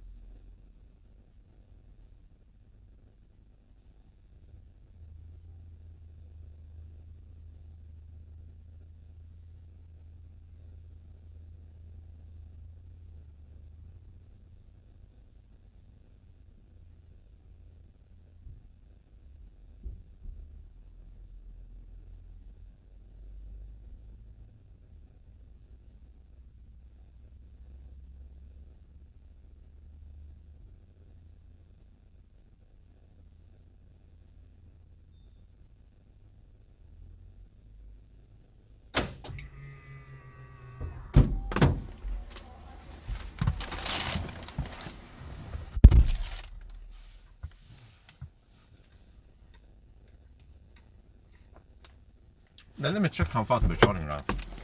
Oh, it's 30%. 29 actually.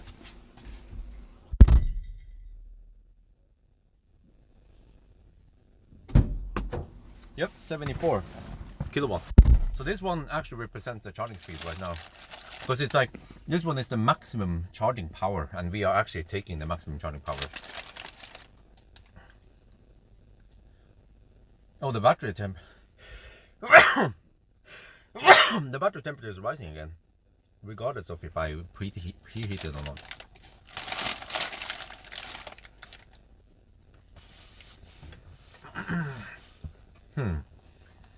The question is, should I go for 45 or 50%? I might actually go for 50 just to be sure. Because it seems like it almost doesn't matter if I slow poke or hammer it. It seems to be almost out of my control.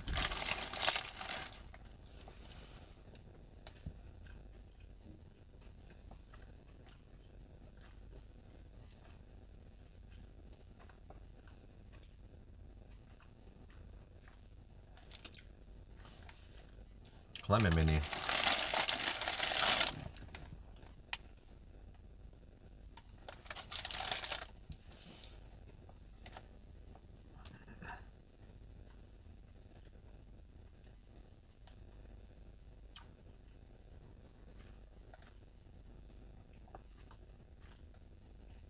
I'm not sure what all this means.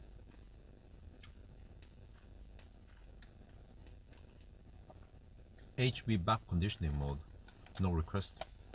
Climate loop mode.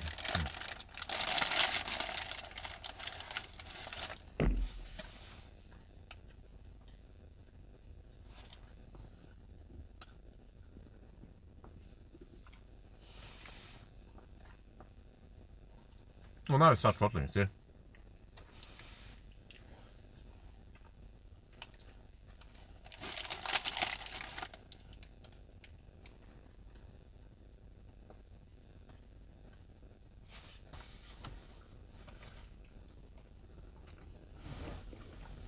Maybe 45% is enough.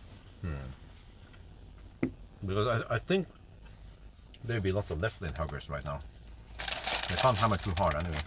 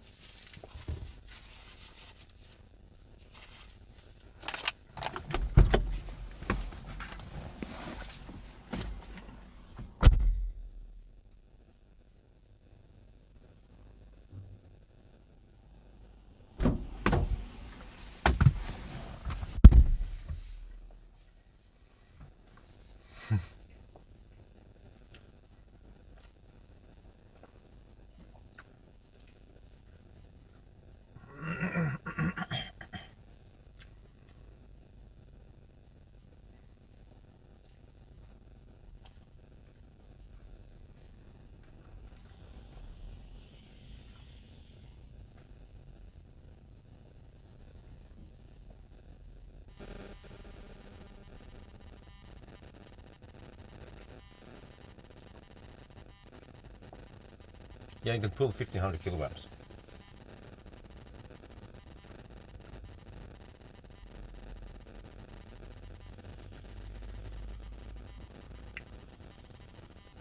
Well, the battery has heated up. Wait, was it hotter previously? Or Yeah. Now the Skoda. You remember that I was complaining about I can show you guys here about the Audi that had a bad parking. Now there's a Skoda who wants to squeeze in, and the Skoda has really tight space, and the Audi even has the charge port on the wrong side. So the Audi should have been hugging more towards us. So now the Skoda has to squeeze really tight in there. So I mean, at night, yeah, I park like a douche, but in the daytime, especially when you see other people charging here, you should be more considerate.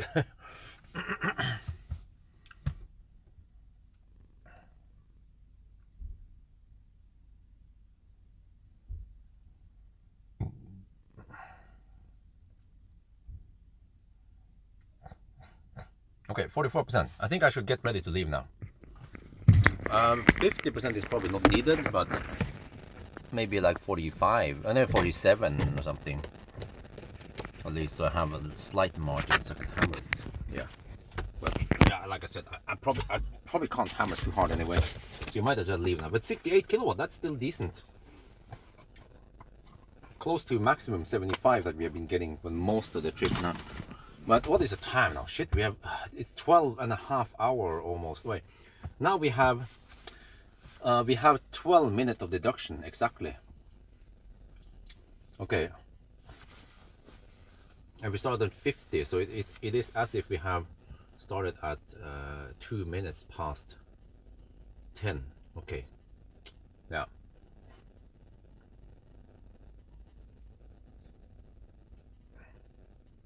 Okay, let me leave this one, then go back to. Well, actually, wait, it could be useful to check out the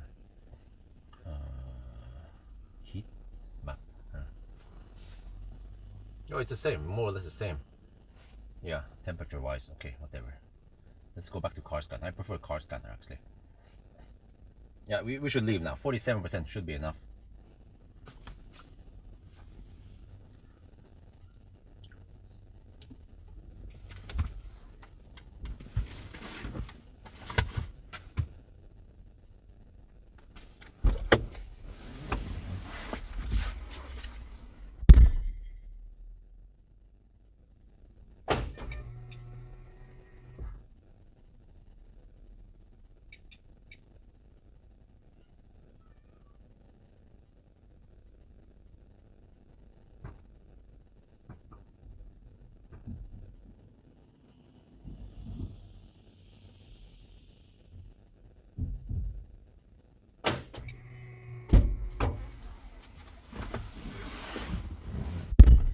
Start your engines.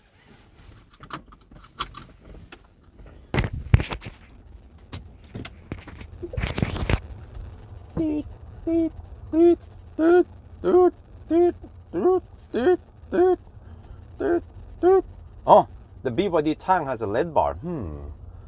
How come? Because the headlights are so shitty, maybe. Yeah. Wait, did I reset anything here? Okay, let's go. Okay, go. Second to last run. Normally this is the final run, but not today, son. Not today. Now we have to hammer for Sully. Hope that there's no Laderstau over there.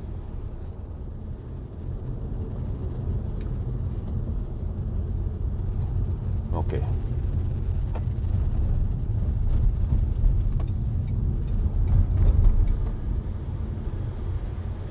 But there's probably border control also. Yeah, of course.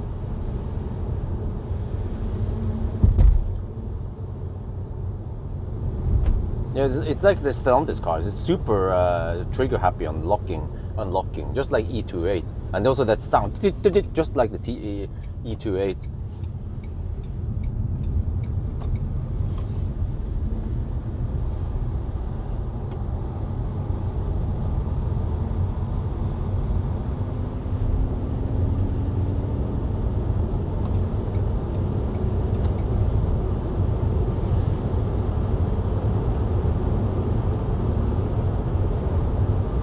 Ooh, the road is almost dry now.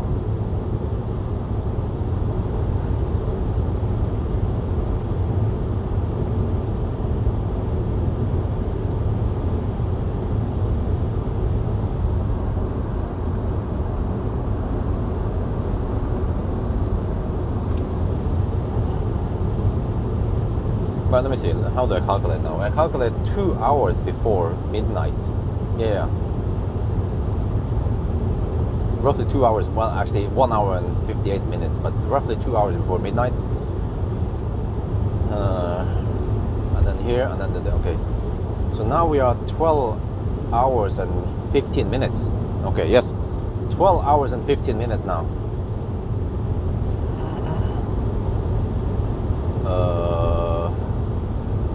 Okay.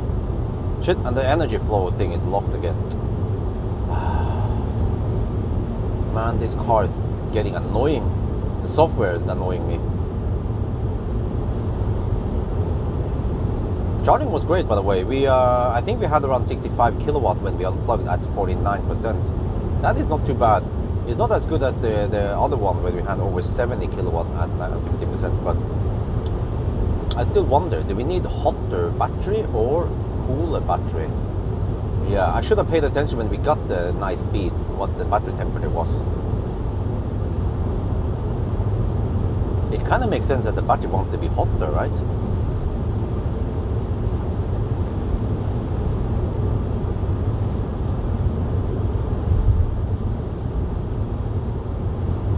Well, it's 7 degrees Celsius outside now. Wow, nice and warm.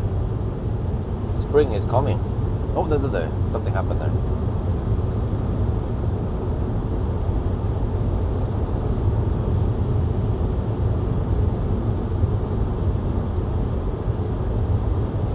Oh, I got it. There's a chance with 1320. Okay. Well, it boils down to the last charging stop. I think the last charging stop should be around 10-15 minutes. This one was 16 minutes. Yeah. We have to go semi-slow towards the end, so yeah, I will see. Maybe 12 minutes something. But then I will have to stop at Mortensrud since I need to top up the car anyway. I need to do an acceleration noise test tonight, maybe. And that means I need a high-ish battery. So ideally I need to charge it to 90%. I'm probably not going to do it, but at least top up whatever. And then maybe also top up another again at home. And then I just go walk home and then I come back for the car afterwards. But then I should go to Pawel because then I can monitor how far it has charged. But I actually want to top up to 100%. Yeah. Or I could leave it at 50-60%, but then I have to top up before I go and I do acceleration noise test. But actually, maybe it doesn't matter because as long as I have, actually it doesn't matter. I forgot about it because even at 50%, as long as the battery is warm-ish, then you have full power. Even at 30% to 20%, you have full power. Since the battery can supply lots of peak power versus what the car is designed for. Yeah, it reports it as 200 kilowatt actually. That's actually a lot for a 45 kilowatt hour battery. Deduct for convenient charge. Well, actually, in this case, I don't deduct for convenient charge because I'm going to charge right away after 999. So I charge just enough to reach Mortensrud. And then whatever happens in Mortensrud is after the 999 time.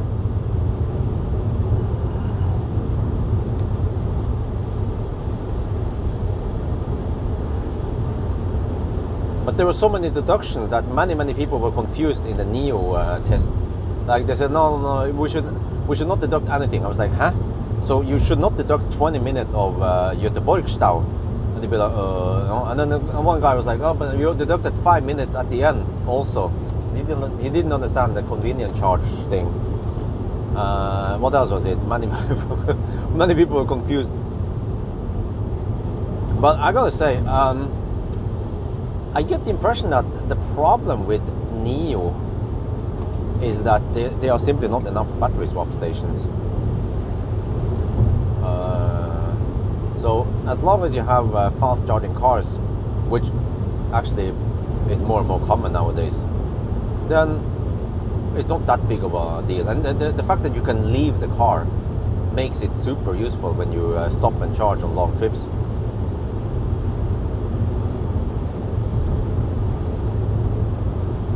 But it couldn't. It would actually make more sense to battery swap locally, because then you don't have to go to the restroom. You can just sit and wait, and then locally, people who want to charge, they usually have cold battery, or you have to waste a lot of energy heating up the battery so you get good charging speed, right? Or you have to charge in the evening when the battery is hot or something like that. So then, for local top up, then charging is kind of slow if you want to go. And normally you might want to go 90%, right? Then you can just swap, boom, and then suddenly you have it. So, but in China, I think it's a different story. I think people, they swap there because they only swap. They don't charge. They might not be able to charge. But I kind of feel like maybe NIO is missing the point, or they apply the same logic in Europe, but people over here, they just use the cars differently. And that's why also in Europe, they kind of expect the cars to charge faster. But in China, nobody gives a shit about that NIO charges slow, because they just swap.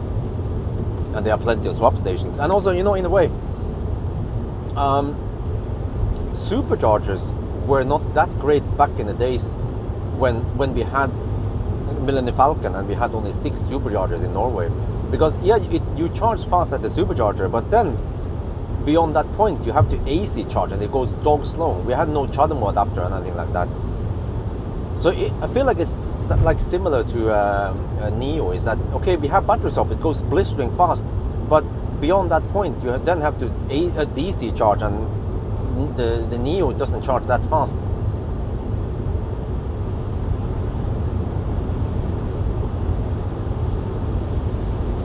So it would have been better if ET7 or ES8, I mean, they use the same battery, right? If they can charge faster, like 200, 250 kilowatts, then it will kick ass. But I think the problem is that the NIOs, they are not designed to charge that fast. They have been designed for battery swap. Just like Tesla has not been designed for battery swap, but the later Palladium has been designed for charging really fast.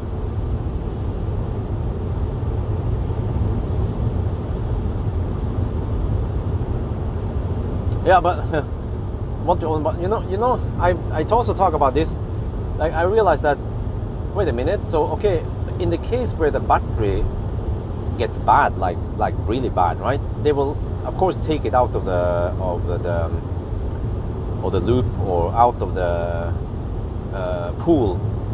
But as long as the battery works as intended, then I don't see any reason why NIO would change anything. Which means that the original ES8 batteries 1 year ago, they are still in the pool, and NIO, they don't do any refurbishing of it. It just stays in there, right? That's the best cost-efficient way to do it. Just let it stay in there and do its job, and then also degrade. And that means that if you're buying a new ES8 or ET7 today, and you buy bus, you will basically buy bus with degradation. That's what I realized, because when I tested the brand spanking new ET7, it received a degraded battery, and then I could not get 88 kilowatt hour or 87.9 or whatever. I got around 86 kilowatt hour.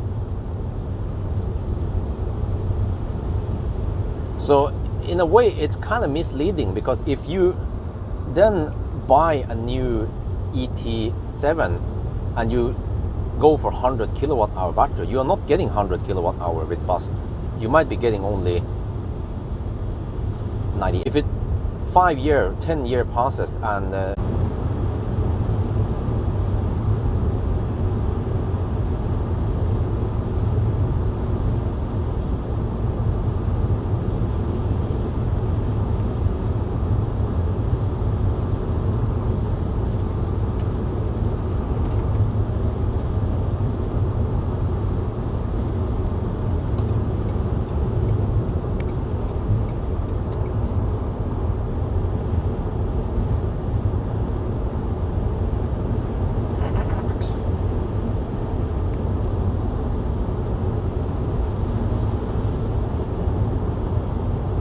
are we back?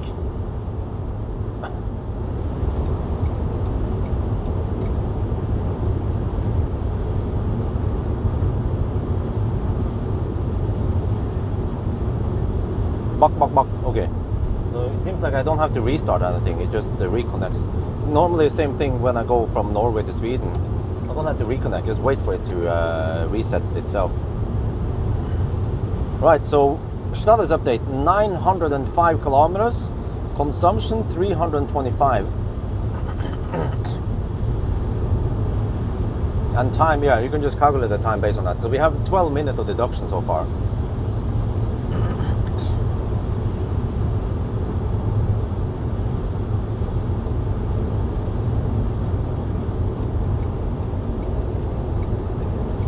But yeah, at the border I was thinking, oh shit, it's a van. They might want to inspect the van, but no, they just didn't care. Okay, that's good. They'll be like, what do you have in the back there? Yeah. But they saw it's a Norwegian electric van. They'd be like, okay, he hasn't gone far. Well, what do you know? I could have gone all the way from Poland, right? This thing kicks ass. It's a Townstar. If you want to smuggle something, do it in the Townstar, because the border control will never know. They think it's just some kind of local delivery boy. No. I have the precious illegal cargo in the back. Yeah, but okay, about the whole battery swap. Now I have slightly more experience with it. And I haven't actually experienced how it is to use it in China. That will also be quite insightful.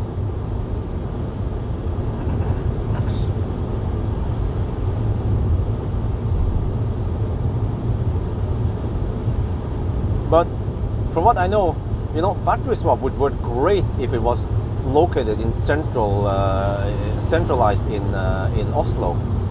I think the only problem is that battery swap might be a little bit expensive for NIO to run, but then they offer it cheap to the customers. But they kind of offer it to customers on the move. But yeah, I mean, if you have a NIO, you kind of want to swap because you can and because it doesn't charge that fast. But I can imagine. Okay, imagine this: if the battery swap costs the same as fast charging, right? Like, if the cost is the same, exactly the same, but if your battery swap, you're stuck in the car for 5 to 10 minutes, depending on stau and stuff. Especially if you approach the swap station and you see that there is stau there. There's one car, or maybe even worse, 2 cars in front of you. But if that NIO can charge at 250 kilowatts, I think many people would actually go for charging instead of swapping, because there is no queue. You just plug it in at the supercharger or Ionity, and then you can go do whatever you want to do. And if the price is the same, I think many people might choose that one. What do you guys think? I should make a little rambling about this, a little TED talk about the whole battery swap. So since last time, I gotten some experience and some new thoughts about how stuff works, and I realized that, hey, the batteries do degrade. I mean, I should know that they do degrade. But that whole Mulsanne plug-in, yeah. Huh? What do you mean? Well, but in China, from what I understand, many people who own EV in China, they live in high-rise building, and unfortunately, the law over there doesn't allow you to request, or you can, in Norway, you can require, you have the right to install a charging station at your home in a high-rise building, some shit like that. There was a law in Norway that came a couple of years ago, and that made it way better for people who live in apartments. But I don't think that law exists in many other countries, which means that in China or many other countries, if you live in a high-rise building, too bad for you. You can't charge. You might not even have a dedicated charging parking spot, just a pool you can park anywhere. So that's kind of a bummer, because there are solutions to the problem. Like Norway, they fixed it, but other countries, they don't seem to want to adapt, or they don't care. And then they find other solutions like battery swap. But in Norway, I think most people don't care. Also, if you can choose between charging cheap at home in your apartment or battery swap, people will charge at home, of course. They'll be like, fuck that shit, I'm not gonna go out and swap for no reason. Yeah, that law is super nice. I think you can thank Elbilforeningen for it. They've been pushing stuff that matters.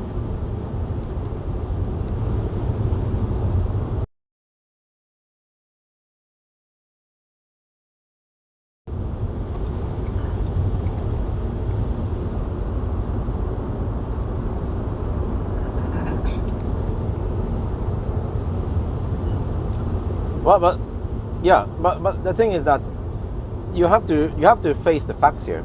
Take Varberg as a prime example. We are getting more and more of those sites. But take Varberg. If you arrive at Varberg, there's one swap station, and if there's one car in front of you, who knows how long it's going to take, right? Or you kind of know it will take 5 minutes. If he's in the swap, then 5 minutes. If he hasn't started yet, almost 10 minutes. And then you know that at Varberg you have plenty of V3 superchargers, and you can get 200, I don't know, at least 200 kilowatt from the V3, or you can go for Ionity and get 250 if your car can take it, right? So then it boils down to, what do you do? If the price is the same and you don't want to wait, and you kind of want to pee or eat, and you don't want to wait 10 minutes, you could just plug it in, and by the end of the day you achieve maybe what you want anyway. And maybe you also realize that if you battery swap, then you kind of need to stop anyway before the 90% has been eaten up. So if your car charges fast, you might be able to pump in 50% by the time you finish swapping, and by the time the queue is done and you swap. And if the next destination has a battery swap also, let's say you're going from Varberg to Helsingborg, right? Then you could just charge at Varberg and then drive to Helsingborg and then swap at Helsingborg instead. Yeah. But for me, the problem with the swapping is that you can't leave the car, and I kind of need to stop. I need to go to the restroom and grab some snack, and it doesn't take that long. It takes like 10 minutes, 5-10 minutes to do my thing. But I'm just sitting duck in the car, waiting for the swap. And also, this is exactly what I've been talking about in a video many years ago, when I said that Taycan, I think back then I assumed that Taycan might charge at 350 kilowatt, and I said that, well, but if the Taycan needs only 10 minutes to charge up, it is so fast that, it is so fast that you might not have time to do much. Or worst case is that if it takes too long, you end up in a gas station queue at whatever you want to pay. Suddenly you charge too much, right? Or you cause queues, or you take up the charger that other people need. So I was thinking, if you charge too fast, then you kind of need to be standby also. Or as long as at least you have power, if you have power sharing like kWh or Tesla, then as long as you have plenty of stalls, then it doesn't matter if you're occupying it too long. But for Ionity, it's like, that's the 350 kilowatt, you're occupying it, you have passed 80%, you are receiving only 1/3 or 1/4 of what you can take and maximum speed. So it's kind of waste of time there versus other people who want to have a stall. But power sharing is the way to go, really, like kWh, Tesla, or also at some extent Delta and Alpitronic.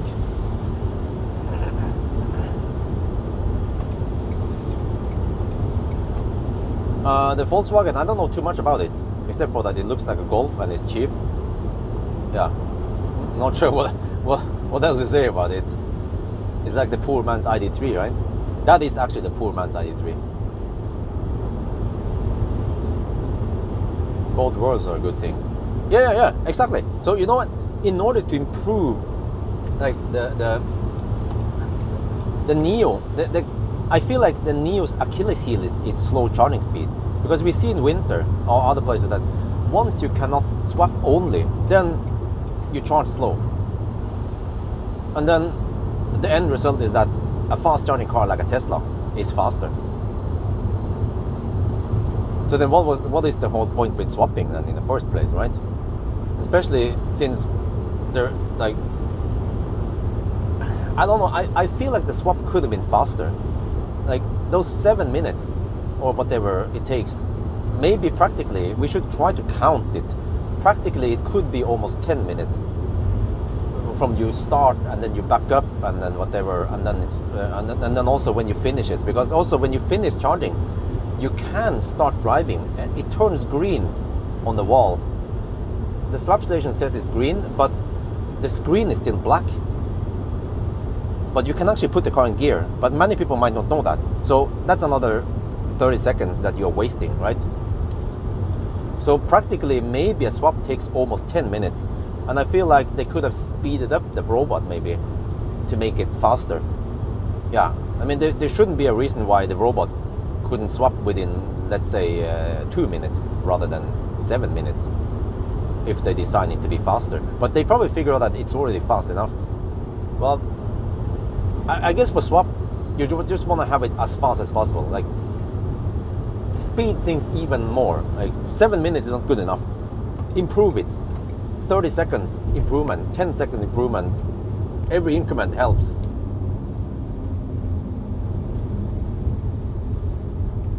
Extra weight, really? Why? I don't get that one. Because the battery is not structural. There's other parts that holds up the car anyway, so it's not critical. Or just like Tesla, you know, Tesla it can swap, even though it might not be designed for it, but it can swap, and it doesn't add any extra weight. Okay, I haven't been here in a long time, and I don't know, can we even use the there's Mer charger also, but I want to use kWh if kWh is available. Let me see. Wow, I haven't been here in a long time. They have Mer chargers over here now. Okay, and can we use superchargers? I'm not sure. But they're supposed to be kWh. Yeah, oh yeah. Oh, give me that juice. Oh yeah. Yeah. Let's see, I'm gonna take this one in the middle. Bullseye. How about this one? Oh yeah. Oh yeah. Oh yeah. Okay. Last charging stop. 924.7 kilometers. And consumption 325. Solely. Okay, let me see. Let me quickly do my thing.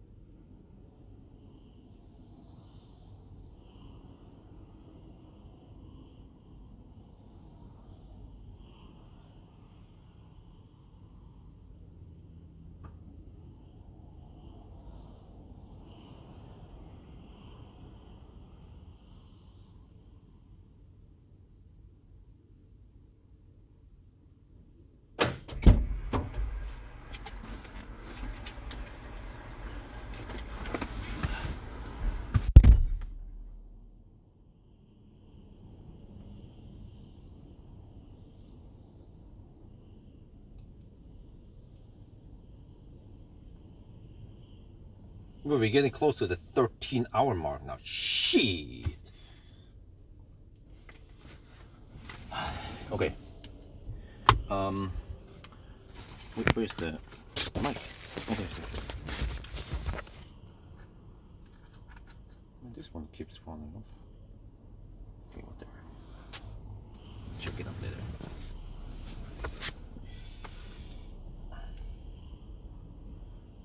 I need to figure out how many percent I need to charge to also. Last calculation now. Let's see. If we arrive at 9%, that's actually a little bit too much almost, but whatever. Next one, solely Shell Mortons is 71. Oh shit, 71 kilometers for the next one. Okay. 71 times 300 maybe? No, it's less, 290. Okay. Well, I can calculate this one, or okay. What is it again? 71 times 290. All right. No, it's less. 71 times 280. Yeah. Okay, so I need 50% again. Really? Shit. Okay, let's go. 50%. Might be overkill.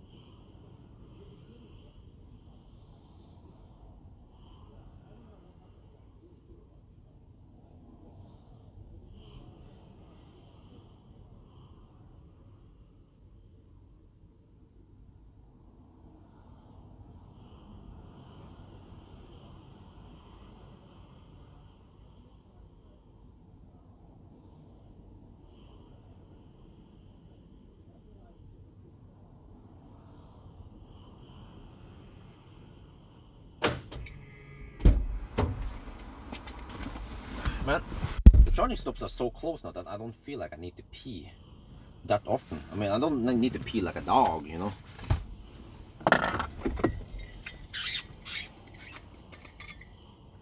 Oh, is it 15 now? Let me see. Let me count here.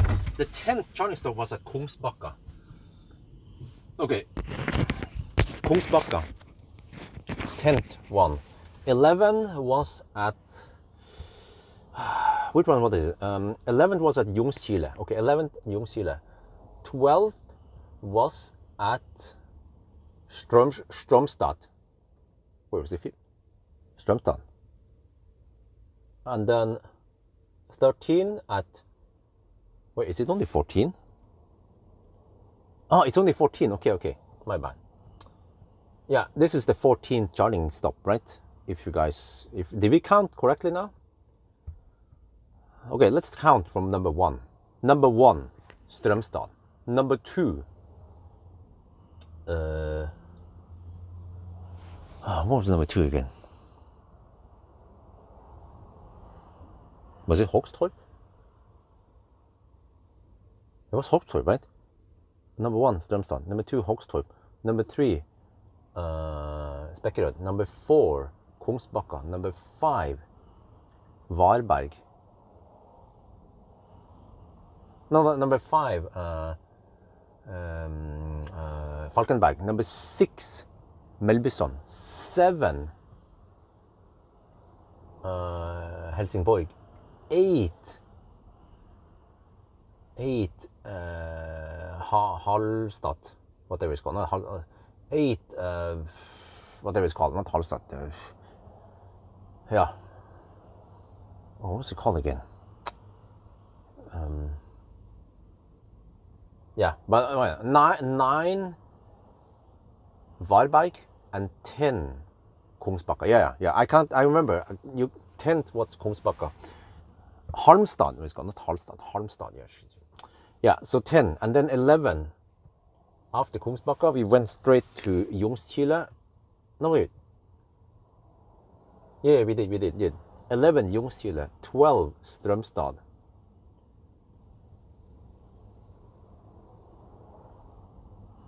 Wait, 12 Strömstad. Huh? Wait, did I? Is this a 13 charging stop? That's it? Wait, there's so many, I missed all of them. Shit. 10 Kungsbacka, 11 Ljungskile, 12 Strömstad. This is a 13 charging stop, not 15. What the heck was I talking about? Maybe I should reshoot it.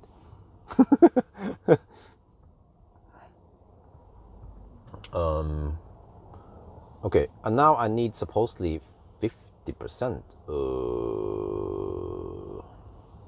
Wait, Sully. No, this is Sully. We are at Sully now. I think I need to write down all the charging stops in my list here. Strömstad, not Ljungskile. It was Strömstad, and then it was Strömstad, and then Håkstorp.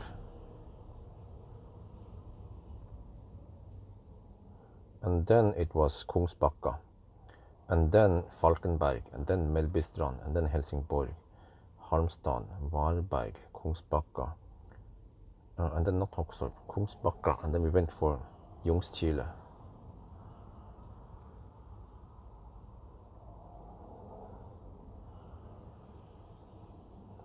And then Strömstad, and then Sully. Kempower, they don't set the price. It's the charge point operators like recharge.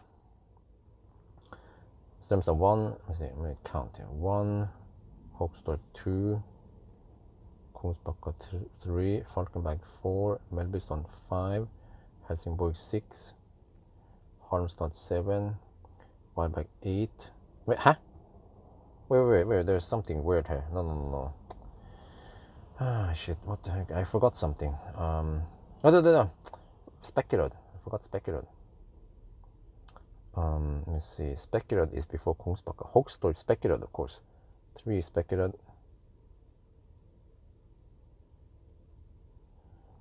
4 Kungsbacka. 5 Falkenberg. 6 Mellbystrand. 7 Helsingborg. 8 Halmstad. 9 Varberg. 10 Kungsbacka. 11 Ljungskile, 12 Strömstad, 13 Sully. Okay, we have 13 charging stops. All right, only 13. All right. Yeah. Okay, not 15. I can reshoot it again. Whatever. Yeah. It feels like 15. Yeah, that's what it feels like. It's so many that I lost count. That's what happened. Okay, 71 kilowatt now. This is okay. I mean, I still wonder why did we get so good speed on the other runs? Was it because it was hotter? Okay, we're gonna find out kind of, because at the last stop now at Mortensrud, the battery should be a little bit colder, and we will see if that gives good speed or not. Yeah. Okay, we will hit 13 hours soon in 5-ish minutes. Yeah.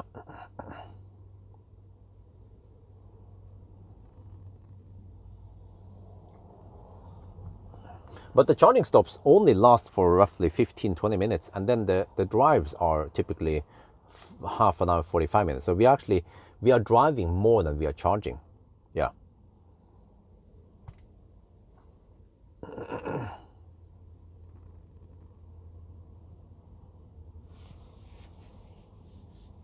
It's like, this is what it feels like to be an Ioniq driver, kind of. Well, except for that Ioniq has Yeah, kind of like that. You know, Ioniq has a smaller battery, but also Ioniq needs to go roughly 70, 80 kilometers during winter between each charge. Yeah, but Ioniq doesn't get flat 75 kilowatt. Ioniq will hover at 55, 60-ish. And Ioniq also needs roughly 15, 20-minute charging stops. So this feels almost like an Ioniq in a way. It's just that it has a bigger battery and yeah, and it's a van. It's the Ioniq van. Yeah.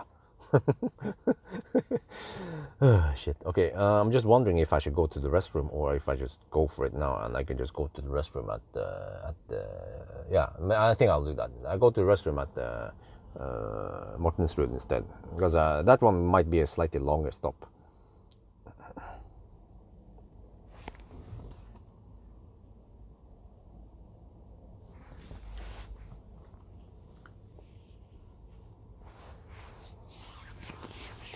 The bus, unlikely that it comes with that small battery. Wait, let me double check it. Do I need 50% or how much do I actually need? What was my calculation again? Yeah, I think 50% should be enough, according to what I estimated now. On the previous run, we can also calculate the previous run. Where was it again? I went for 50% also, didn't I? No. How much? Shit, I don't remember how many percent I charged you on the previous run. Yeah.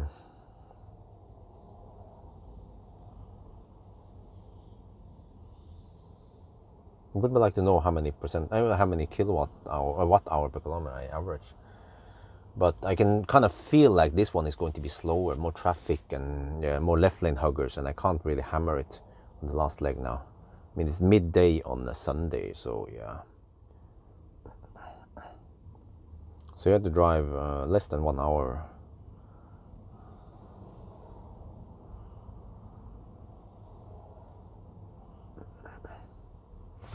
Okay, maybe I should shoot a little video. How far we have come.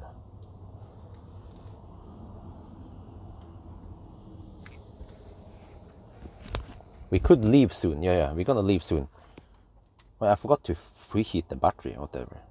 It's not that hot, it's not that cold in there, so no big deal. Maybe I can have this one here, somewhere, here.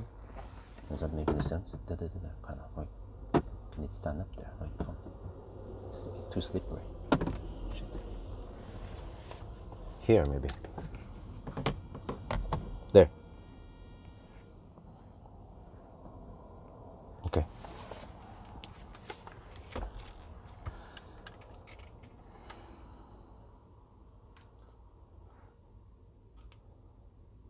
Oh, okay. To summarize, we started at 9:50 last night, and then we have a total of 12-minute deduction. So it's what you can do is you can count that we have almost 2 hours before midnight. Wait, what the heck? Yeah, it's actually 1 hour and 58 minutes. So roughly 2 hours before midnight, which means that once we hit in 2 minutes, we will then hit 13-hour mark, and we are still not done. No, we are not done. We ain't done yet. We have to drive. Oh yeah, the car, by the way, under reports by 1.4%. So we have to go to 986 kilometers. And yeah, I calculated that we need roughly 50%. Look at this. Look at this speed, man. 47% and 69 kilowatt. It charges like a boss. All right, anyway, we're almost done now. We just have to finish this. Oh.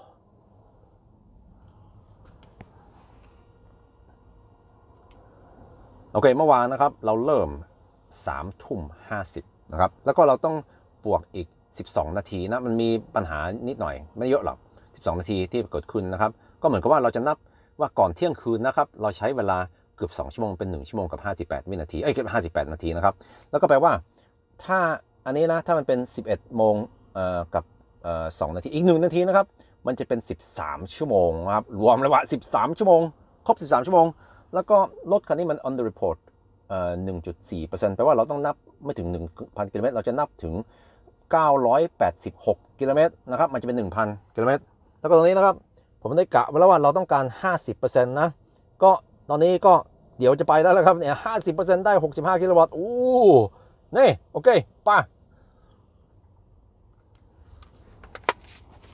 We are good to go. We are good to go. Hopefully I have enough.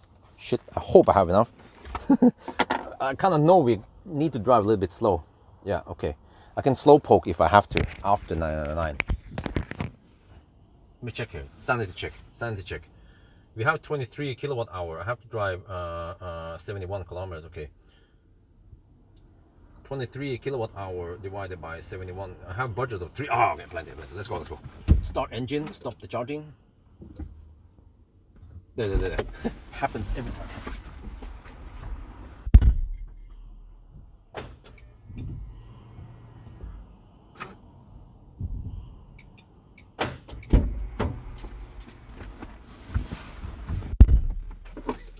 Okay, we leave right at the 13-hour mark. Oh. No, don't tell me that it's buggy again. It was working just now. Okay.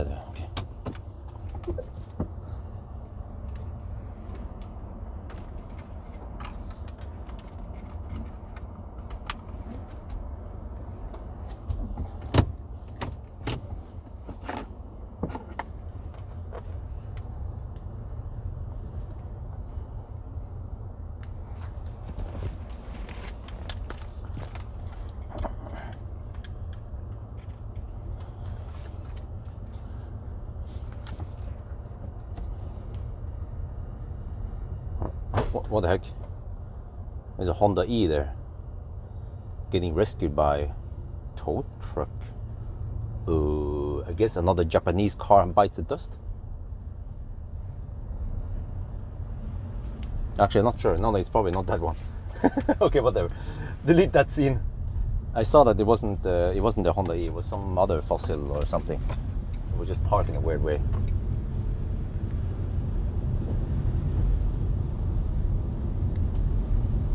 Okay, so that was, yeah. We are now at 13 hours and 2 minutes. Yeah, I think the spreadsheet was being too optimistic when it comes to many charging stops.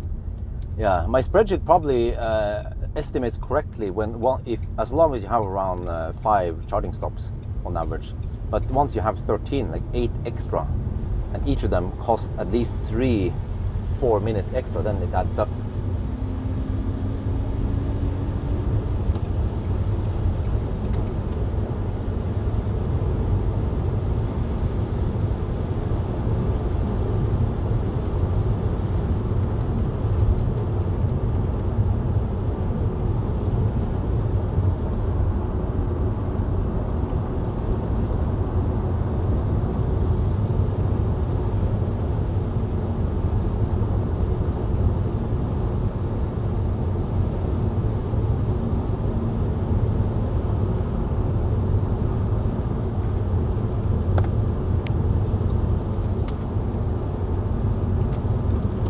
What the heck?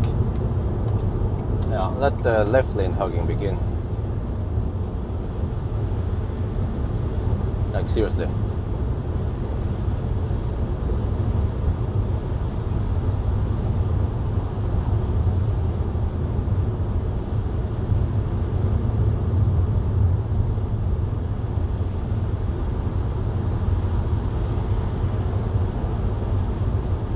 You know what I mean?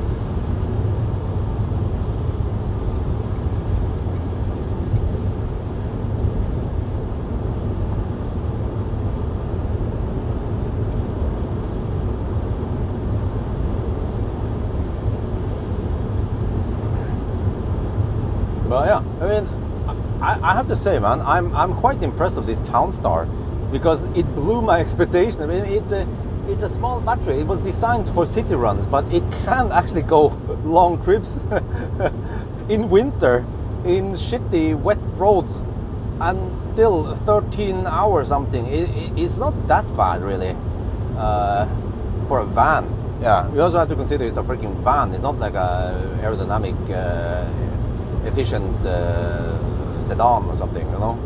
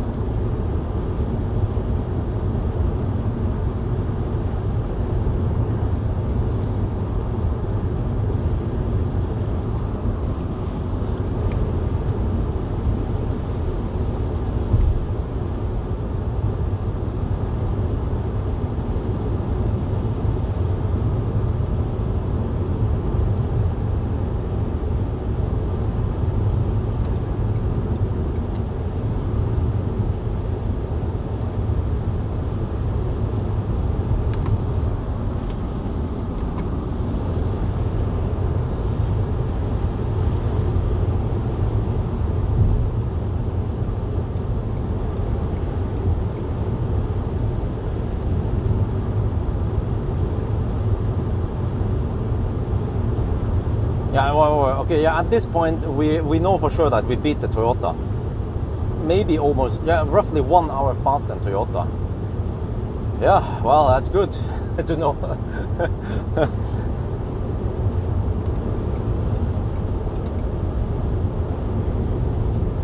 Achievement unlocked, right?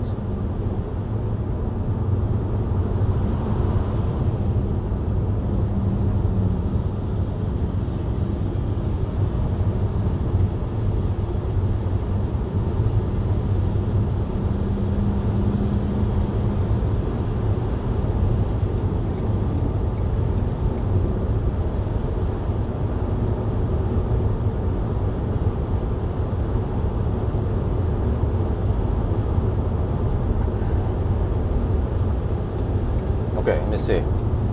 942.6 now, so we have to go, now we can count backwards or whatever. We need to go to 986 kilometers. So we have roughly 42 kilometers left, 43 kilometers left.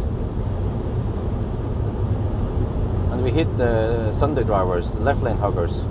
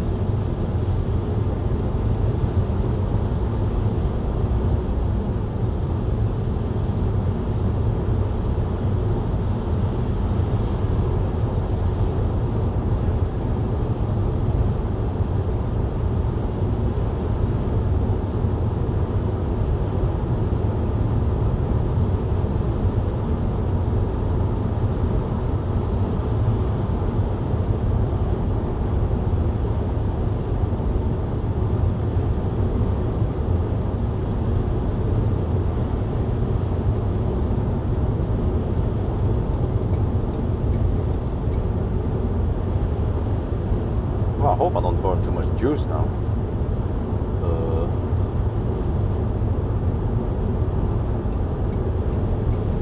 Still have to drive. We still have to drive a little distance past that point, and there's no charger right after the 999 point.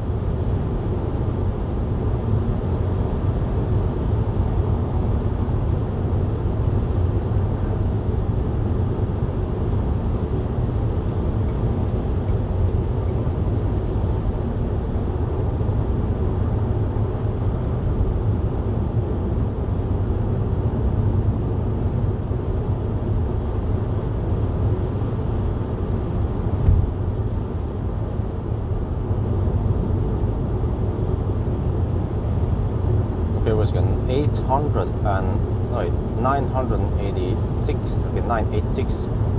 We have 947 now. Consumption been steady at 325 watt-hour per kilometer for the last few hours. Now this rain shit, which increases consumption. Hope I have enough juice.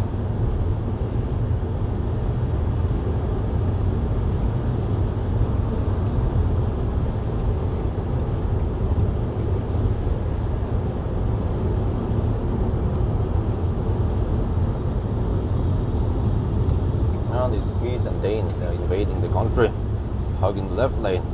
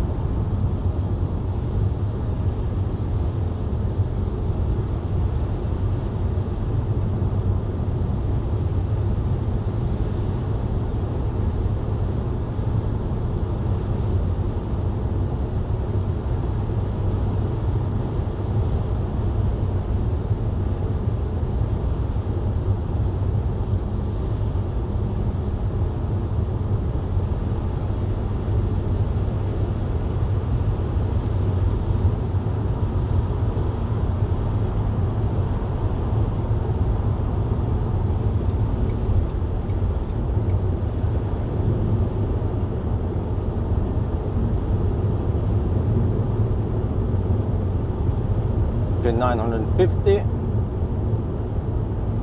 Oh, what's the time now? Shit, 13 hours and 12 minutes. There's no way we're gonna do this in. Yeah, no, it's gonna be 13 and a half, right? Or something. Because we need to drive 35 more kilometers divided by 2, roughly. That's it. Yeah, we need almost 20 more minutes of driving.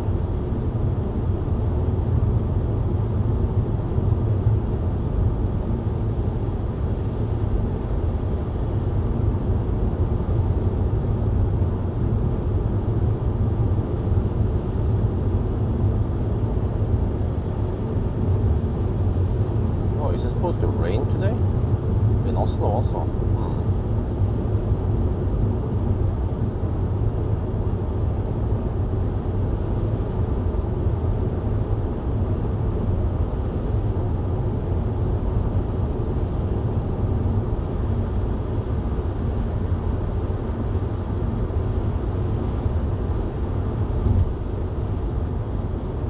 Huh? 13:30 and 13:40, what do you mean? Which time is it? I don't know. It should estimate it should be 13:30 something, right?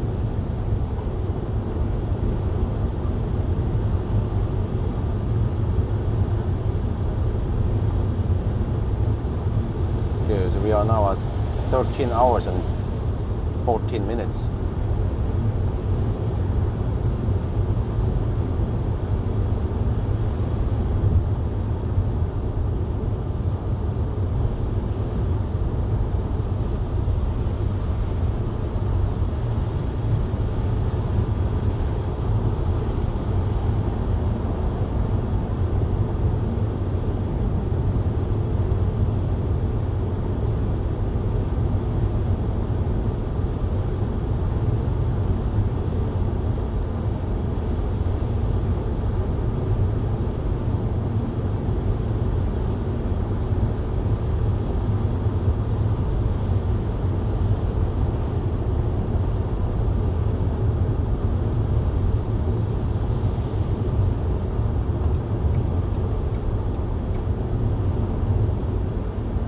Oh, okay, but I look at the remaining distance and then I estimate that how fast I can drive. So we have remaining now 954.5 kilometers, so that's roughly 30 more kilometers. So in roughly 15 minutes we'll finish. Yeah, so that means 13:30 then, roughly. So it's almost 1 hour faster than Toyota. Can you believe that? Like, but this car, okay, I mean it charges fairly fast, but then it also goes throttles once it should throttle. But very consistent, like almost every time now. 75 kilowatt, 75 kilowatt. There was slight variations every time we charged, but it was roughly there. No crazy throttling or Colgate or whatever. Yeah, it actually didn't Colgate that much. Once we hammered it over to the first charger, we got 75 kilowatt. At Strömstad, wasn't it?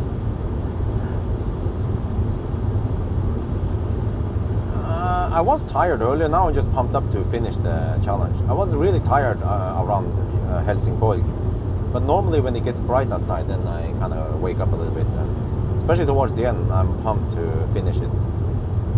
But I tend to get tired at night somewhere in the south there. Yeah. Typically after a big meal.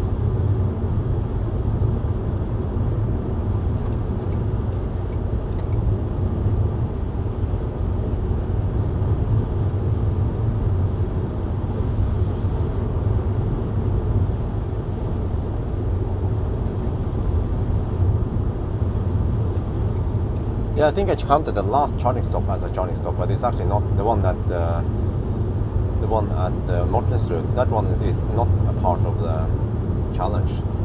I think that's why I initially counted 13 charging stops, something crazy, and we still ended up with 13. Because actually initially I had more stops planned, but then I changed the plan, or don't remember. The plan was changed slightly.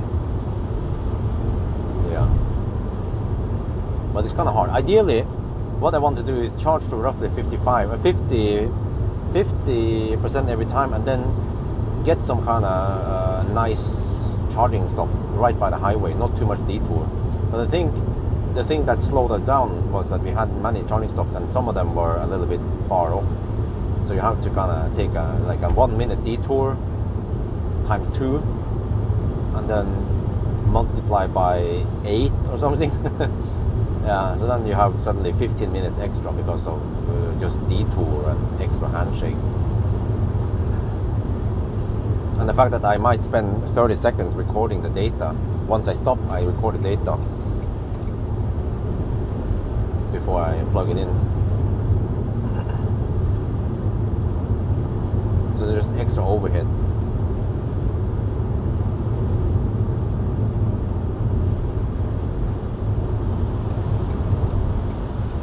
I can go 44 more kilometers. Well, I hope I have enough. Shit.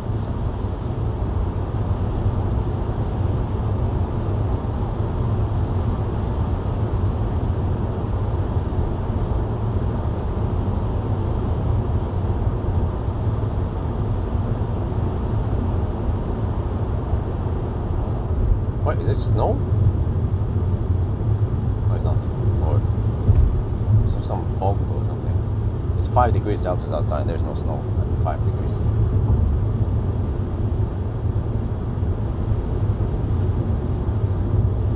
Yeah, but I wonder this wonder battery, where it comes from.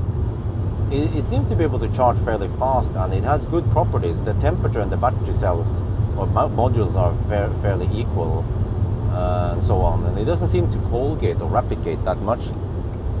So I wonder which other cars uses this 45 kilowatt hour battery.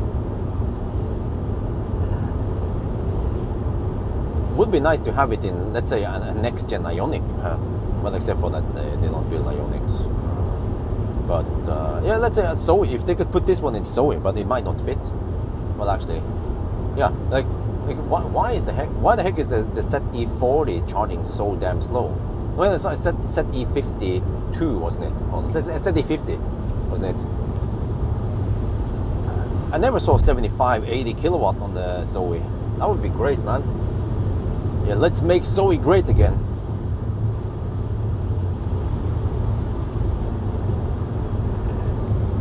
Okay, 961 kilometers. That means 25 more kilometers.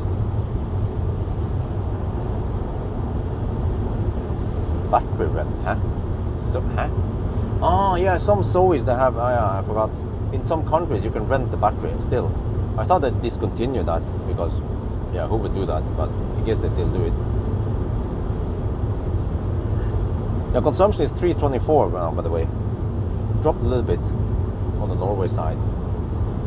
But fortunately, at least for now, most people on the roads, they stay on the right lane. Not too many people block the lane.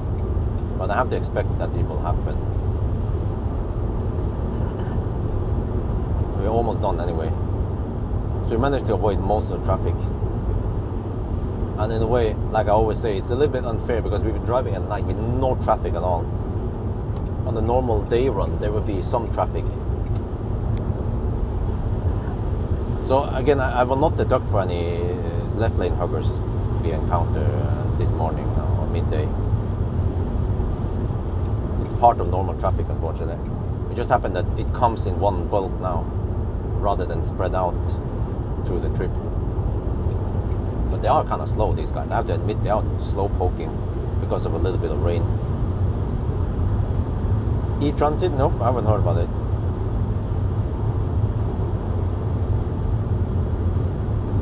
What is this? There's an X-Bang. What is this? The G5? No, the P5. This is a P5. It looks so weird, man. P5. Yeah. Okay.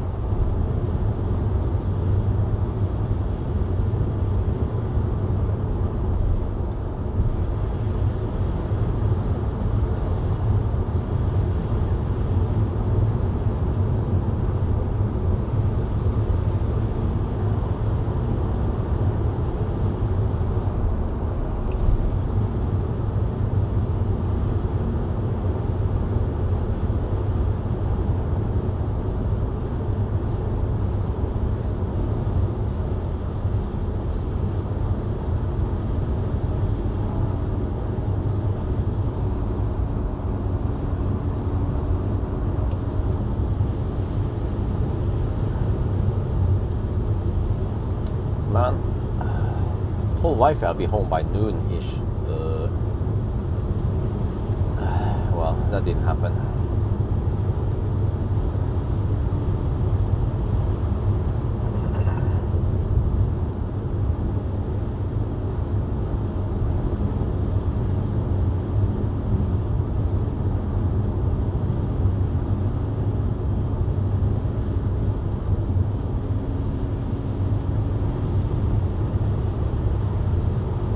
$966, 20 more kilometers. Now it feels awfully slow because of the left lane huggers. Oh.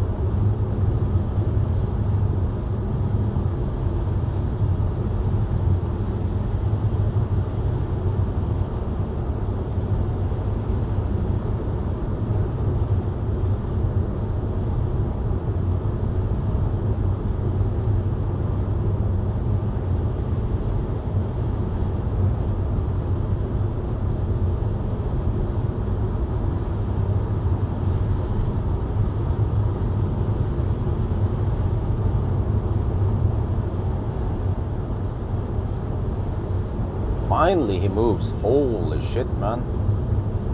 Like seriously. And then the next Nissan is also slow, of course.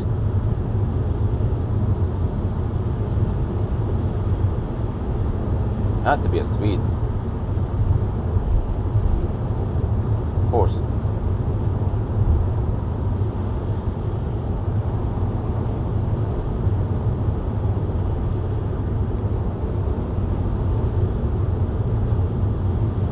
Model Y, yeah, maybe. Just have to grab one. Should be kind of low on juice here. Yeah, I can go. I have 10 kilowatt-hour left, and I can go roughly 33 kilometers with it. So you better wait. How far away from Mortensrud are we now? Check.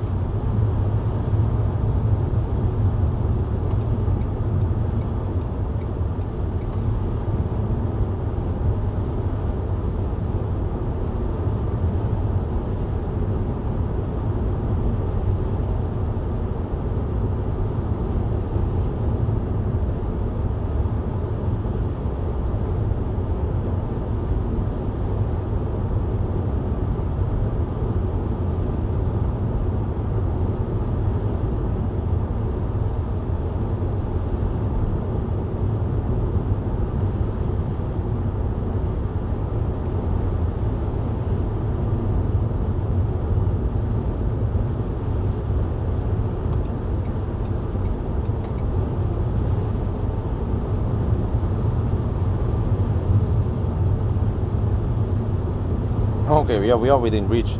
24 kilometers to Shell Mortensrud, and I have 32 kilometers left. Yeah, I did a ninja calculation, right? So, yeah, but we might arrive with like 5%.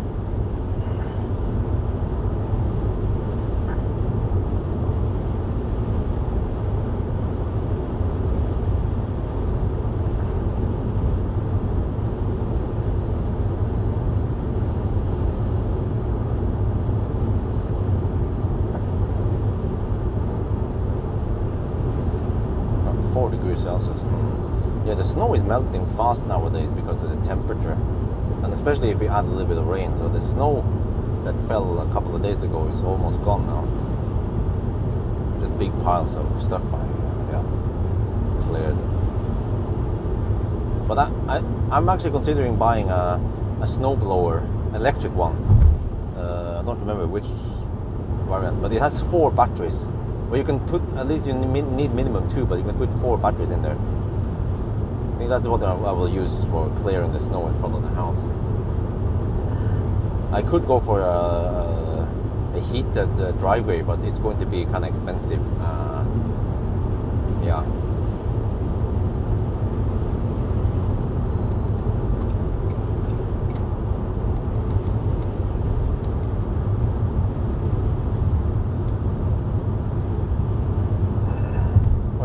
That's an MG4. Okay, 974 kilometers. 12 more kilometers.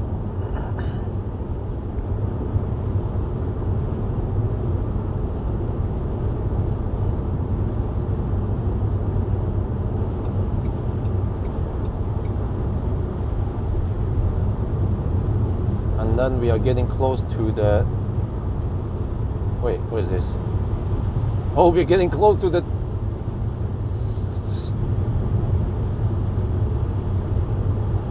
We're getting close to the 13.5-hour mark.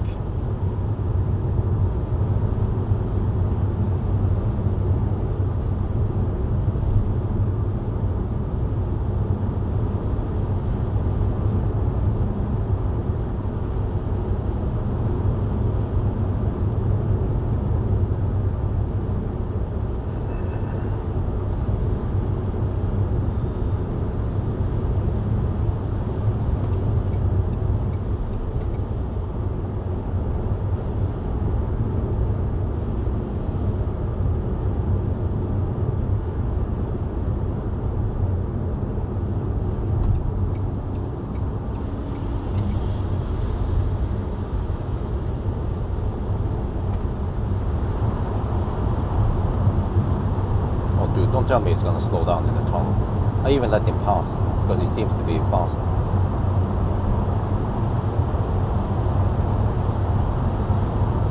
Okay, he's keeping the speed for now. Barely.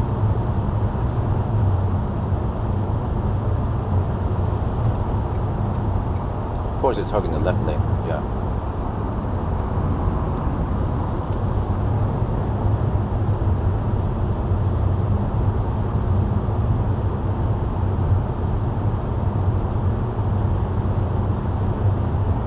$977.6 kilometers.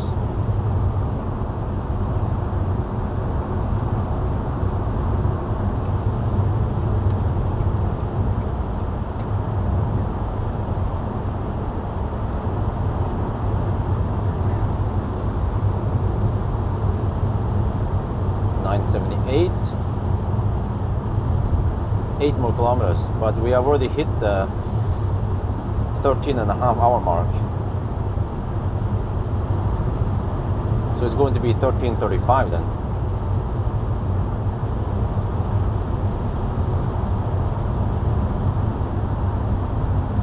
Well, are you serious?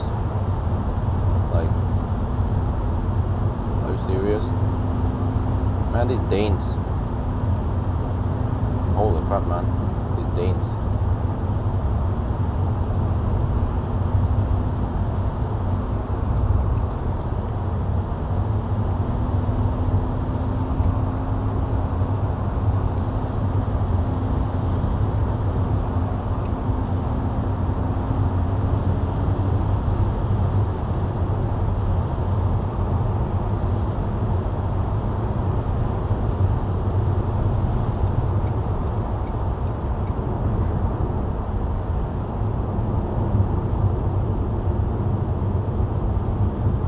$980. All right, 6 more kilometers.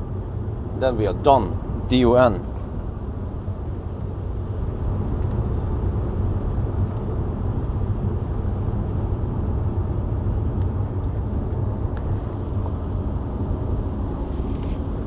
We can also look at the kilowatt hour used once we are there.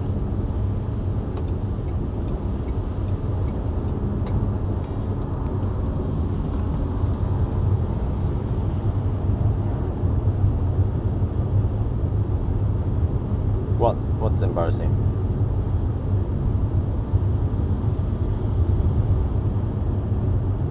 That was kind of out of context.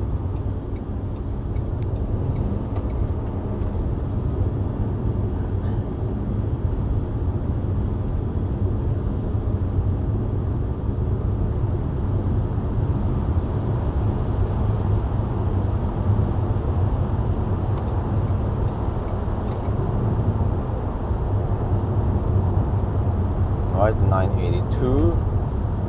4 more kilometers. Yeah, we should count down right when the tunnel ends or some shit like that. Yeah, always roughly there. Well, actually, except for that, we had so many charging stops now. Yeah. We should count before we end the tunnel or something. Yeah. Wait. I mean, we should have counted down here, I think. Wait, are you sure about that measurement error? Because according to my calculation, this should have been it around here. Like I measured 1.6% or 7%. Have you used the eco mode before? No, I haven't. The Dane that block you. Okay. Well, does it mean that you're a Dane? Since you found it embarrassing.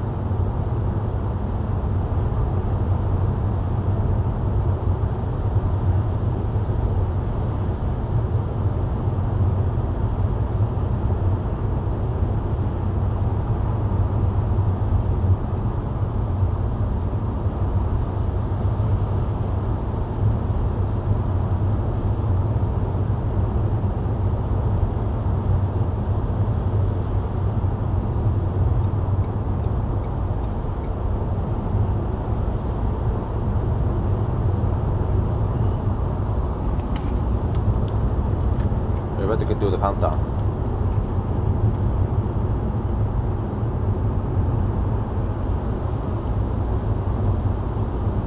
Alright, let's do the countdown. 9991, 9992, 9993, 9994. Wait, 5? What did it skip 4? Shit. 996, 997, 998, 999, 999, 1000, consumption 318.5, time 13 hours and 35 minutes. Wow. And then wait. Battery percentage. We are kind of low. Yeah, we are kind of low. We have 19 kilometers left. All right, we're good. Let's go.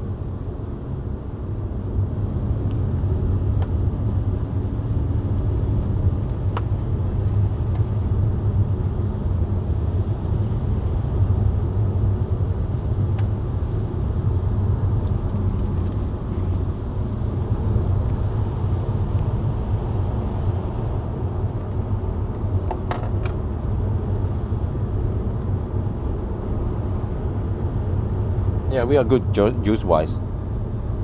We are 7 kilometers away from Mortensrud.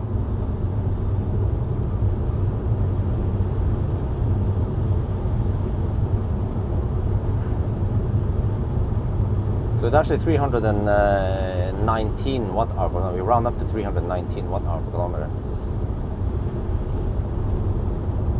Oh, interesting. They removed the bus lane here now. Huh? Beaten by a van, 50 minutes. And the crazy thing is that it has a smaller battery also. It's 45 kilowatt hour versus 71. Yeah, that's roughly 50% larger battery in the Toyota. Well. What was the consumption of the Toyota, by the way?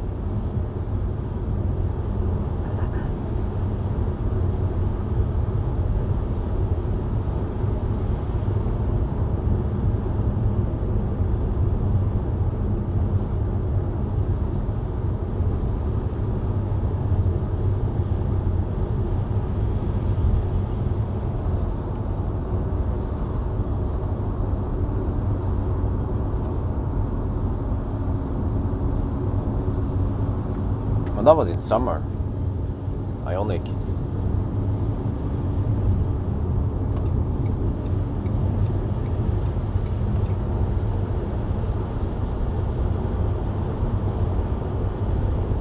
Oh shit, the thing is, oh, it ends here. Shit, I forgot about this. It's kind of clumsy, this one. Okay, whatever, let's go here.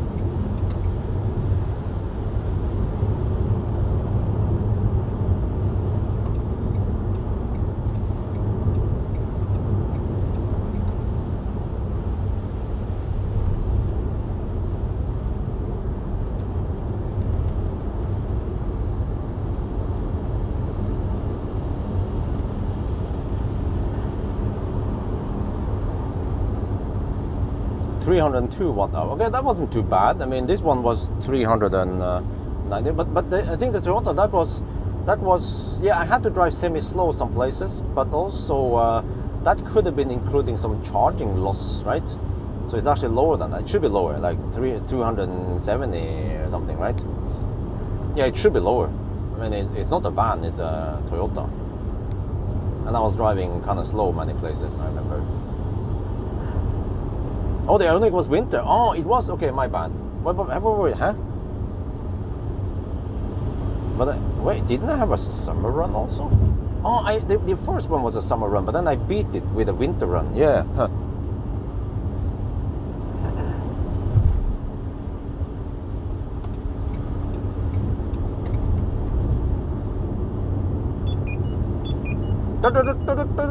Boom, boom. And man, these Game Boy sounds this car makes.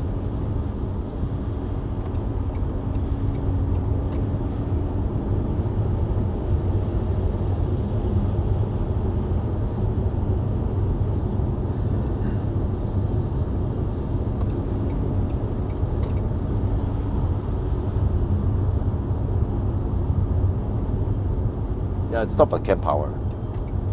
Well, I could go further, but nah. Well, 14. Well, okay. Wait, it says dash. Maybe I shouldn't push it. I have 3.9 kWh left. Yeah, I should bail out now. Even though there's mostly downhill all the way, but I was thinking maybe I can get over to Shell, the other kWh, but whatever. Just stop here. It's fine. It's fine. We can go to the restroom and take a shit over here, and we need to charge up the battery. So. Nissan said, sorry that, they could have provided a charging bucket, right? The Zoe charging bucket, whatever it's called. But they didn't, so I cannot charge at home. And I guess this applies to many people who borrow this car. So they said, okay, here's a charging chip. You can just use it as much as you like for fast charging. I was like, okay. Yeah. Let's see. kWh for the win. Wait, can we go over there or... I'm not sure which one I want to go for. Yeah, let's go here, since there's no one here. I can do my wrap up here. Okay, let's see. What is that shit? Is that schmutz? Okay, whatever. Is this handicap? Wait. No, it's charging. Okay, I thought it was. Oh! Yeah! There we go. We're done. DON. It's 38 kilowatt hour, by the way. Still in 2023, people are mixing up kilowatt and kilowatt hour.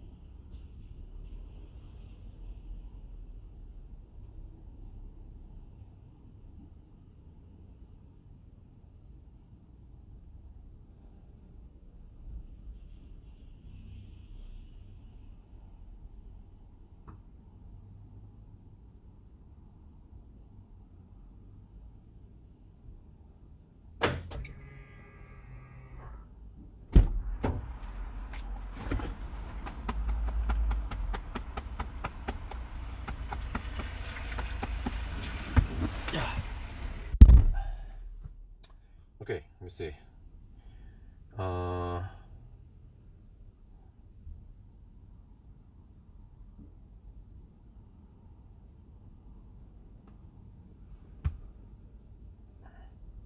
you go. Well, I want some heat now. Seriously, I want some heat now. Oh, maybe the state of charge is too low. Oh, the screen is unresponsive again. Be so forbanna. I can't get any heat now. The screen is unresponsive. Okay, I mean, this car is kind of okay, but the screen is shitty.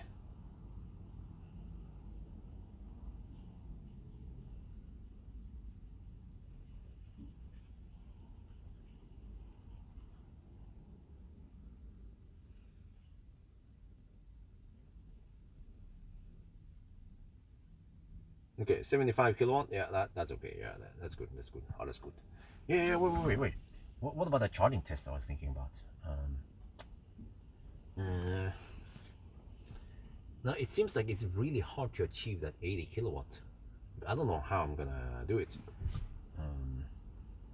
Battery is. Let me check battery temperature and quickly check constant.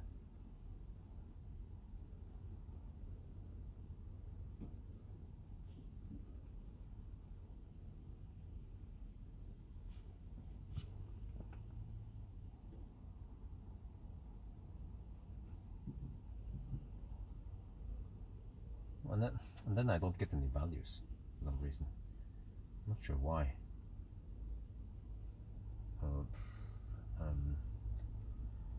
What's wrong with concept, man?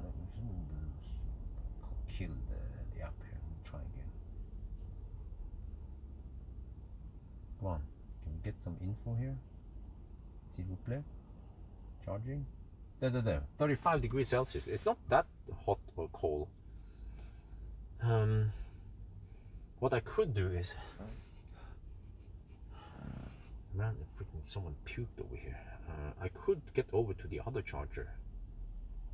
Yeah, maybe I should do that. It's not gonna cool down that much, is it? Yeah.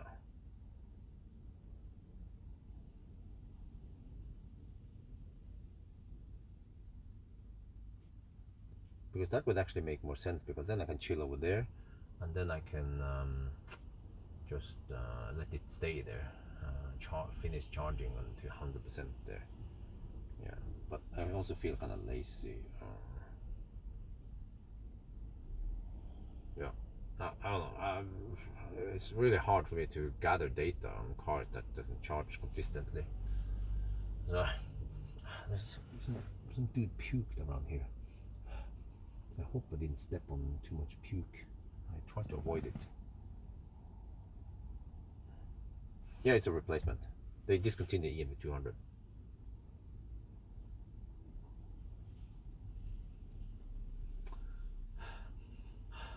Why do I feel like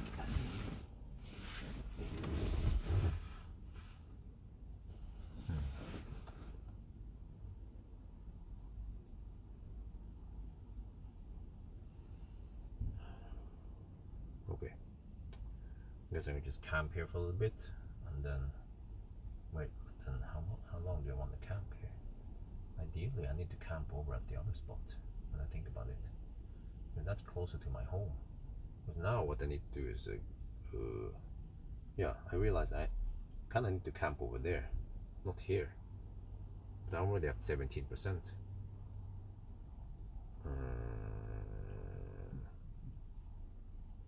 Yeah. Unless I just camp here enough to get, yeah, you know what, I don't need 100%. I get this charge to whatever, 60-70%, and then tonight I go for the acceleration noise test and whatever. Just curious to see how noisy this one is. Yeah, alright, I guess I can do the wrap up then. It would be great to have some heat going on here, but no such luck.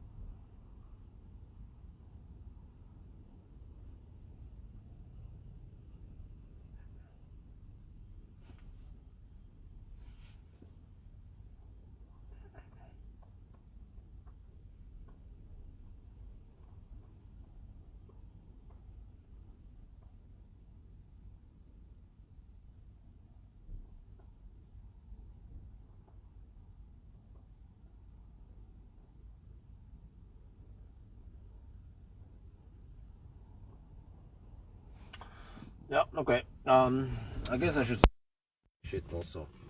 I do all the stuff while I'm charging here. Let's just...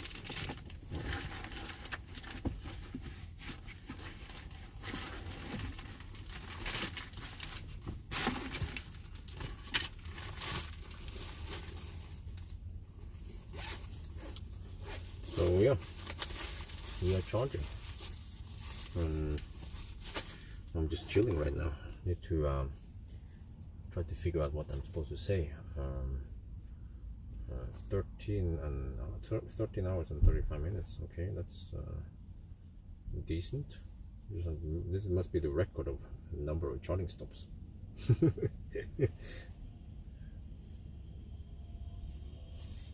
Except for that, maybe Ioniq beats it. Yeah, I wonder if Ioniq should have plenty of charging stops also, right? Or, but yeah. And also the Peugeot E28 or whatever. But maybe not this many charging stops. Oh. Okay. We see.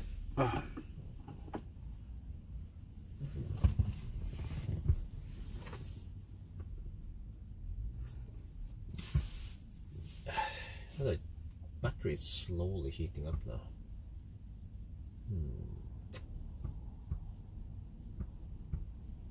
Well, it's 3 degrees over here.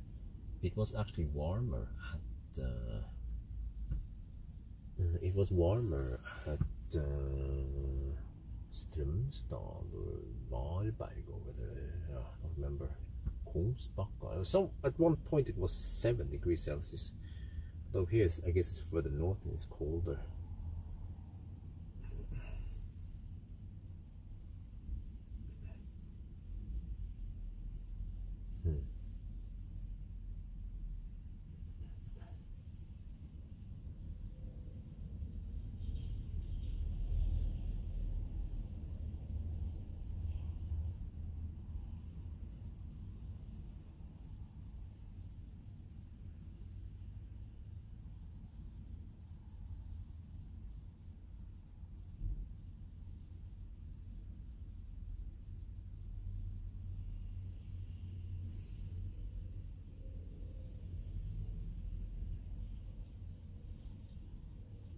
Right. What else do I need to test with this car? I've done banana box test. I could do an interior review, but I feel like the interest for this car mightn't be that high. But at least I've done the most important videos that will give most of the views. Plus, yeah.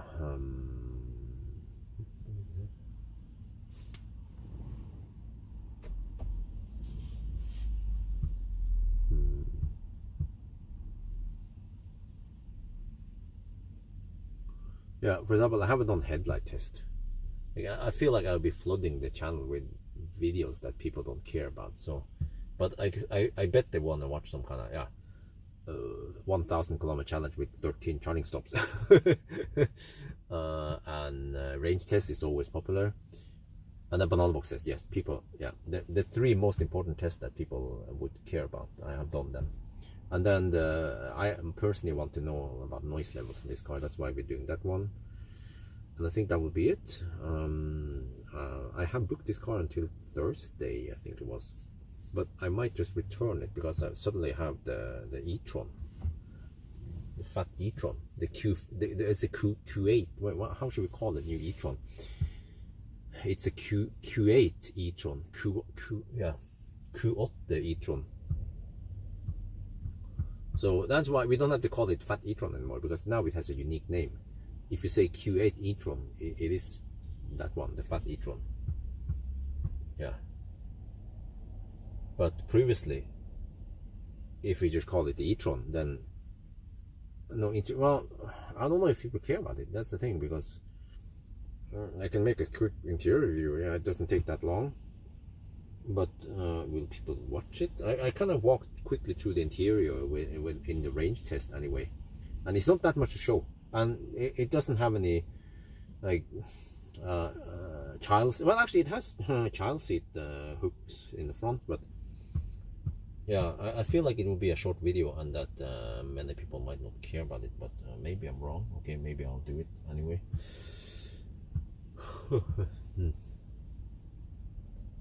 The battery is slowly heating up, 38.8 degrees now.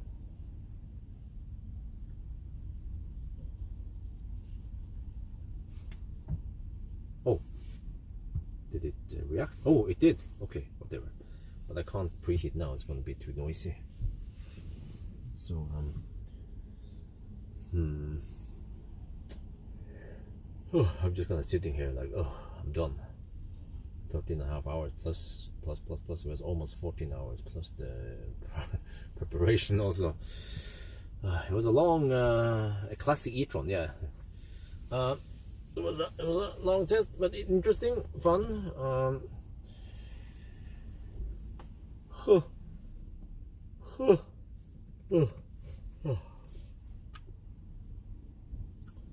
But the software kind of sucks here, and it screams that this car has been forcefully mutated from a fossil car. So it's not optimized for EV at all. It lacks. You don't see state of charge when you're driving, for example. It doesn't give you it doesn't even have navigation. You know, it's very basic, but navigation would actually be very nice to have. Since this car might be used for someone who would need to navigate somewhere on unknown addresses all the time. And the whole, yeah, the car itself, I mean, interior wise it feels okay. Software and all that stuff, EV features is kind of shitty, but at least the efficiency and the range, efficiency is okay, and the charging is also pretty okay. Yeah, but it's not like the perfect car, van. But and also for the price, sure, 400k NOK before without VAT. I guess other vans probably cost more, right? They should. Yeah, I don't know. I haven't checked the price, but for example, Toyota, a very common Toyota Pro Ace. Yeah, I'm not sure if they sell them with the 50 kWh battery or the 75. Adaptive cruise. Oh, okay. Oh, well, I don't have that one here.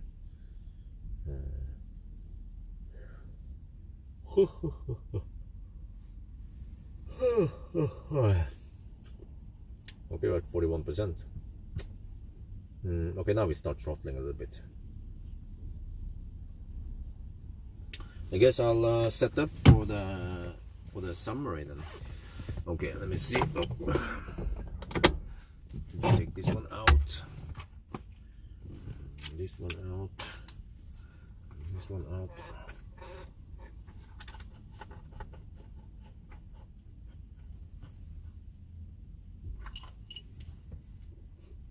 Well, I'm charging next to that ID4, and I'm charging faster than the ID4. ID4 is cold getting only 68 kilowatt. Well, actually, right now I'm down to 68 also. Okay, all right, I'm not gonna complain.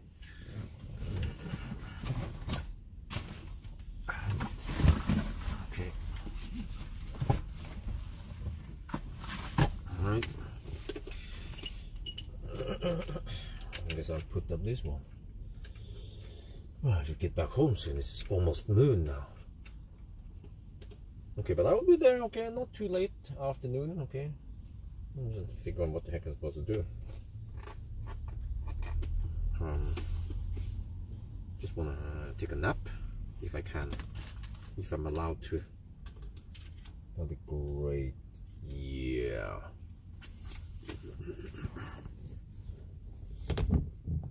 Move it over here so you guys can see me better. There you go. Okay, let's see. How to summarize this? People want to know how the car is. I'm probably not gonna laugh at other cars that I beat. Well, it's technically I'm beating myself, yeah. But probably just highlight how this car was. That's what people want to know. It's still a long trip, and it gave me some insight in how the car works. Here. Okay.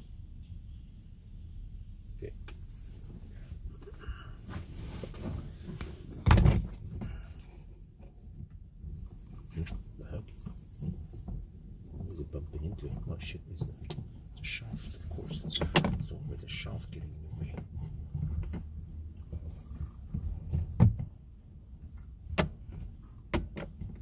Okay, that's better.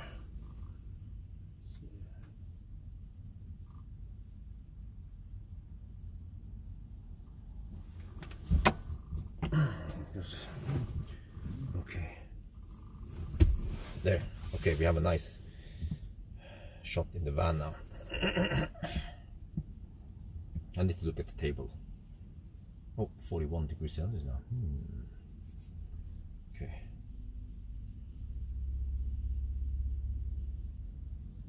But I would say efficiency-wise, it's not that bad. But it's a small van, but it's still spacious. And yeah, check my table here. Do a quick look around. So let me see. 13 hours. We don't have anything close. We have Ampere E. Wow, it beat Ampere E. Damn! Look at that. Huh? Like a boss. It beat Xpeng G3. It beat the i3. Huh? EQV. Okay, but EQV was really cold. Okay. Leaf. Well, Rapid Gate. Classic Ioniq 38 kilowatt. It beat the Toyota and the Zoe. Even the Zoe it beat. Status EV, Lexus. Okay. Hold on, okay. What did it not? What beat us then? Well, how fast was the ID bus? But ID bus is probably way more expensive. Look at that, 10.5 hours. Damn. Okay.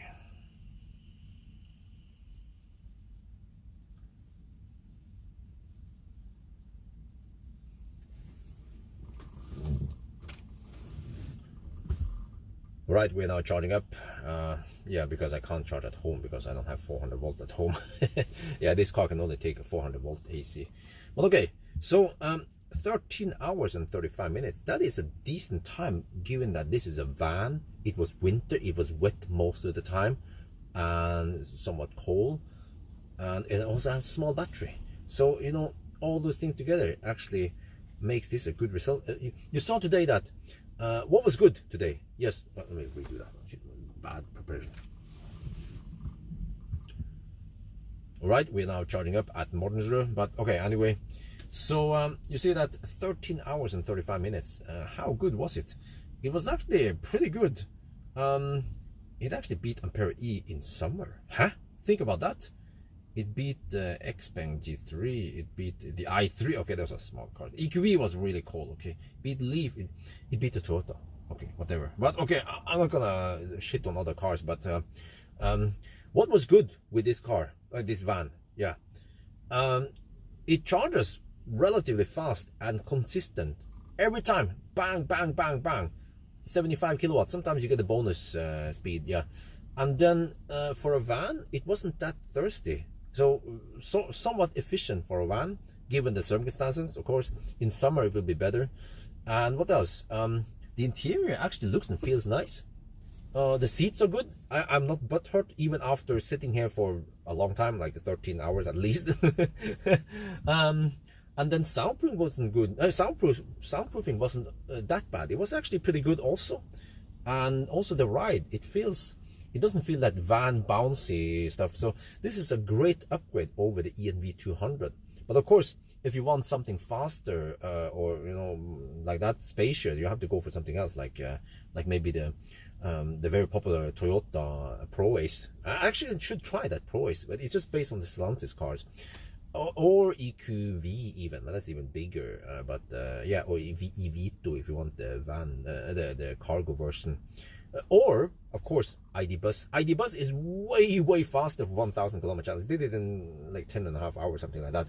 But it's of course more expensive. So given that this is a Townstar, it was actually built with the battery and everything for last mile delivery, right? Or delivering pizza locally, it can actually perform very well. And the fact that it can charge on 22 kilowatt AC means that businesses that has some kind of local delivery, they don't have to invest that much in fast charging even. They can just have a 22 kilowatt AC at the depot and it will work great, and try to keep the cost low but still be able to put enough banana boxes or pizzas in here to do the deliveries.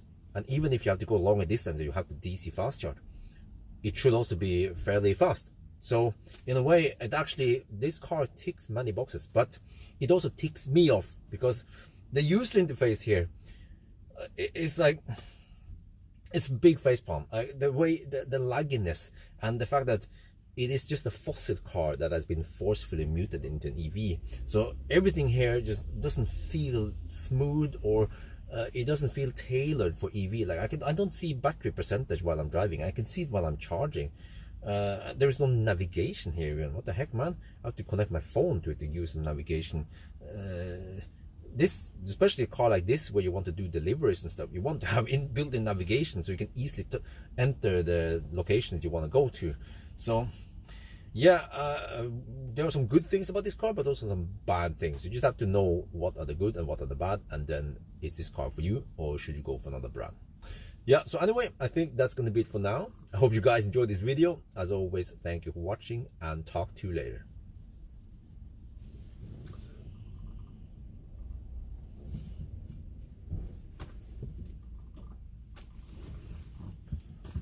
Okay, ตอนนี้เรากำลังชาร์จนะครับที่หมดเป็นสุดเพราะว่าเราชาร์จที่บ้านไม่ได้คันนี้มันรับแต่400โวลต์3เฟสนะครับ1เฟสนี่ไม่ได้นะครับคันนี้แต่มันมี22กิโลวัตต์ onboard charger ก็ดีนะครับแต่ว่า13ชั่วโมงกับ35นาทีอ่ะมันดีแค่ไหนอ่ะมันเร็วกว่า Opel Ampera E อันนั้นขนาดเป็นหน้าร้อนนะครับว้าวแล้วมันเร็วกว่า Xpeng G3 โอเคเป็นช็อตหมดเร็วกว่า BMI 3แล้วก็เร็วกว่า Toyota โอเคเราก็ไม่น่าจะพูดไม่ดีกับคันอื่นนะครับก็เราต้องบอกว่าคันนี้มันเป็นยังไงนะครับผมก็ว่ามันดีหลายอย่างนะมันชาร์จเร็วนะมันชาร์จเร็วทุกครั้งเลยนะ75กิโลวัตต์แปงทุกครั้งเลยไม่มี rapid gate ไม่มี cold gate อะไรนะครับโอเค cold gate อาจจะมี cold gate นิดหน่อยแต่ว่าส่วนใหญ่ถ้าเราขับเร็วมันก็ไม่เป็นไรนะครับแล้วก็บางทีเราก็ได้ bonus charging แล้ว80กิโลวัตต์2ครั้งหรือว่าเกือบจะนั่นน่ะ78กับ80นั่นนะครับแล้วก็นอกจากนั้นผมก็ว่ามันก็นั่งสบายดีนะครับเบาะนั่งสบายดีขนาดเรานั่งนี่ตั้งกี่ชั่วโมงเนี่ย14ชั่วโมงแล้วรวมทุกอย่างนะก็ยังไม่ปวดหลังยังไม่ปวดก้นเลยนะครับแล้วก็ภายในมันก็โอเคมันไม่ได้แบบว่าเป็นพรีเมียมเพราะมันเป็นรถทำงานนะครับแต่ว่ามันก็เก็บเสียงได้ดีช่วงล่างก็ดีมันไม่รู้สึกแบบเด้งเหมือนรถตู้อย่างนั้นนะครับมันรู้สึกเหมือนมันสบายนะครับเนี่ยใช่รู้สึกเหมือนกับว่าขับ SUV นะครับก็ดีหลายอย่างมันก็ดีนะครับกับคันนี้นะแล้วก็ใช้ไฟฟ้าไม่ค่อยเยอะนะเพราะมันเป็นรถตู้นะครับขนาดอันนี้เราขับตอนหน้าหนาวนี่หนาวหน่อยแล้วก็ถนนเปียกนะครับแล้วก็ขับเร็วด้วยแต่ว่ามันก็ไม่เป็นไรมันก็วิ่งได้ไกลนะครับแต่ว่าคนที่เขาจะซื้อรถอย่างนี้นะเขาคงจะก็มันเป็นในชื่อเนี่ย Townstar มันเป็นเขาสร้างสำหรับในเมืองแต่ว่าเราจะขับไปแบบไกลก็ได้นะครับนั่นแหละมันชาร์จเร็วนะครับเนี่ยก็ดีนะแล้วก็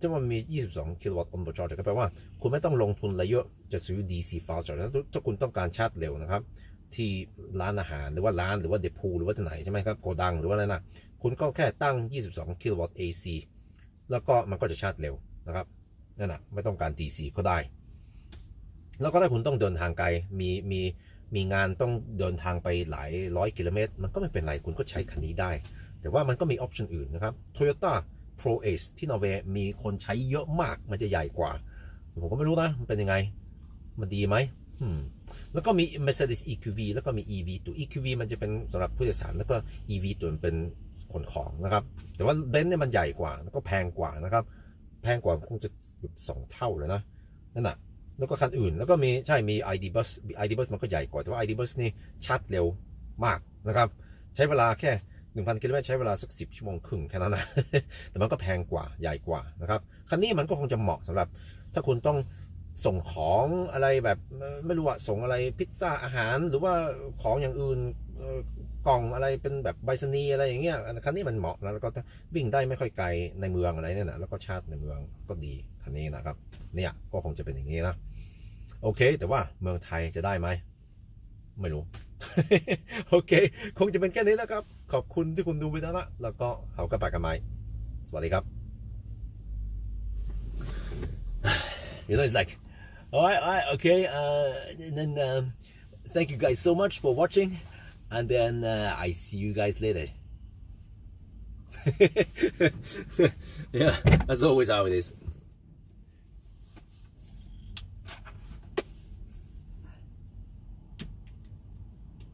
yeah with transformer of course but that's kind of cheating yeah with the transformer yeah of course But then the transformer is making 400 volt TN.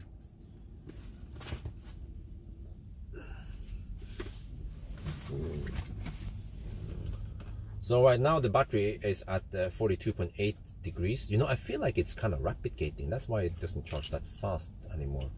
We are at 67% and we are taking 42.8 kilowatt. You know, would be funny if I... Oh, okay. My bad. Okay. Yeah, it changes it from 230 to TN, right? It's 230 TN. Yeah, my bad. Yeah, that makes sense. So it's not making 400 volt. It just changes it to TN, and then suddenly the charger can take it. Oh yeah, the onboard charger can take it. Yeah. So there's actually there's 230 volt TN also, but I guess it's not that common because everywhere where I have seen TN, it's always 400 volt. So yeah. Well, okay, let me see. How long do I want to charge here? I'm 68%. I can, you know, this is so weird because most of the time I can charge at home. I also, by the way, I tried EcoFlow. It didn't work. Yeah, I was like, I have a small hope. Maybe there's just some magic happening with EcoFlow. No, it didn't work. Yeah, I just click, try a couple of times. And yeah. Yeah, but it's a trafo, right? It's like a mini trafo or some shit in the bucket thing. It's a coil or some shit. Yeah. So yeah. Well, okay. Now I have done that one. I'm done with that one. Just need to have a little bit of juice, I guess. Yeah. Actually, when I think about it, I need to have enough juice so that I can go home, and then tonight, I guess I can go out and do my acceleration noise test and braking test. Yeah, we can do braking test. Why not? Braking test. It's like a standard thing I do anyway. Takes a couple of hours. And then ideally, so I don't have to top up on the way back. And then I could actually return the car Monday. No, I could do a quick interior view on Monday. How about that? And then I can return the car. Well, I have stuff to do on Monday. Shit, I forgot. I can show you guys my calendar. I can tell you guys my calendar. On Monday, I have a meeting with Skarpnes, the solar thing, company, solar roof. That's on Monday. On Tuesday, I'm picking up the Q8 e-tron. It's Q8 e-tron. And then I have the Q8 e-tron for a couple of days. But no, but then I have to go to Elbilmek on Wednesday to film some Leaf battery repair. On Thursday, I still have the e-tron, so I have to do an e-tron night run, I guess. 1,000 kilometer challenge is the most important one. I guess range test and 1,000 kilometer challenge. All the other tests, like noise test, yeah, I can do noise test. Shit, I have to do noise test, maybe headlight test. There's a lot of tests I need to do with that fat e-tron. Interior view also. Shit, banana box, I think I could skip because I think it's the same, right? Well, actually I should do it because people just want to see that it's the same. Yeah. And then on Friday I'm picking up X-Trail e-Power, and then I'm also having Skoda Vision 7S, also an event on Friday. Freaking busy, man. Saturday I'm gonna go and look at the Millennium Falcon being repaired, and then maybe Saturday night I do 1,000 kilometer challenge with that X-Trail. Yeah. Oh, and that, next Saturday with the Sunday, the summer time starts. And then the Monday 27th I have Elbilmek. Then we will look at that one when they finish the repair upgrade or what they were refurbishing the battery. And then I have a meeting also the same Monday to go to Toyota.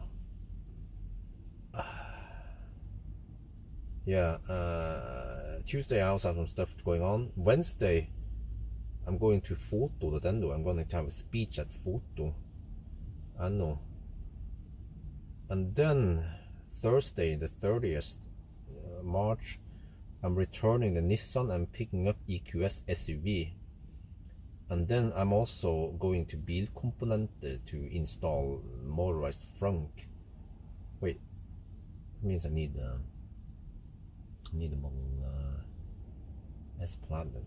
Motorized frunk and some squirt flaps, mud flaps. Then I have EQS SUV in April, and then yeah, oh shit, man, so much stuff going on now. Just tiny, small stuff happening every day, and I have to keep track of everything. Yeah, so long plan. Well, I'm taking 27 kilowatt now. Okay, right, at 74%. Now it goes kind of slow. Yeah.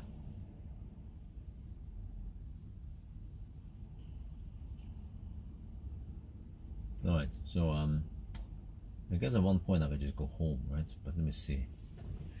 If I go to do the noise test and everything tonight, how much battery do I need? Because this car has some shitty range.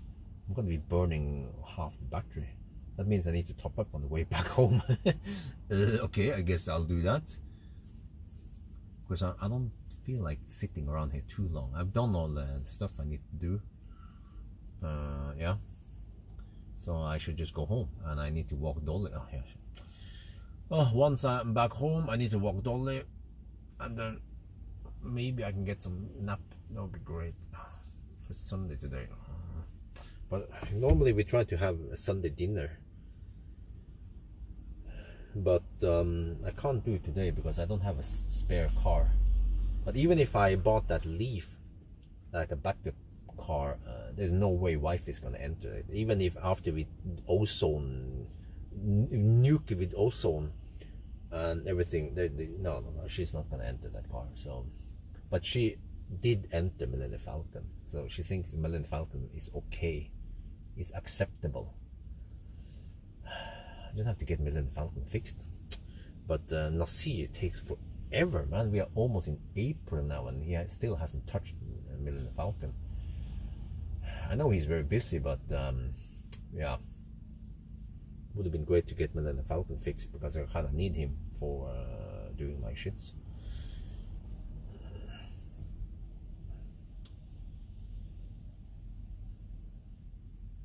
So yeah, and maybe I should go home. Let me see, can I fire up the heater now? I feel like I need some heat. Let me see, 26 kilowatt. Okay, can I get some heat going on?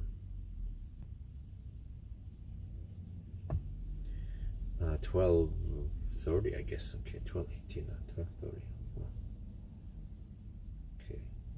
Oh, this one is done 12:30. Okay, this one.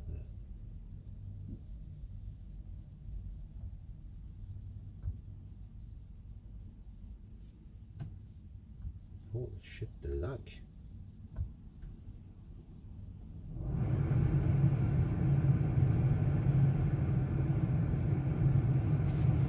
Man, this lag is crazy. Then, wait, and then it stopped. Oh, dude, come on, start.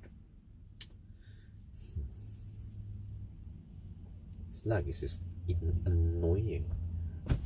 Okay. There.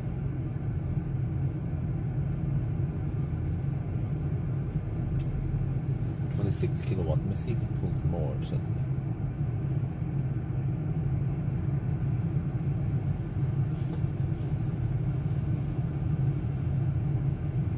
No, it's no.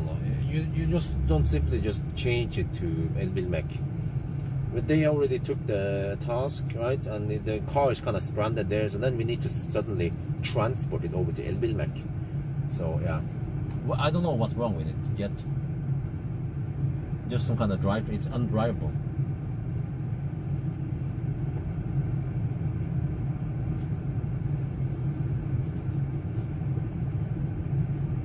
There, it pulls 1 kilowatt extra. Seems like 2 kilowatt there. So yeah, it seems to pull 2 kilowatt extra. So it's doing that good thing at least.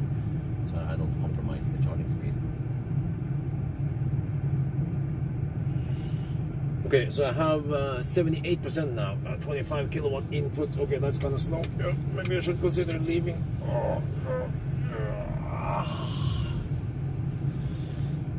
you know what I need to do? I need to nap before I go home. That's when I can nap.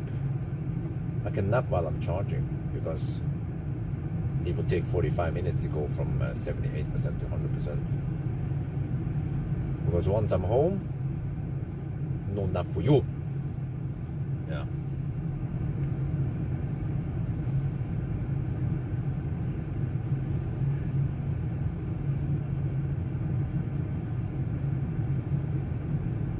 Millennium Falcon has been at Nancy since November, 15th of November last year. November, December, 4 months it has been there. It has been there at 4 months at Nancy, just sitting there still, and the battery depleted to 0%. The main battery depleted to 0%. Another 12 volt died, and it's been sitting there for over a month. No, it's several months like that. 0% and 12 volt dead. And we can't enter the car now. We have to hook on 12 volt and whatever. And so like, I asked him to just top up the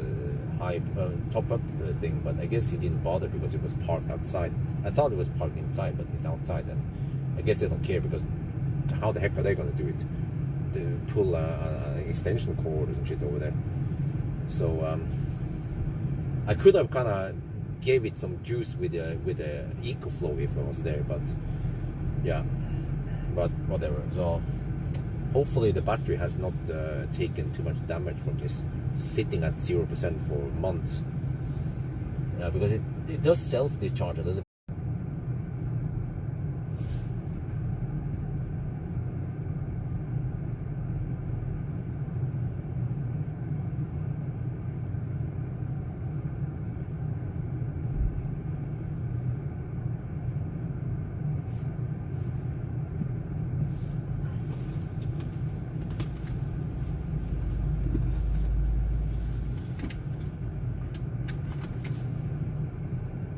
Okay, we're back. Yes.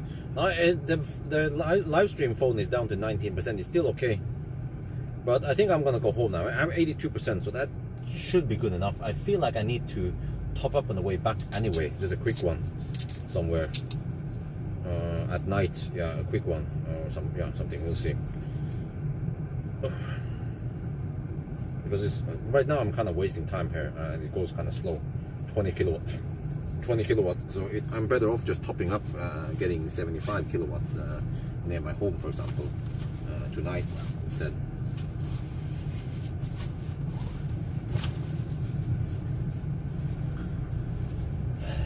So yeah, I think I will actually pack my shit before I will just end the live stream here. There's not much going on. We're just going to drive home now. Yeah, and then I have lots of stuff to do. So yes. Let me just fire up the engine. Hopefully it doesn't stop the charging. There, now we are charging the phone. Distance error calculated several times to Göteborg after measurement. Huh? Wait, distance error calculated several times to Göteborg. Wait, distance error. Oh, the closed tunnel. Oh, okay. Wait, Nita, what do you mean? What was the distance error then? What, so 1.4% was too low, right? Should it have been 1.6, 1.7, like I initially thought? Or, I mean, it's no big deal really. 3 kilometers. I mean, it's still. Okay, you found 1.4. Okay, I see. Okay. Because to me it sounds almost a little bit too low. I think it should be a little bit higher, but it's no big deal because we are talking about 1-2 kilometer. Wait, yeah, it's like 1-2 kilometer, maybe, I don't know, a couple of kilometer difference, but we finished within 35, like spot on 35, so no big deal, and it's just tiny bit of difference. So it's still 135. I mean, sorry, it's still 1335. It's not going to be 1340 or 1330, right? So yeah, no big deal.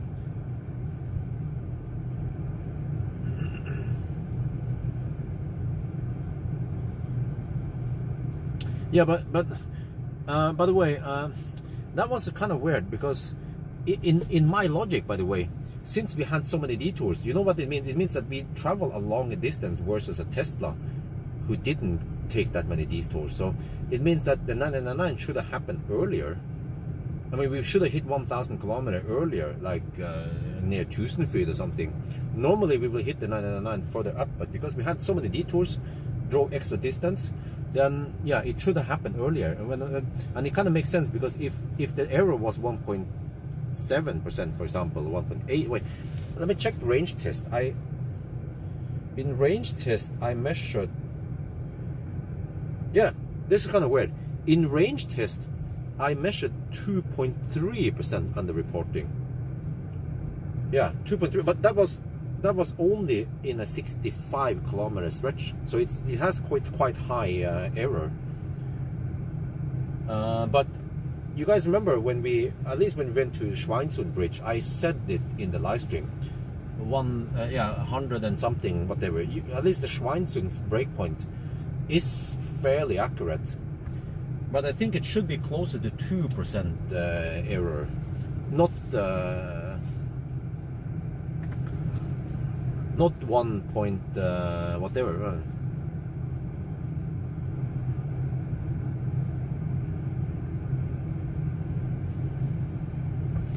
Wait. You know what that means? It means that the 999 might have happened 5 minutes earlier. Yeah. You know what? But then the distance needs to be like a lot shorter. Right? Like at least not more than 5 kilometers, like 7 kilometers shorter. I'm not sure if that's the case. Yeah, I mean, it could mean that it's actually at 13:30, not at 13:35. But do people care about it? If it was 9 hours and 9 hours and 5 minutes, then I think people care about it. But if it's 13 something hours, then it's like whatever. Yeah. But it kind of makes sense now when I think about it, because in my head it didn't make sense. Like, 1.4 really? 1.4 really? I measured 1.7 or 6 or 7, not 4. Yeah. You know what, guys? When I measured towards Strömstad, the Strömstad checkpoint was a good one, guys. You guys remember? I checked against Strömstad and I found it to be 1.7%. Yeah. But that means 1.7 versus 1.4%. And that's only 3 kilometers. And that's like 2 minute difference. 2 minutes faster. So it's still 13:35. Okay. That's it. Nobody needs to know about this, what we found out. It's going to overcomplicate things. They don't need to know all the details. When we figure out. Yeah. Yeah. And it's always hard, since we had issues. We had some deductions and they were not 100% correct, those deductions. Like, I didn't count exactly how many seconds. Like, I just said, okay, roughly 5 minutes we lost here for the handshake problem. We lost 5 minutes because the one V3 supercharger installed at Halmstad failed twice, and then I moved, and I was like, okay, it was roughly 5 minutes. It could have been 4 minutes, it could have been 5.5 minutes, you know. So that's why I actually want to avoid deductions, and that's why I drive at night, because then, as long as we don't have deductions, then that's less errors, or less stuff that less roundoff errors. But the Neo ET7 had so many deductions that I don't know how accurate all the deductions were. Yeah, that's the problem with the Neo run. And it was supposed to be a fairly quick run, but it had so many deductions. Yeah, we had some left lane huggers. They slowed us down, but it wasn't that many. The cars we were stuck behind wasn't that many today. I might have lost just like a minute only total. But on the B set, on the other run with what was it again? With the ET7, there was way more traffic because we did it in the daytime, and I don't know what's up with people hugging the left lane way too much. deductions. No, I just keep it like I done, because I think it was as fair as possible, the deductions in Neo. Yeah, some people might disagree, but I find like those irregularities, they are random, they are based on luck, right? Because I know that, okay, if it always fails, or for example e-tron has really slow handshake, do we deduct for that? No, because every time you try to handshake with e-tron, e-tron is dog slow handshaking. So then that's fair and square. Every time you try to charge, it will take 30 seconds extra. But the Neo swap station we used, for some reason, it was kind of had some problems. But the next time you come there, it might not have the problem. Next time there might be another woman there who knows what to do. You know? See? So then it would be kind of unfair. You test, because basically what I'm saying is that if you test with the exact same car 2 different days, you should get the same result. If you don't get the same result, it means that you have some unfair variables on those 2 days. Or yeah, you know.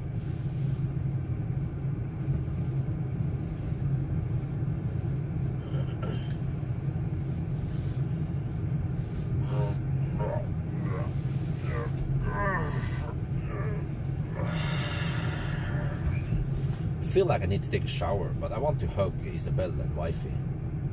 Man, Isabel is so adorable. You guys have no idea. She's like the cutest baby ever. Do you have any pictures of her? I can show you guys the pictures. I don't have any live video to show you guys.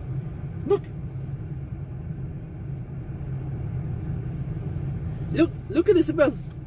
Look how cute she is! Look at that! Look at that!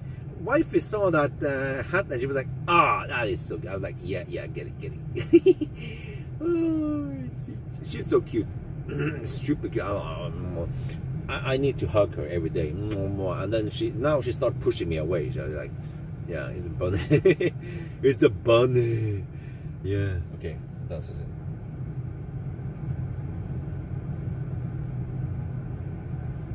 Hey, look here. And the Cybex. Huh? She'd be like, "Yo, what's up? What's up, Bjorn? Huh? Who's that? Who's that dude?" That's so many pictures. So many more Isabel pictures. Look, she looks like a boy. She looks like a freaking boy. When will she look like a girl? I don't know, man. She's like I think she has too much influence from daddy. So, some people say that Isabel has like.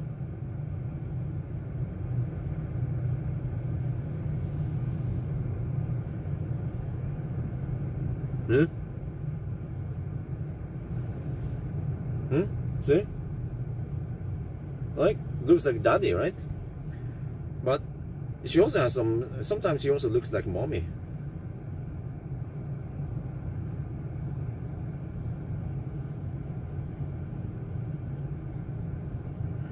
Do you have more Isabel pictures?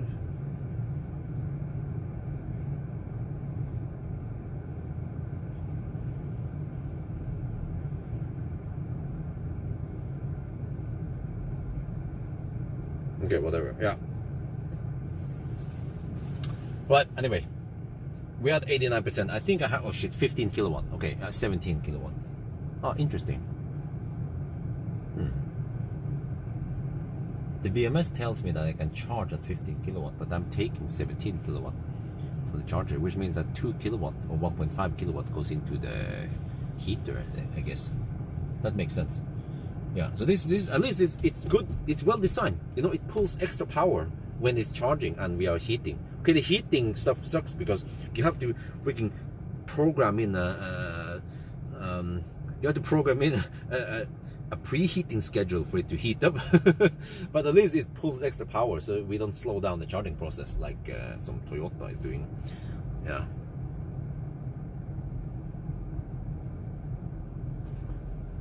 Oh shit! Okay.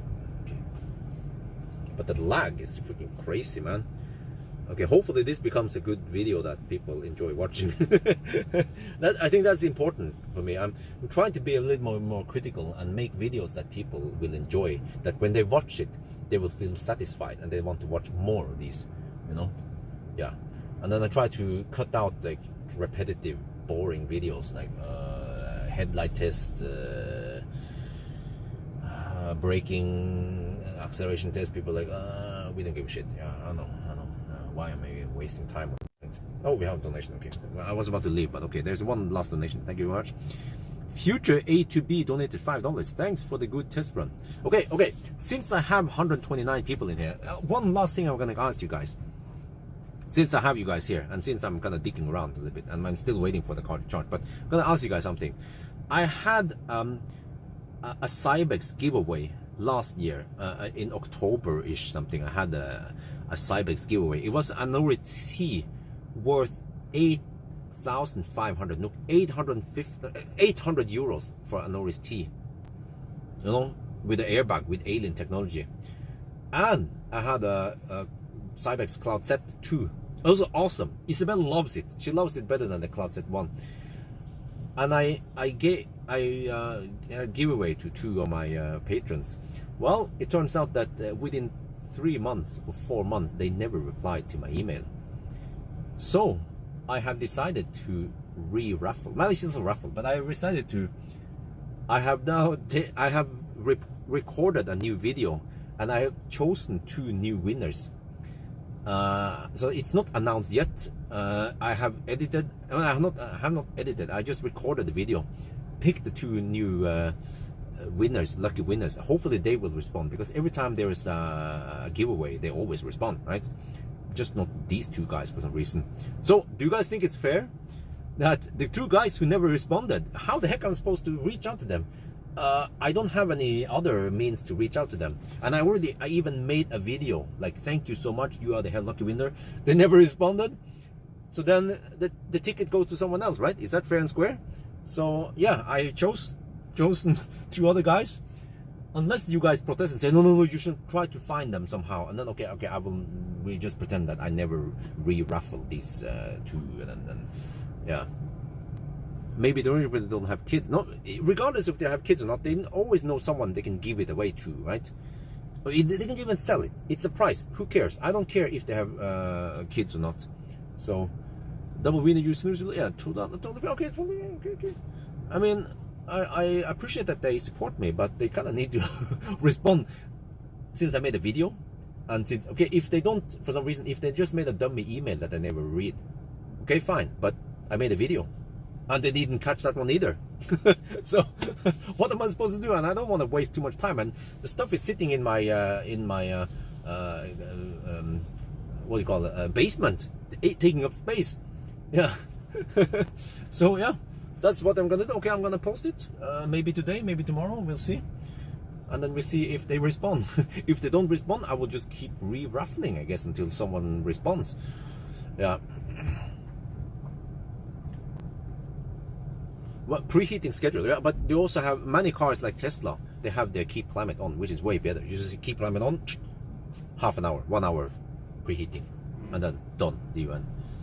Give them 3 months, and if you, well, but they got 4 months. It might be ended up in a spam filter somewhere, but okay, that's the problem. I don't want to spam my channel like, oh, you guys, can you guys check the spam filter, because I don't know how to reach out to you guys. And people, the other subscribers, you know, those videos, they get really low views, and then they'll be like, what the heck is this dude doing? He's running some kind of giveaway channel here now. They in general, people don't care, probably don't like these giveaways, because they want to see test, they don't want to see some kind of giveaway shit. Yeah, so yeah, but I have to get rid of that item somehow, right? So yeah, that's what you're gonna do. all right, I guess at least you guys agree with me, kind of. Yeah, okay, so we will go for it. So that's good to get some opinion from you guys, that I'm not totally lost. Yeah, even though by the end of the day, it's the dictator that decides what to do.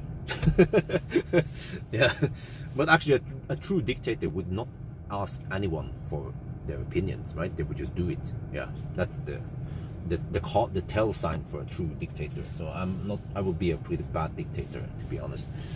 Yeah. So all right, we are now at 93%. Yeah. Wait, preheating stopped. Okay, I think it's time to go now. Okay, thank you guys so much for the input. Yes, I appreciate it. And then we will see 2 lucky winners. And then I'm gonna go home now because it's almost 1 in the afternoon. So yes, thank you so much. Next week, if you guys are up for some action, there will be a fat e-tron 1,000 kilometer challenge done at night on a freaking weekday. So I have to start in the evening and then finish before the freaking left lane huggers come out from the caves on the morning. He doesn't remind the winners. Yeah, okay, yeah. Yeah, so there will be next week we will have 2 1,000 kilometer challenges. There will be a fat e-tron 1,000 kilometer, I don't know, yeah, and there will be most likely a fossil car redo. I just want to see if the fossil car can go a little bit faster. Maybe I'm a little more ninja this time and I can go push it below 9 hours. Yeah, and I also want to see how thirsty that X-Trail e-power is at night in winter. Yeah, we'll see. Like, is it still 0.3 liters, 3 liters per 100 kilometers that they claim in the brochure, or is it more like 7 liters per 100 kilometers? Well, we'll find out next weekend, I guess. So yeah, some good shit coming up. Oh yeah. Oh, dictators only surround themselves with people who agree with them. But you know, that means I'm a dictator because I ban people who disagree with me. I'm just kidding. Oh shit. Yeah. Well, okay. I think it's time to leave now. At least I charged the car to 94%, so I'm happy as a good fahren, yeah, good laden, yeah. So yeah, are we good? Are we good? Huh? Wait, the temperature dropped to 38 degrees now. Okay.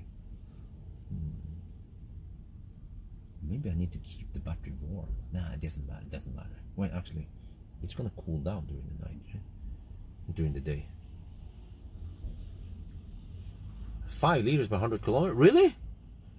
I want to see that. I want to see if, okay, if I drive it at night, I hammer it, will it actually consume only 5?